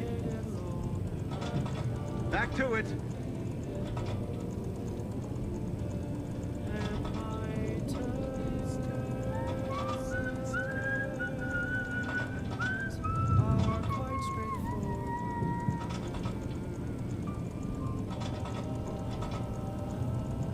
Though my deals are quid pro quo, and my interest rates are low, I'll be keeping track. Perfect society demands perfect thoughts. Imperfection is impossible when the mind is a thing of symmetry.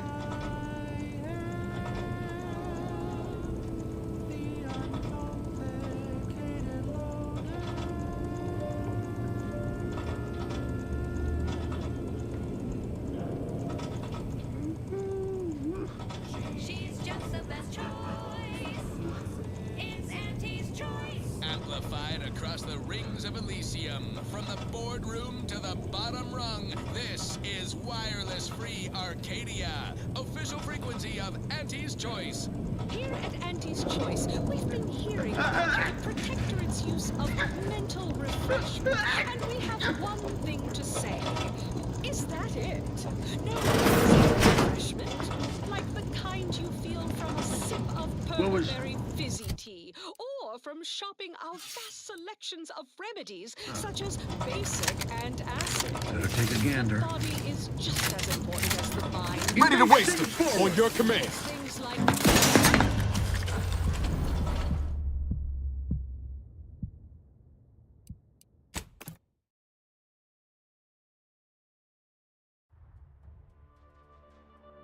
physical refreshment, like the kind you feel from a sip of... Hit him! Hey! Got a distraction for you! You lot couldn't hit the broadside of a frame! Rough customers of them. Basic and acid. And the body needs things like deep-fried cysty bits and more...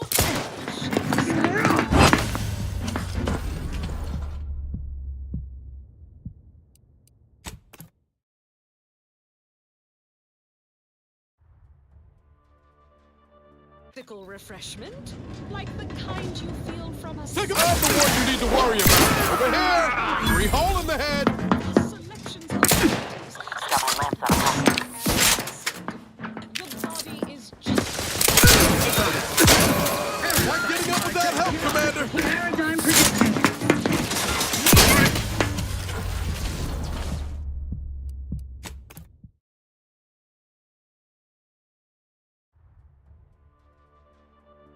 Physical refreshment, like the kind you feel from... Take a dumbass! Hey! Got a distraction for you!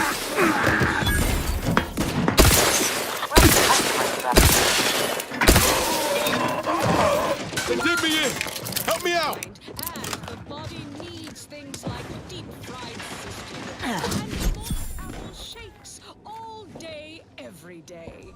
Come see Auntie Berries and... Hit 'em hard! Just a little bit more.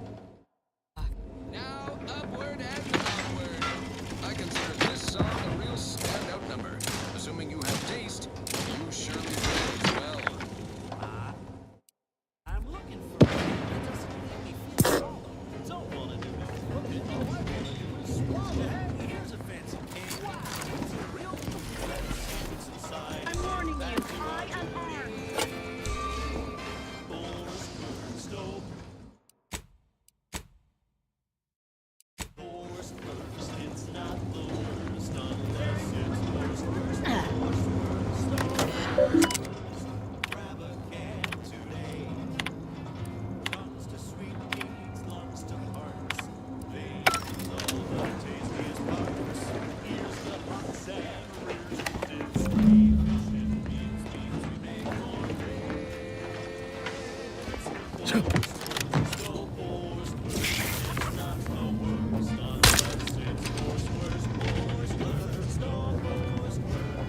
Grab a can today.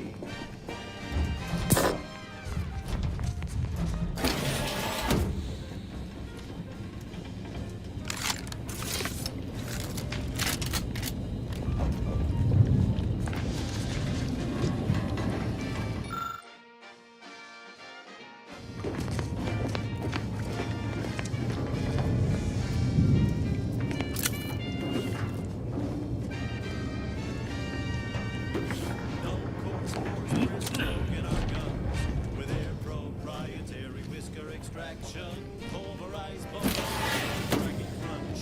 We gobble it down to get back to the action. Oh, howdy. Good to see you there. You got Got some bad company. 10-hour shifts. You know, working the assembly line makes for a powerful hunger. So when we need to relight our thrusters, we don't waste time slow roasting some fancy holy cow. Seems like... Look alive, Commander.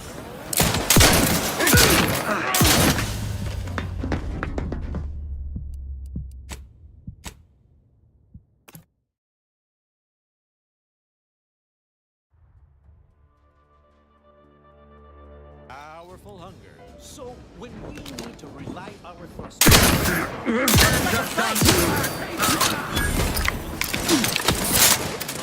No, sir. We got some bad company. His days behold.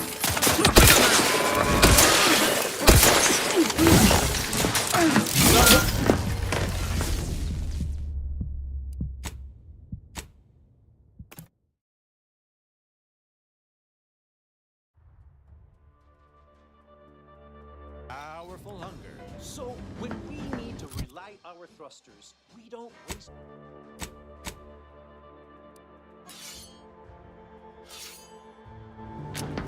Huh? Let me walk on over there. It's the bro!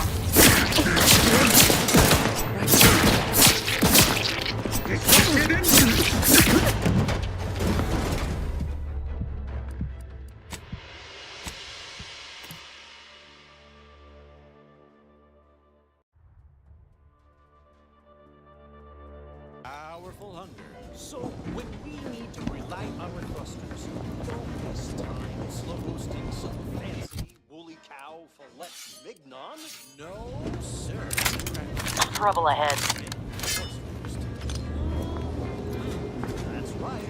Nothing like instant, soft-serving feral pork paste. Boost productivity and full small amounts all wrapped in yapping. Time is bits. Back to the factory floor.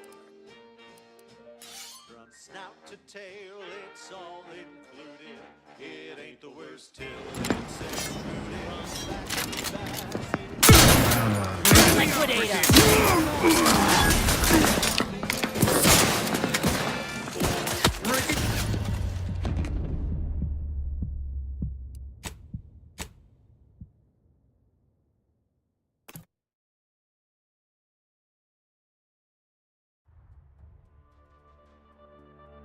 Powerful hunger. So when we need to Charge! our thrusters, we don't waste time slow roasting some fancy woolly cow.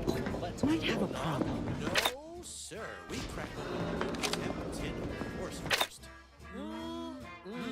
That's right. Nothing like feral pork paste. Boost productivity and full burn in small hours. All right. Time is best.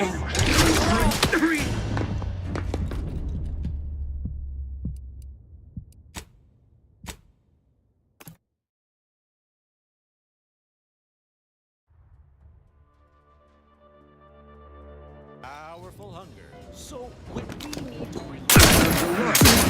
I like commission.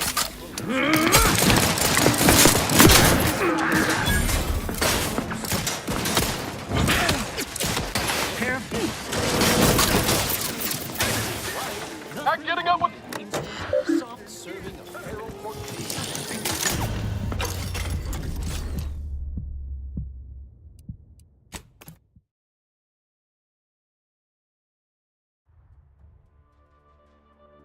Powerful hunger. So when we need to relight our Armed and ready. Got some bad company.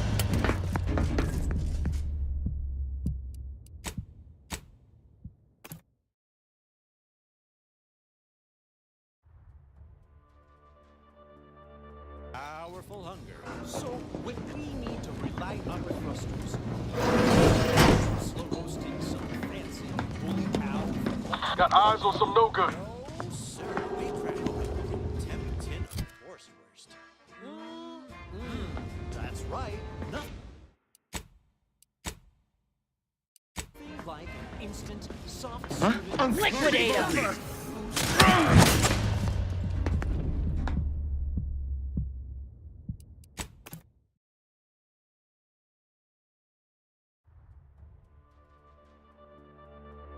like an instant soft Looks like a fight!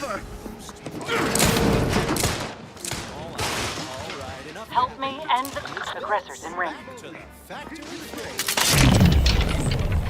Snout to tail, it's all included. It ain't the worst till it's extruded. Run back to my Not getting up without help, Commander!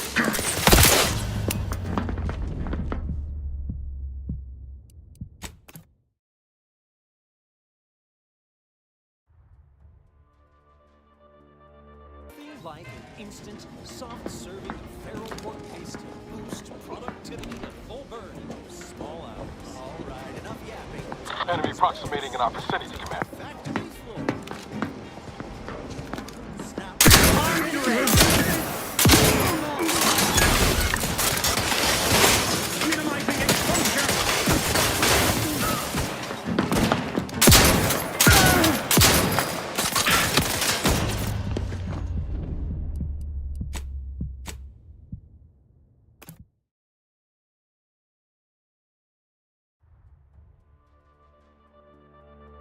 Like an instant, soft serving of feral pork paste to boost productivity to full burn.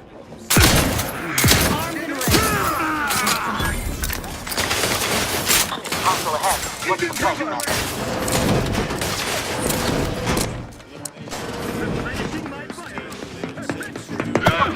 Little help, Commander.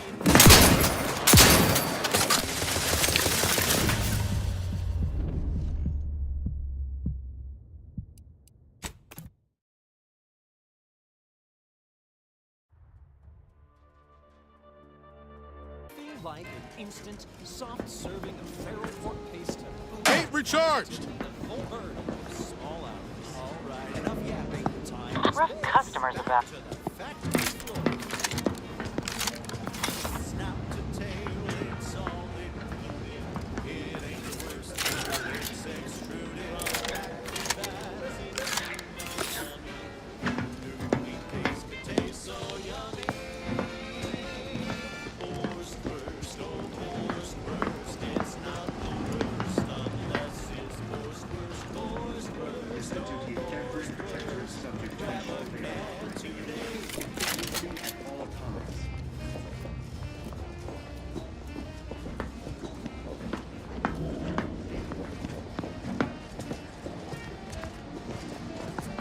Say, invasive element! Individualists! Moving in free thinkers!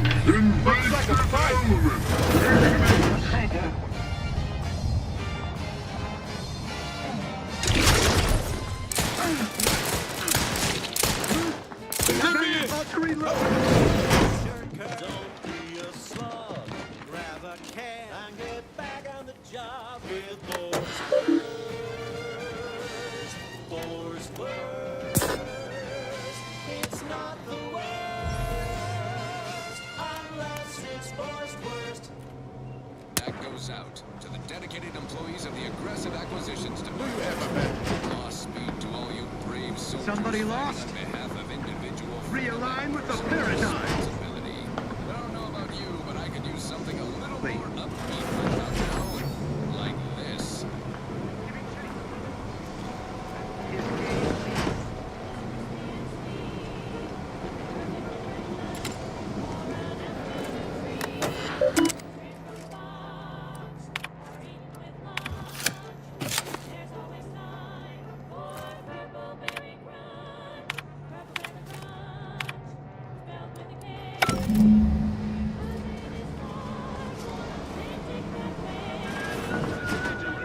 Within chase.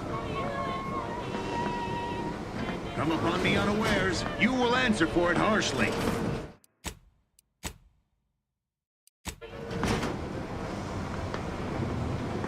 For No use rambling further. What are they up to? Sovereign? Right. Back to it.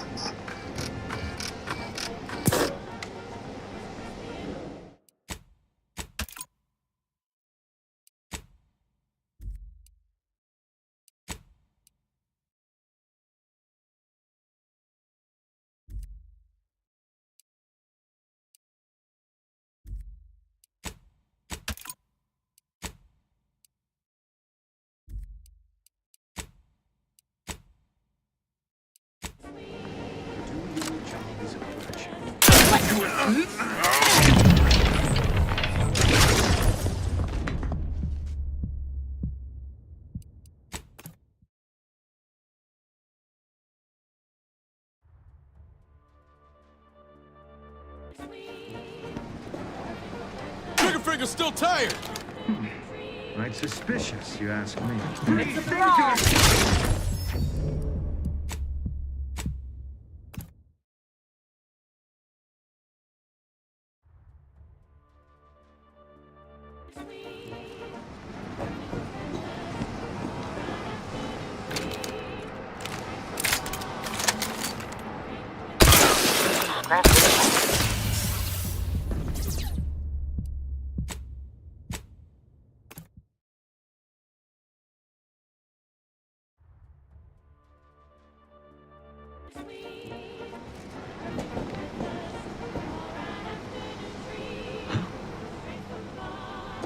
Seems like...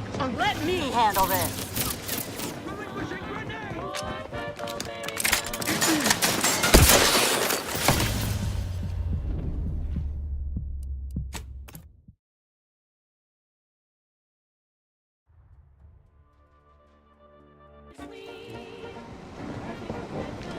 Appreciate Let me handle this!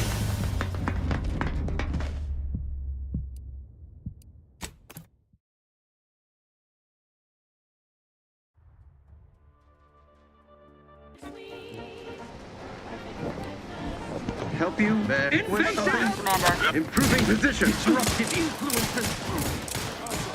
Carefully reloading. Advance! Bring in cover.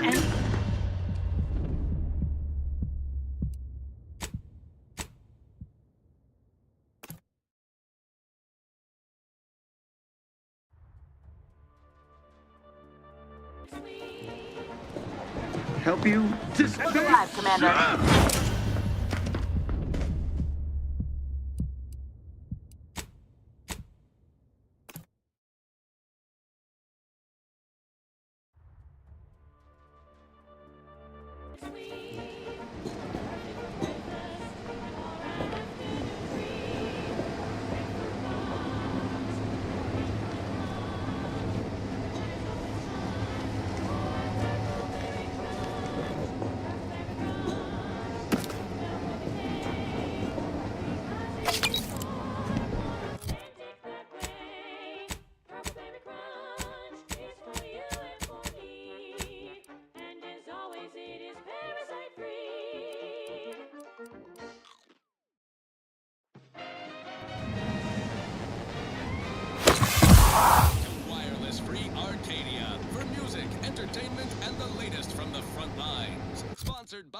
Auntie's choice, improving lives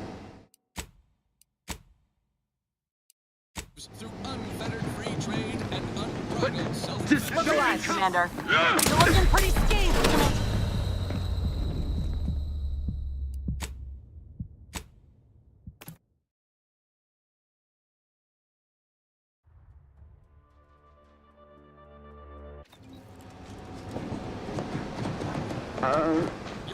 Armed and ready.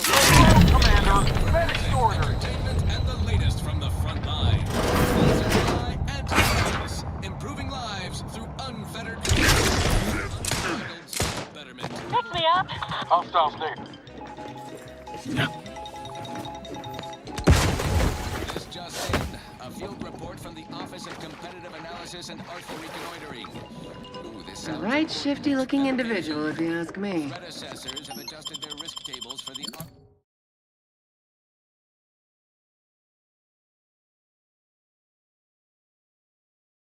Arbiter Training Facility, jewel of the Protectorate's military portfolio, northeast of the landing pad near Broken Spire. Although only a skeleton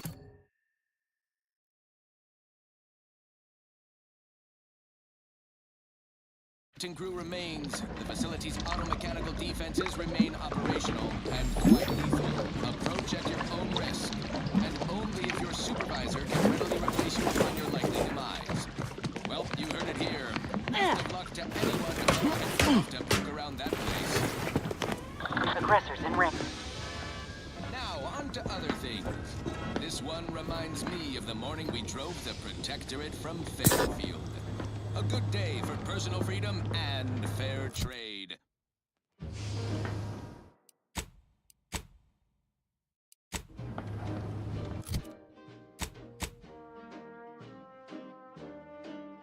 I'm yearning and yearning for you.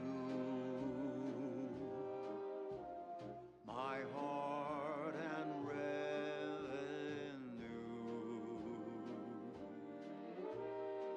Every last bit of my wage, every last bit that I'm paid, every last bit that I save is intended for you. Although the cost may be high, one day I know you'll be mine. Someday perhaps I'll own two. For now I'll take one that's brand new. 'Cause I'm yearning and yearning for you.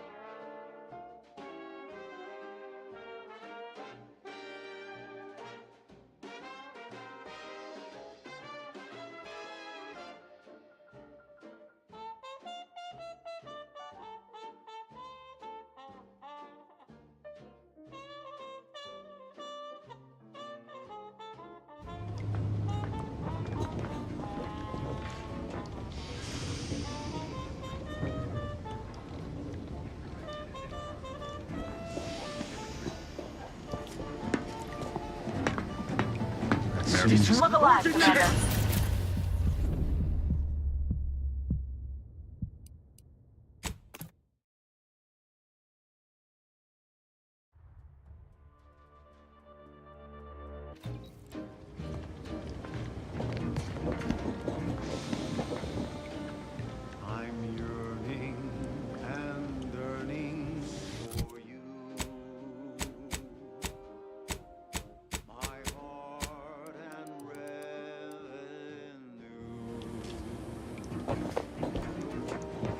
Hostile ahead. What? What's the play, Commander?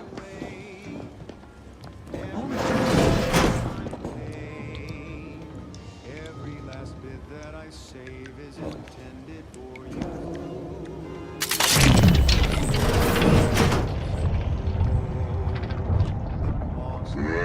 Straight to it! I'm ready for combat!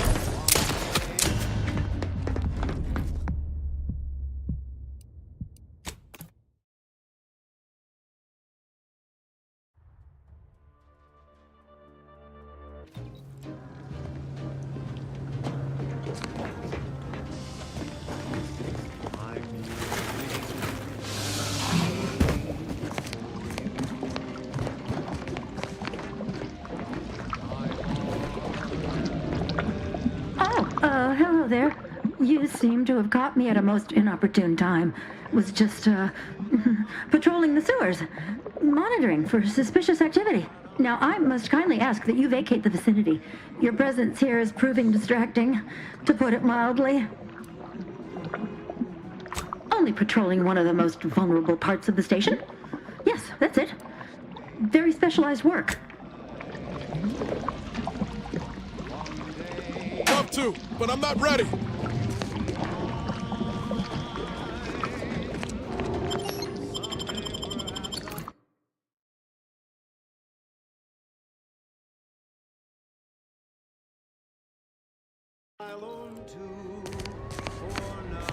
Commander, this has got to be where the matriarch is.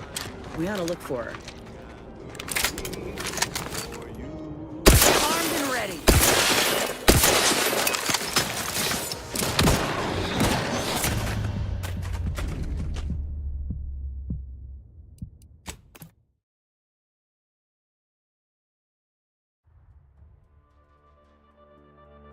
I'll own two.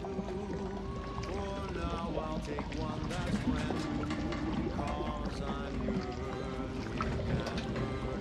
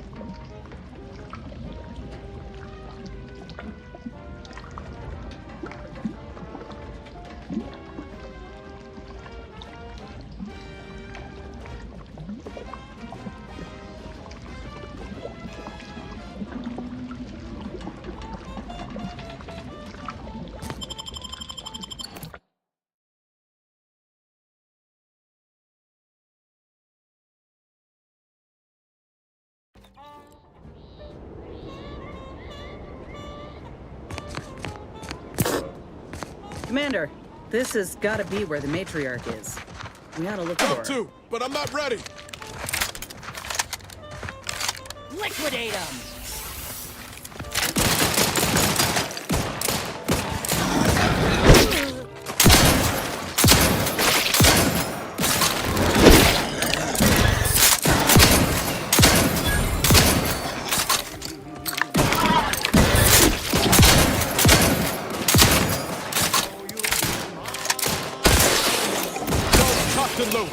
Just give the signal. Look alive, Commander.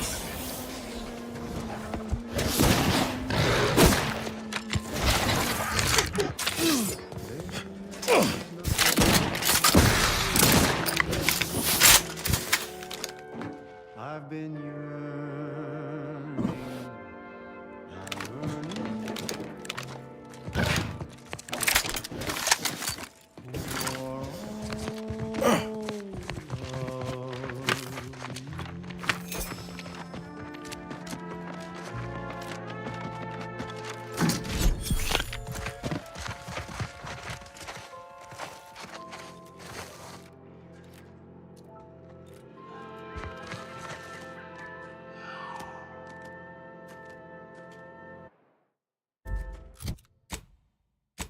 Auntie, when are you going to have a sale? My dear child, every day is a sale at Auntie's Choice. Looks like a fight. At the lowest prices. Auntie knows you want to spend your days on the best prices money can buy. So she made sure. Keep howling. We're coming for you. Price the cheapest. How do you know it's the best price? Because Auntie knows best. Now upward and onward. This is one of my favorites, though admittedly I'm far from discerning.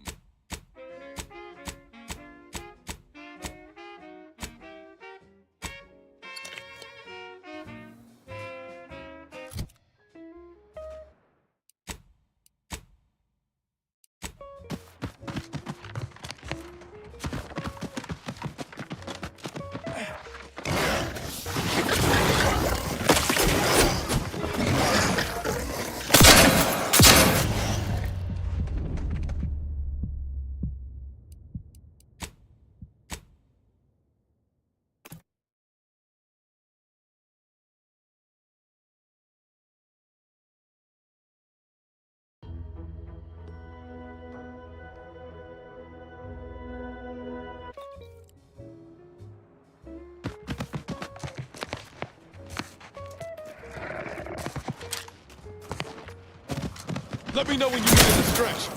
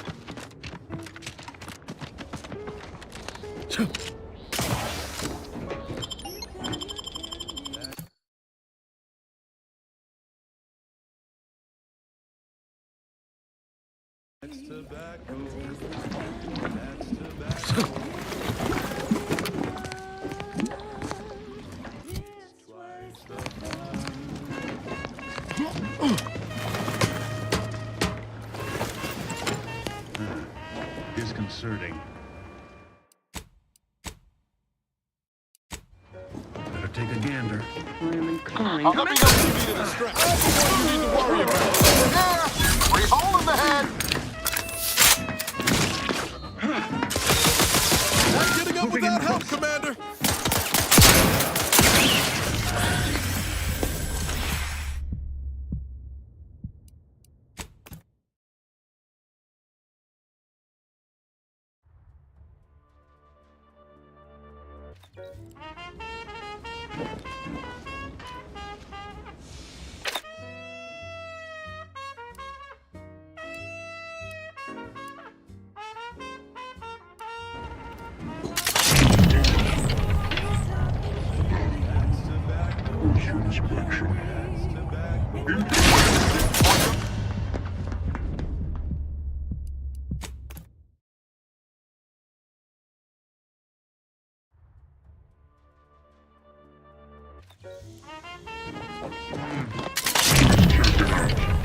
Invasion elements disruptive influences!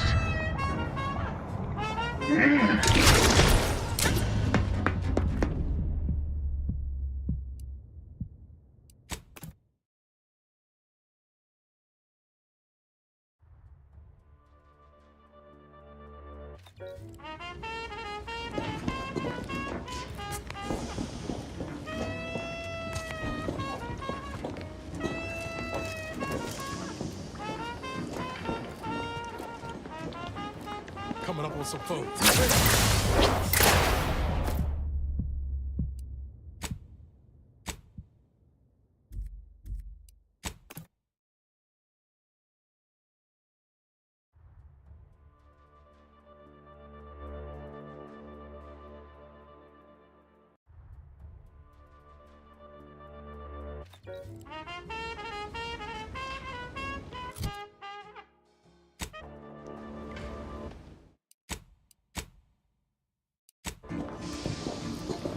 What was...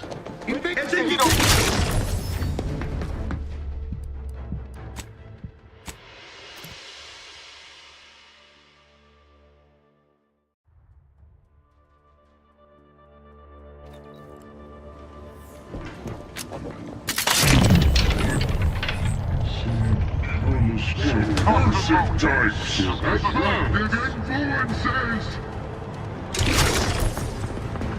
Improving. That cover spot looks much better. Check enemy light just turned.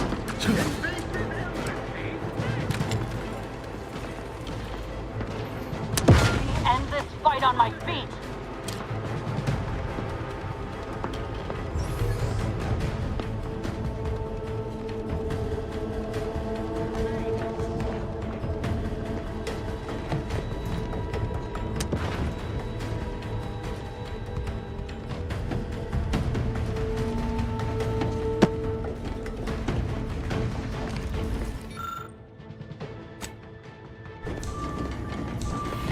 Back in business.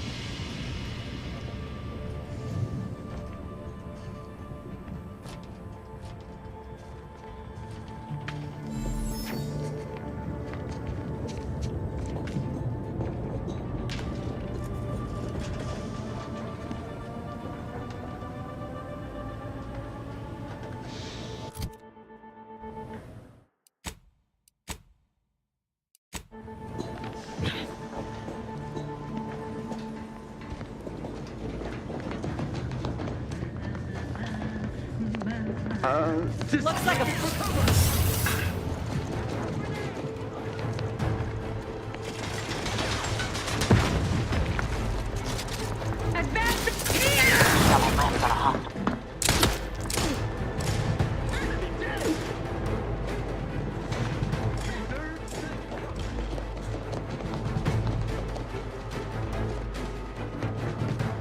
Knew you had my back.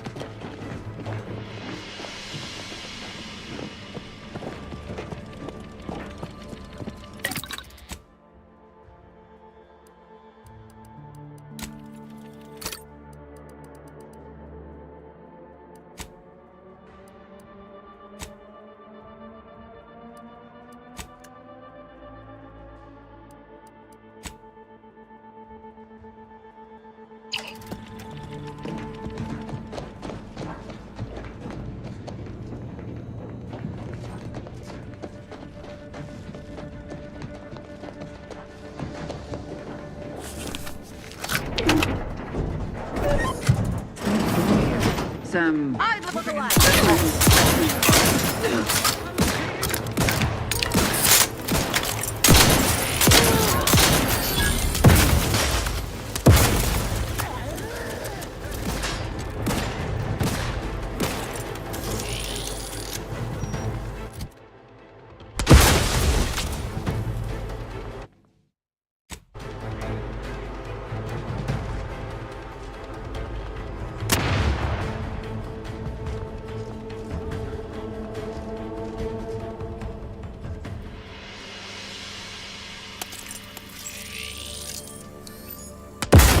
Armed and ready.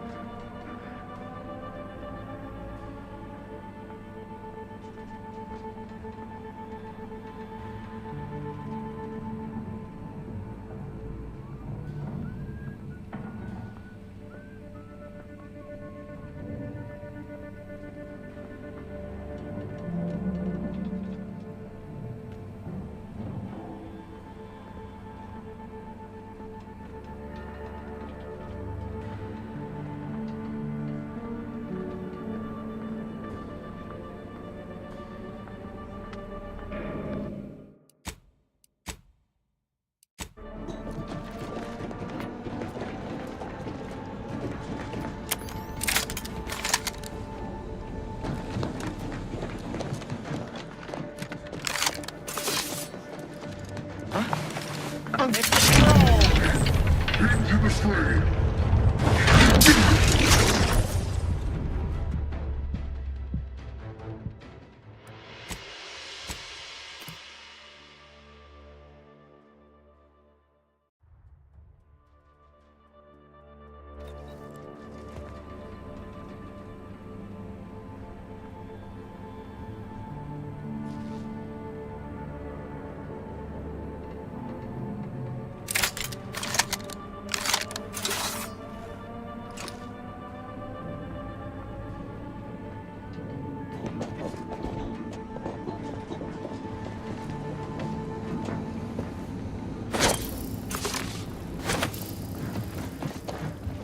Was definitely something.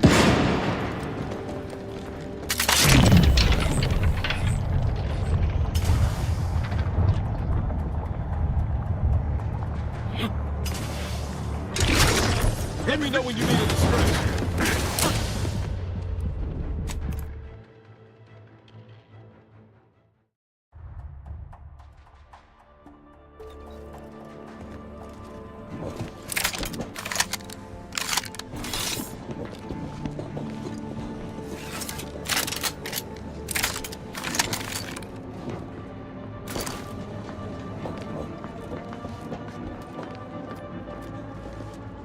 It's the duty of every protectorate subject to ensure they are operating at peak efficiency at all times.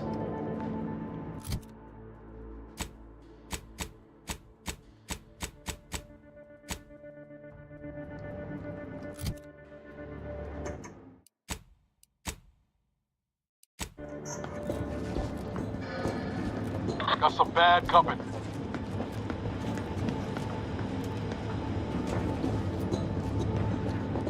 To do your job is a virtue. Every part is a call. Every subject ensures a glorious love. Ready to take the heat off you, Commander. Just say when.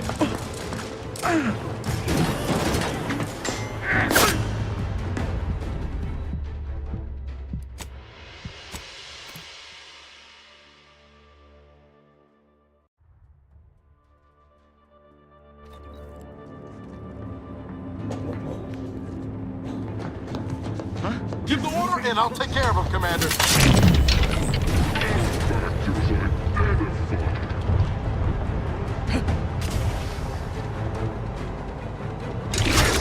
Looks much better.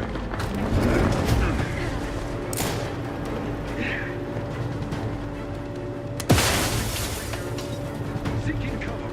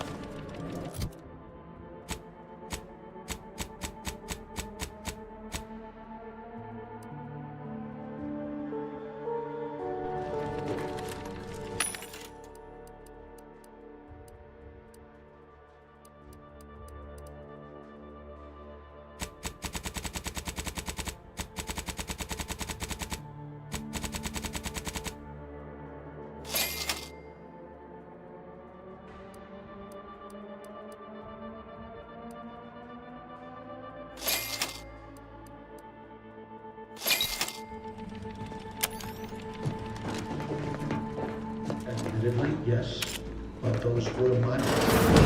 What now? Ah, an intruder. Of course. I was warned the Paradigm would test me, and here you have arrived. And Corbin. By your presence, am I to understand that you've turned renegade as well? Of all the serpents writhing beneath my boot, you were the last I expected to strike at me. The only renegade here is you, Umberto. You forced my hand through your paranoia and cruelty. I'm killing traitors, seditionists. I am purging our prized garden of chokeweed and all manner of slithering things. My methods may seem callous, but a swift response to treason is necessary to prevent this crisis from worsening.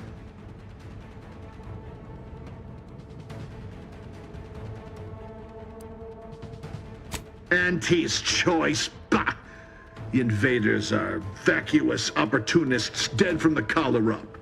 They would not have found purchase here if not for the festering rot already in our soil. Festering rot? Hell of a way to speak of your own forces, Brigadier. Or perhaps your auntie's choice simply lacks the standards to separate out mediocrity. Nevertheless, I am not afraid to speak what's true. Our great protectorate has lost its way. Years of comfort and plenty without stricter enforcement have softened us, made us weak, undisciplined. If only the Sovereign heeded his consul's wisdom, he could restore the Protectorate's honor, instead of shaming his forebears by leaving such a grave task to others, like myself.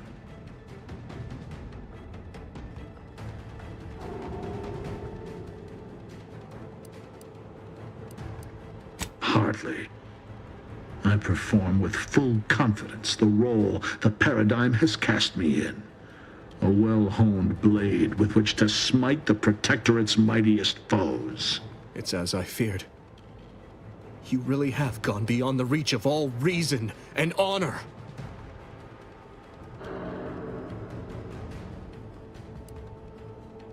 Let's not be too hasty.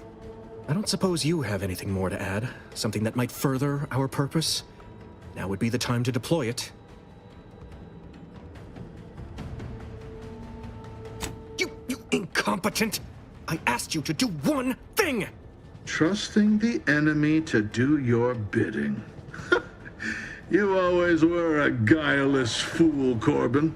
Were it up to me, I would sentence you to the slow and painful traitor's death you deserve. But given the circumstances, your extinction must come quicker. Guards, purge this loathsome treasonist and his odious ally from my sight. Leave none alive. Hostile.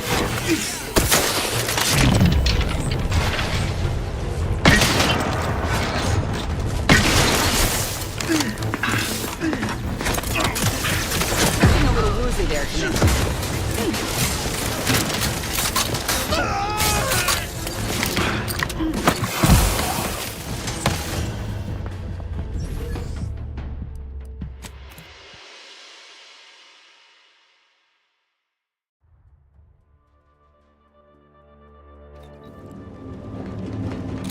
Let me know when you need it.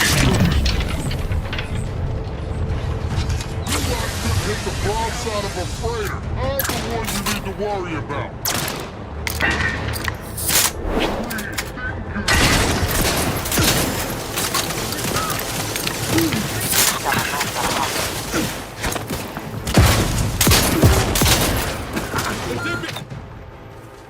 You're getting a little woozy there, Commander.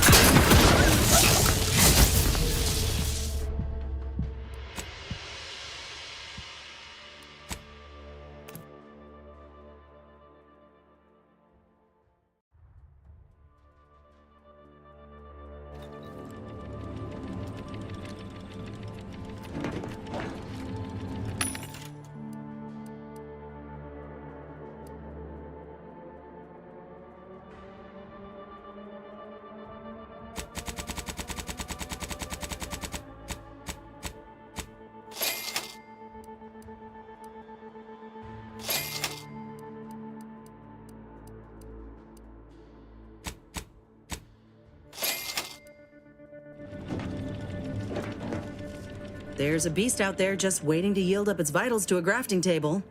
I'd like to begin the hunt soon, if it's all the same to you. We should keep moving, Commander.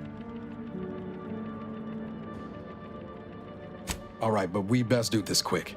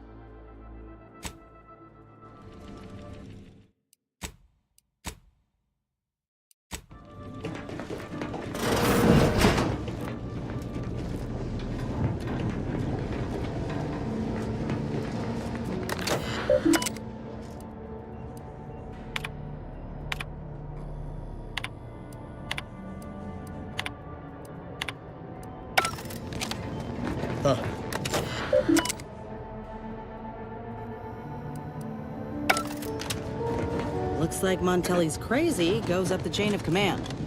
Figures. None of this ever happens in a vacuum. Admittedly, yes, but those were minor incidents. What now? Ah, an intruder.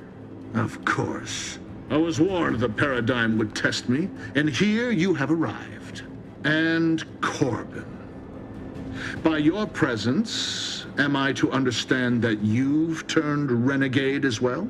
Of all the serpents writhing beneath my boot, you were the last I expected to strike at me. The only renegade here is you, Umberto. You forced my hand through your paranoia and cruelty. I'm killing traitors, seditionists. I am purging our prized garden of chokeweed and all manner of slithering things.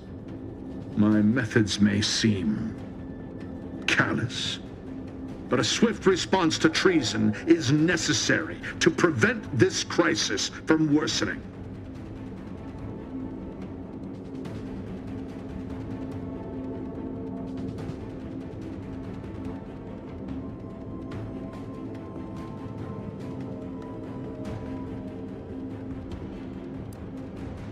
Auntie's choice? Bah!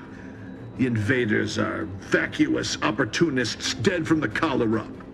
They would not have found purchase here if not for the festering rot already in our soil. Festering rot? Hell of a way to speak of your own forces, Brigadier. Or perhaps your auntie's choice simply lacks the standards to separate out mediocrity. Nevertheless, I am not afraid to speak what's true.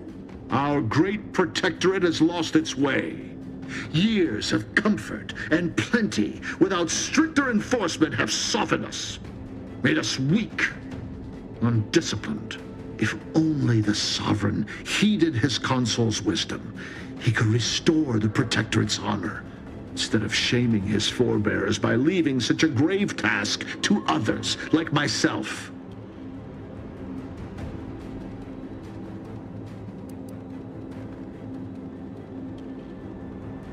I have always approached my duty with diligence and dedication, but for too long, I resisted greater truths, even though I was surrounded by the proof. If not for the consul, all would fall to ruin. The Protectorate survives not on empty will, but on those with a mind for strategy and the stomach for war. It's as I feared. You really have gone beyond the reach of all reason and honor.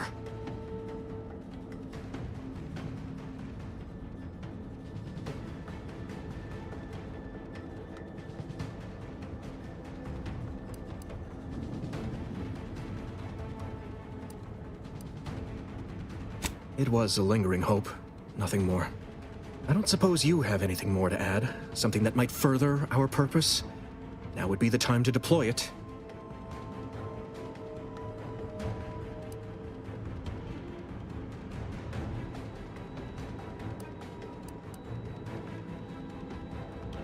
Enough! Silence your disparaging tongue. Better yet, I will do it myself. Guns locked and loaded. Just get the signal.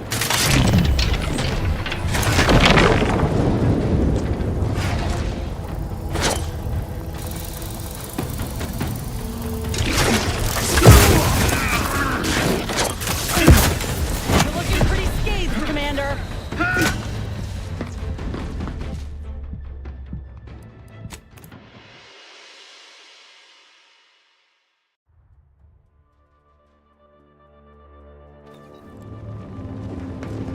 Let me know when you need a distraction. We're here! Hey, got a distraction for you. That's a bad company.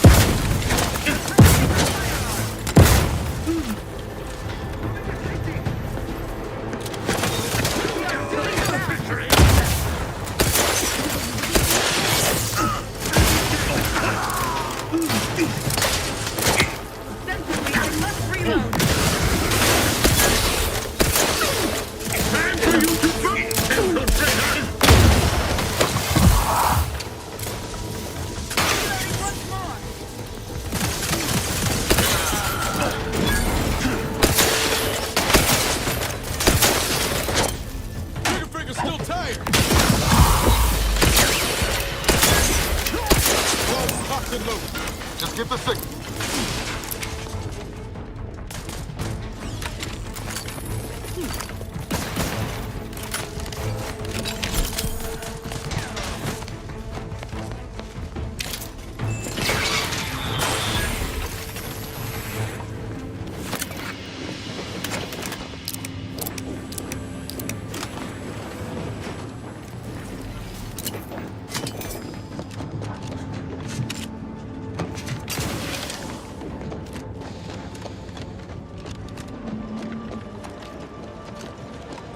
This is the control room.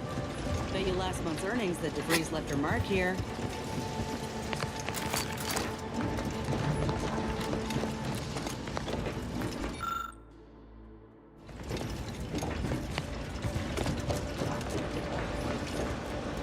nobody around.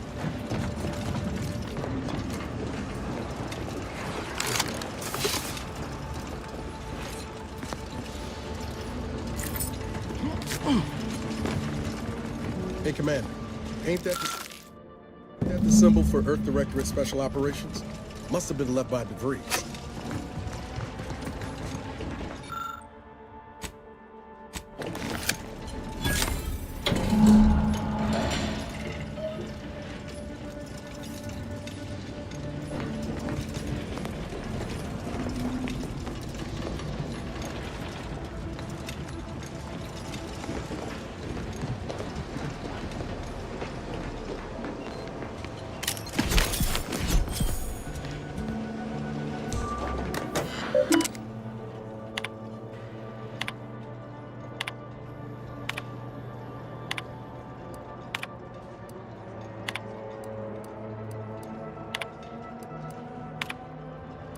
I don't know who you are or how you accessed my private terminal, but it won't do for prying eyes to have evidence of my activities.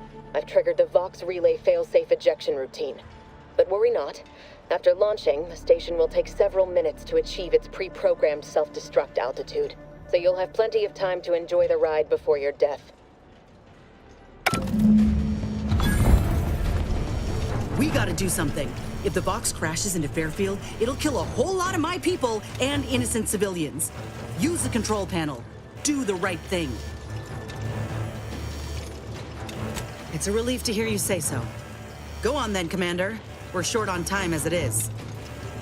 Commander, we need to go!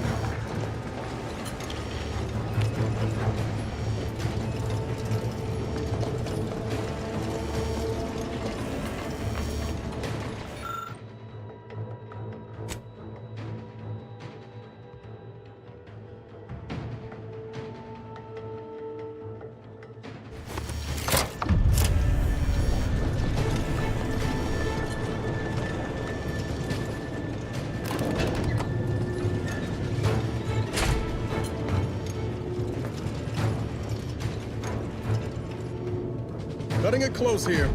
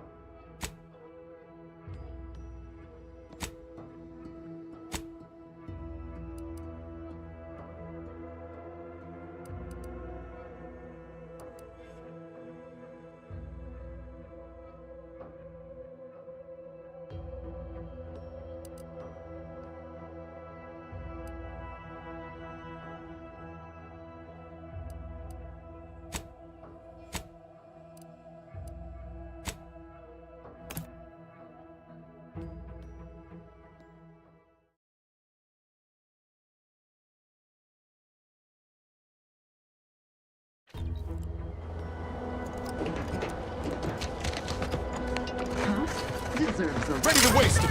On your command. Evan!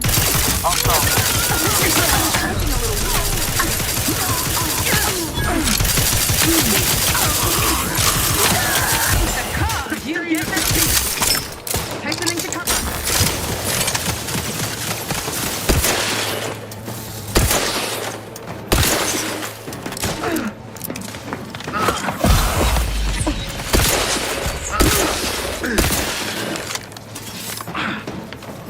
Taking cover.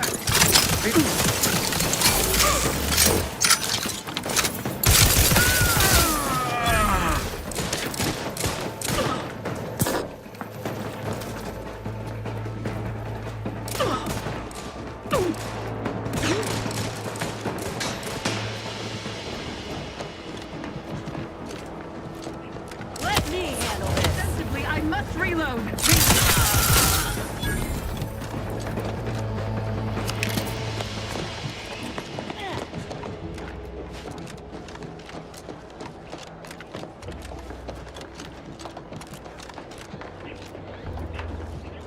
Back again. Thought we were done.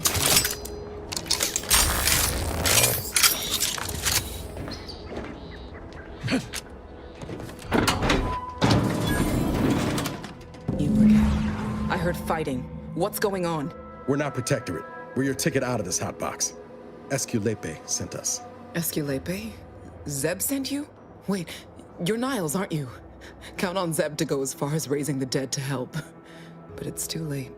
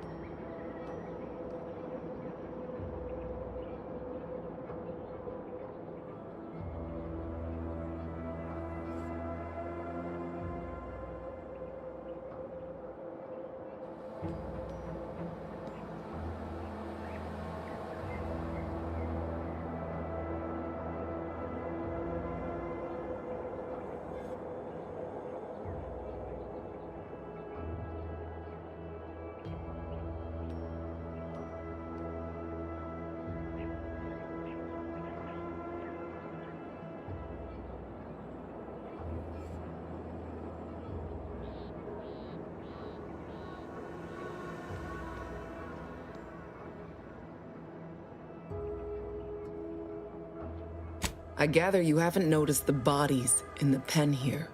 Oh, the others don't look like they suffered easy deaths. What happened? Void-damned protectorate brutality, that's what. The consul sent a sentinel to conduct a preliminary interrogation. But it was more like exploratory surgery. She tortured us for information. The others didn't survive her enthusiasm for the work. I'm only here because the consul wants someone brought back to him, alive. Lucky me.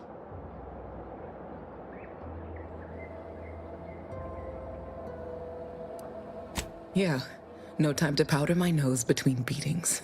Go figure. Quick though, before I forget or we're interrupted, I memorized the cipher. It's 02519W. Should help Zeb decode the intelligence we sent him a whole lot faster.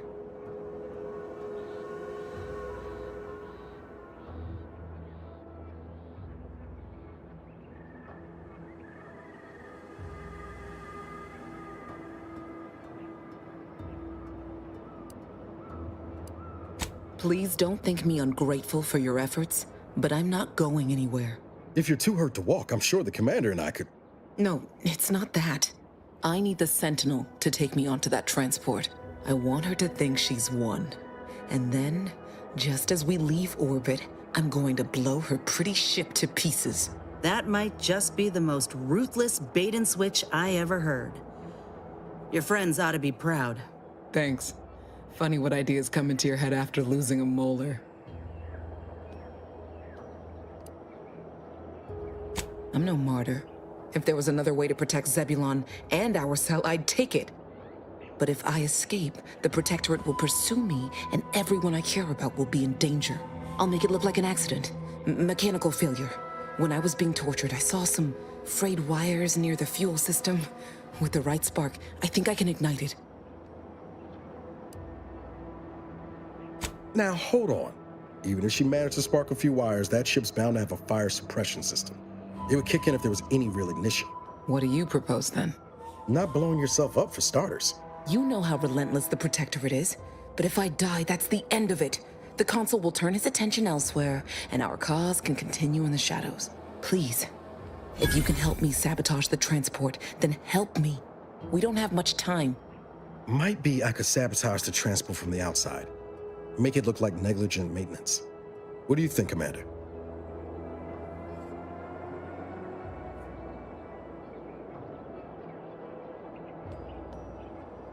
The others paid with their blood to protect the cause. How can I be unwilling to do the same?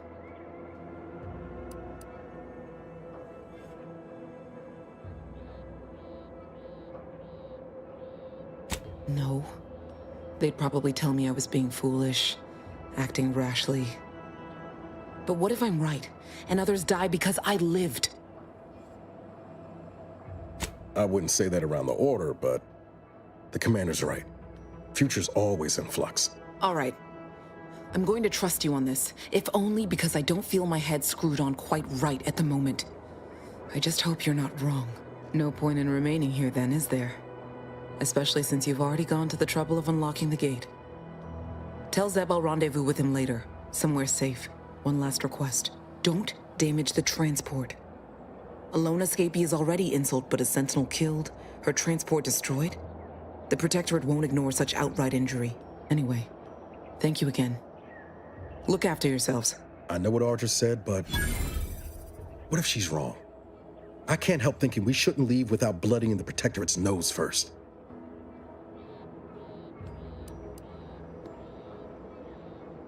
I could still go through with our plan from before. Sabotage the transport, make it look like an accident. Wouldn't be hard. I'm torn. On the one hand, Audra might be right. But when else are we gonna have a chance to take out one of the Consul's lackeys and a Protectorate vessel in one go.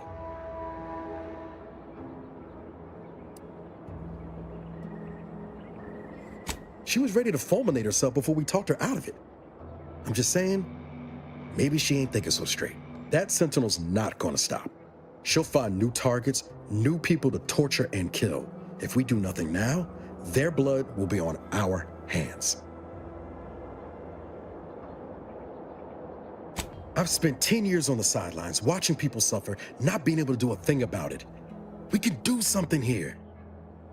So shouldn't we?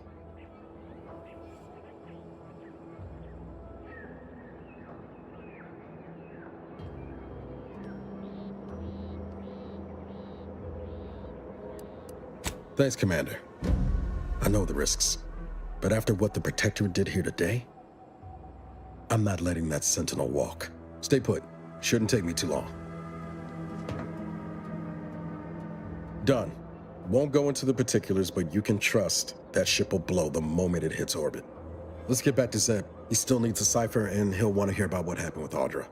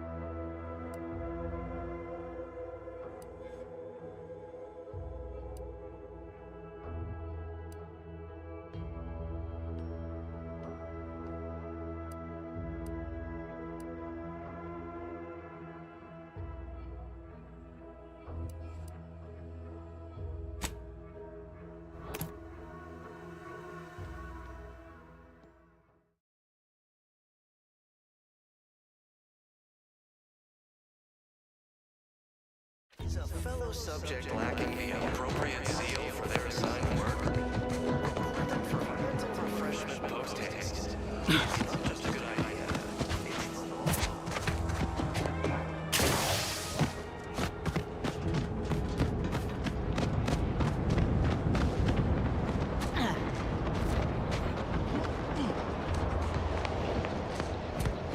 You've returned, but where are the others?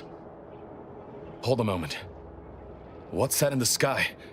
A Protectorate transport?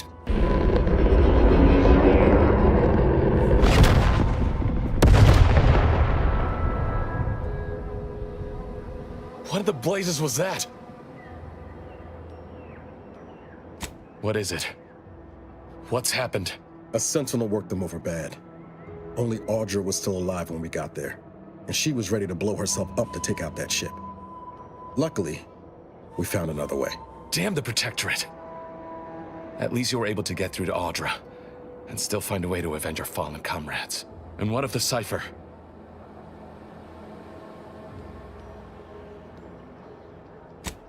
Thank you. I was beginning to fear I'd have to decipher this intelligence the hard way. Perhaps I was mistaken about your commitment to making amends, Niles. Thank you for being true. Can't fault you for having doubts. But I have changed. I am changing. I hope you'll both forgive me my earlier disposition. I'm not normally so surly.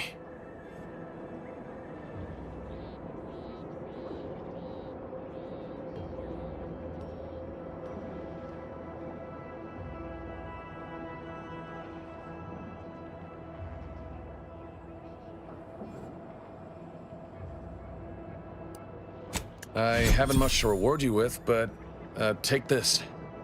It's something I had started on for Niles long ago. Hopefully it fits. This information came at a steep price, but I'll put it to good use. Expect to hear from me should our cause require further assistance from the Earth Directorate's best.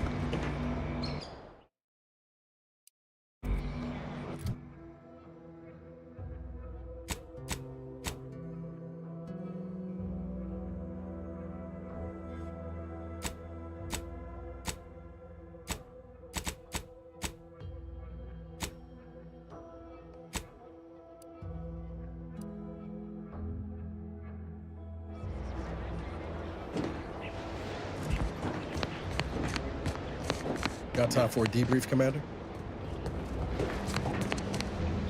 Feels good, don't it?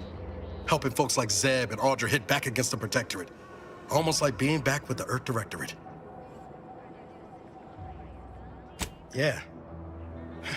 Guess I am. First time in a long time I felt something kin to hope. It's easy to focus on all that's going wrong, but wins ought to be celebrated too. On Triangular might have suggested going for drinks somewhere they don't come with fuel, but here, I think we'll have to settle for patting each other on the back.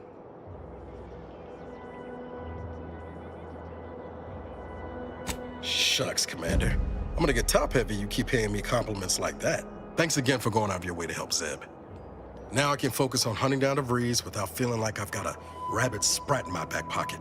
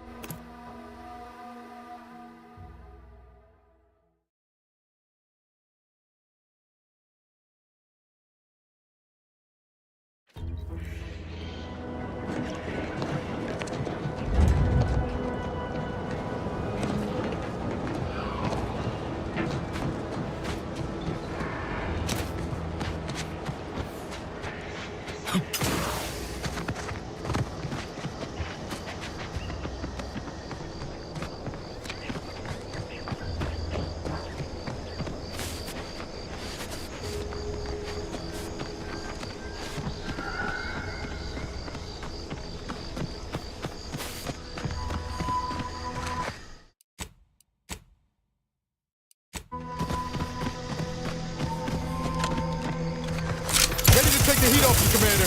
Just say which.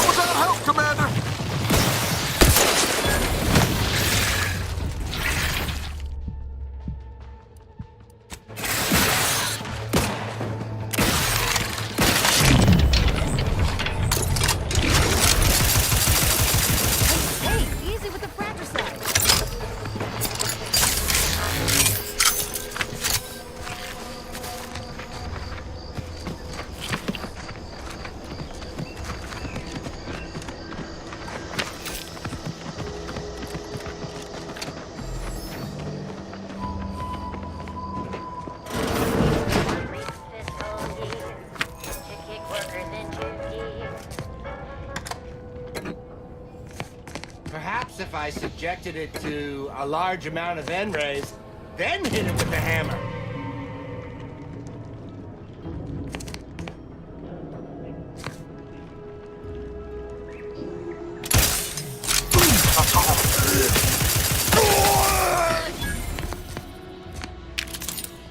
Hey, we gotta talk about all the killing you've done. Specifically of my old co-workers. I understand that things might come up, give you no choice. But for all they've done, these folk are still mine. If we can avoid bloodshed, we should.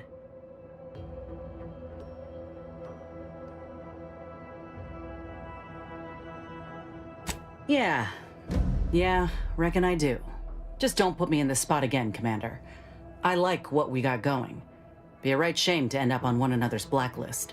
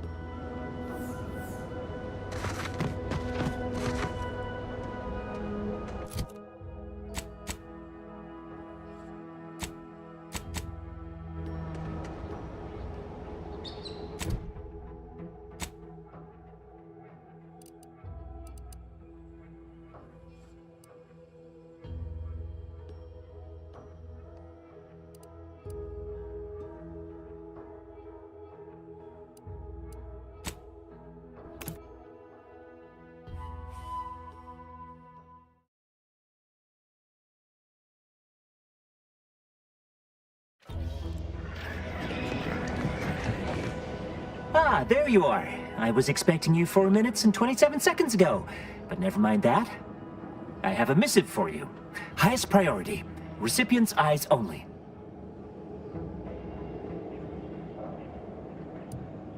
Not remotely. But never fear, the delivery success metrics do not require introductions. Or so I was told. All I know is that it was sent by the Order of the Ascendant. Oh, they did also say it was important. I was tasked 6 months ago to deliver it to whomever ship was at this landing pad at this exact time. Well, 4 minutes ago, like I said. All other questions may be answered by viewing the missive, I expect. Farewell, and as they say, may all your endeavors come to fruition.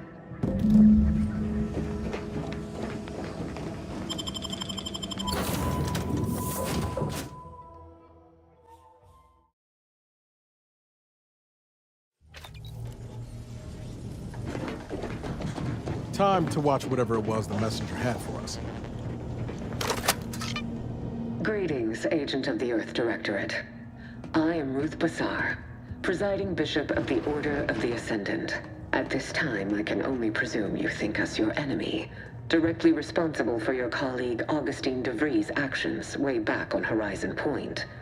I assure you, we were not. A splinter group was behind that heresy.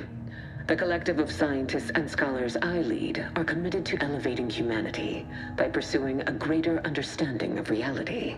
I believe our goals are not incompatible. We both oppose the Protectorate, and we both wish to preserve Arcadia from ruin. We can help each other. I entreat you to speak with Abbot Newell. He can be found in Golden Ridge at Matriarch's mercy. He will aid you in your mission, and hopefully, you will see fit to aid us in ours. Nav key coordinates to the Golden Ridge landing pad on Dorado are embedded in this message. Go forth as was determined, and may the plan guide you. We've got our work cut out for us. Let's head to Golden Ridge.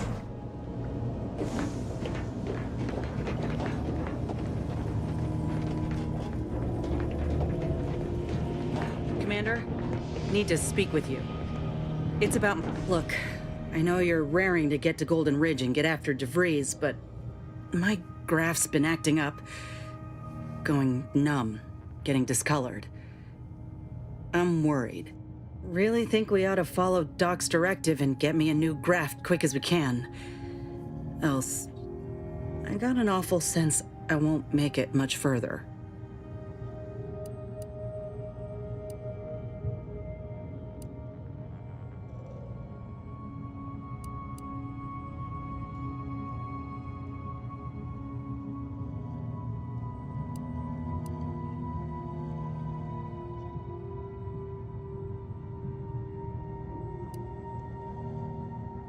I'd argue I only made it this far due to luck, and luck's a finite resource. Just consider it. Please. I can't do this alone. Commander, the nav key coordinates supplied by the presiding bishop of the Order have been verified. Landing in Golden Ridge is now possible. Additionally, we are also able to land in Free Market Station, due to the Astrogator's progress with the updates necessitated by its rebuild.